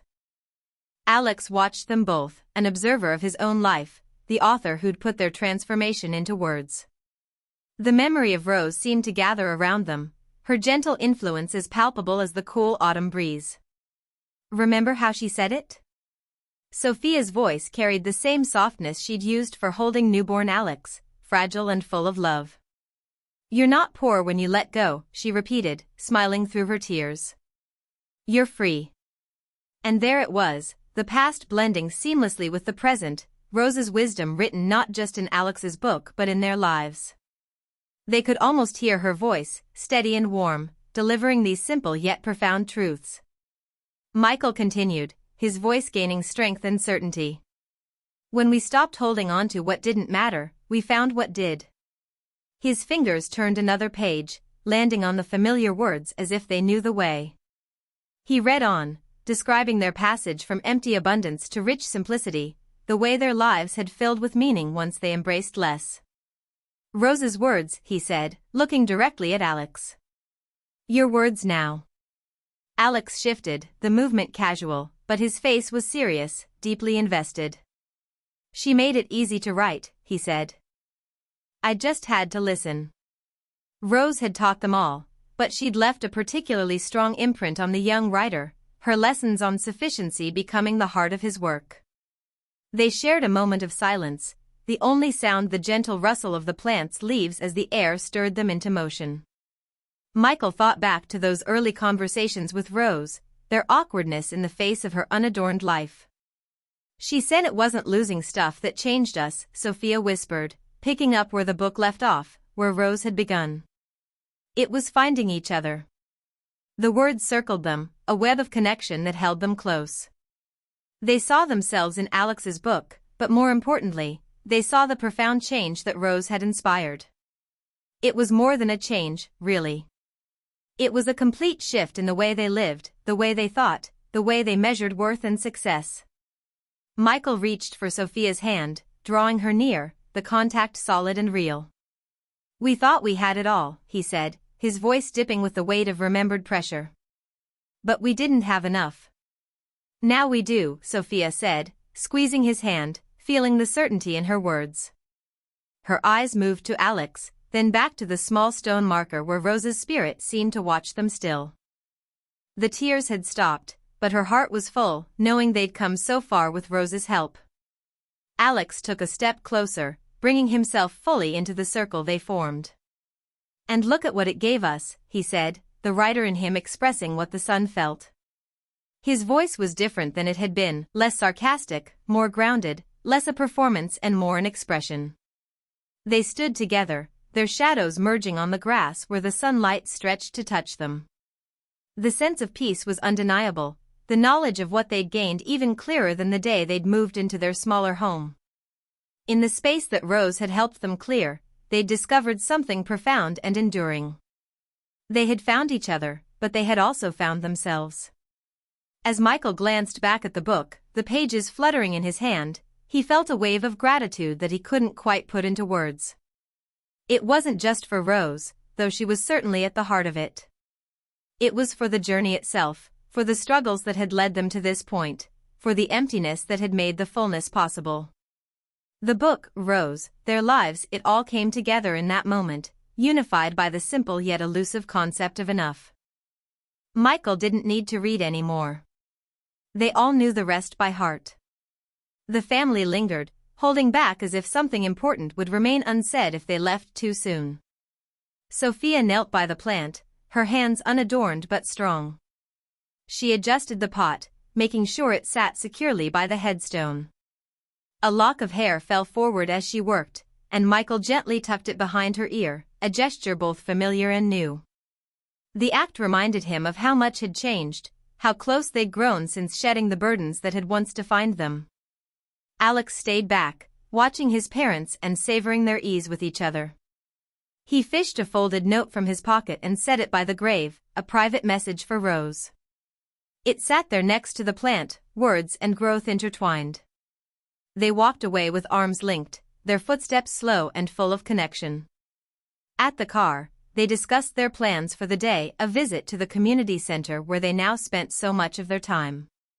Their conversation revealed just how far they'd come, how deeply they valued the simplicity and purpose they'd found together. They moved as one, their shadows melting together as they walked. The linked arms and unhurried pace were testaments to a closeness that felt as new as it was natural. For so long, they'd lived in separate worlds despite sharing the same roof, Michael consumed by work, Sophia by appearances, Alex by the desire to escape both. Now, it was different. Now, they moved forward without leaving anyone behind. This was hard for us once, remember? Michael said, his voice colored with the surprise of rediscovery. Even standing like this was a struggle. He was right, Sophia realized. Being physically near had meant so little back then, and trying to connect had felt like an impossible task. She remembered the silent dinners, the scheduled family moments that never quite came to life. Even the house they'd lived in had been a fortress of separation, each member with their own wing, their own distractions. "And now you can't get rid of me," Alex joked, but the humor carried warmth, the words snug in the affection they all felt. He gave his mother a playful nudge, loosening them all with laughter. They kept walking, the autumn air full of things left unspoken and yet completely understood. Michael's thoughts circled back to his own transformation. He looked down at his shirt, the soft cotton plainness of it still a novelty after all those years of labels and brands. How long had he measured himself by his acquisitions, his corporate climb, his corner office view? It seemed so foreign now, that old self, the one that had looked in the mirror and only seen what was missing. He tugged at his sleeve, comforted by the simplicity. Sophia glanced at her own hands, surprised again by their strength. She remembered a time when her nails were always perfect, a reflection of the glossy life she'd worked so hard to maintain. She'd wanted everything to match that perfection, the house, the family, the marriage, but it never seemed to, no matter how much she tried. Now, with hands that showed effort rather than luxury, she felt more complete than she ever had. As they reached the car, a modest family vehicle so unlike the flashy SUVs of their past, their conversation turned to the day ahead. "What time did you say we're supposed to be at the community center?" Sophia asked, her voice brimming with excitement rather than obligation. Michael opened the car door, letting her slide in before him. "A little after 1. I'm starting the kids on their first woodworking projects today. Should be fun." And loud, Alex added from the back seat, where he already had a notebook out and ready, the ideas always flowing. Sophia turned to look at him, the pride she felt glowing between them. "And just think, you could have been stuck at some boring hedge fund internship this summer." Alex made a face, but his eyes were bright. "Yeah, dodged that bullet," he said. "I'd rather be hanging out with you too." Michael grinned, something that used to feel like an effort, but now came naturally and often. "I think I can handle a little noise," he said, starting the engine. "What about you, Sophia? Any big plans at the shelter today?" She settled into her seat, thinking of the women she'd come to know and care about, how they'd given her a purpose that no amount of online followers ever could. "There's a new family coming in," she said. "I'm helping them get settled." The car rolled down the gravel path, the tires crunching like the leaves had under their feet earlier. "What about you, Alex?" Sophia asked, twisting to look at him. "Any more book signings lined up?" He shrugged, the casual motion filled with satisfaction rather than ambivalence. "Couple more this month. But I'm really excited to hear what people at the center think." They all knew what he meant, knew the struggles of the families they were meeting, how similar they'd once been to their own. The responses to his book had already been overwhelming, the words resonating with so many who found themselves trapped in the cycle of never enough. "Rose would be proud," Michael said as they drove through the cemetery gates, the weight of the statement settling in comfortably. They left the grave behind, but in so many ways, they didn't leave at all. The thriving plant and Alex's note stayed behind as living testaments to the journey they'd taken and the wisdom Rose had shared.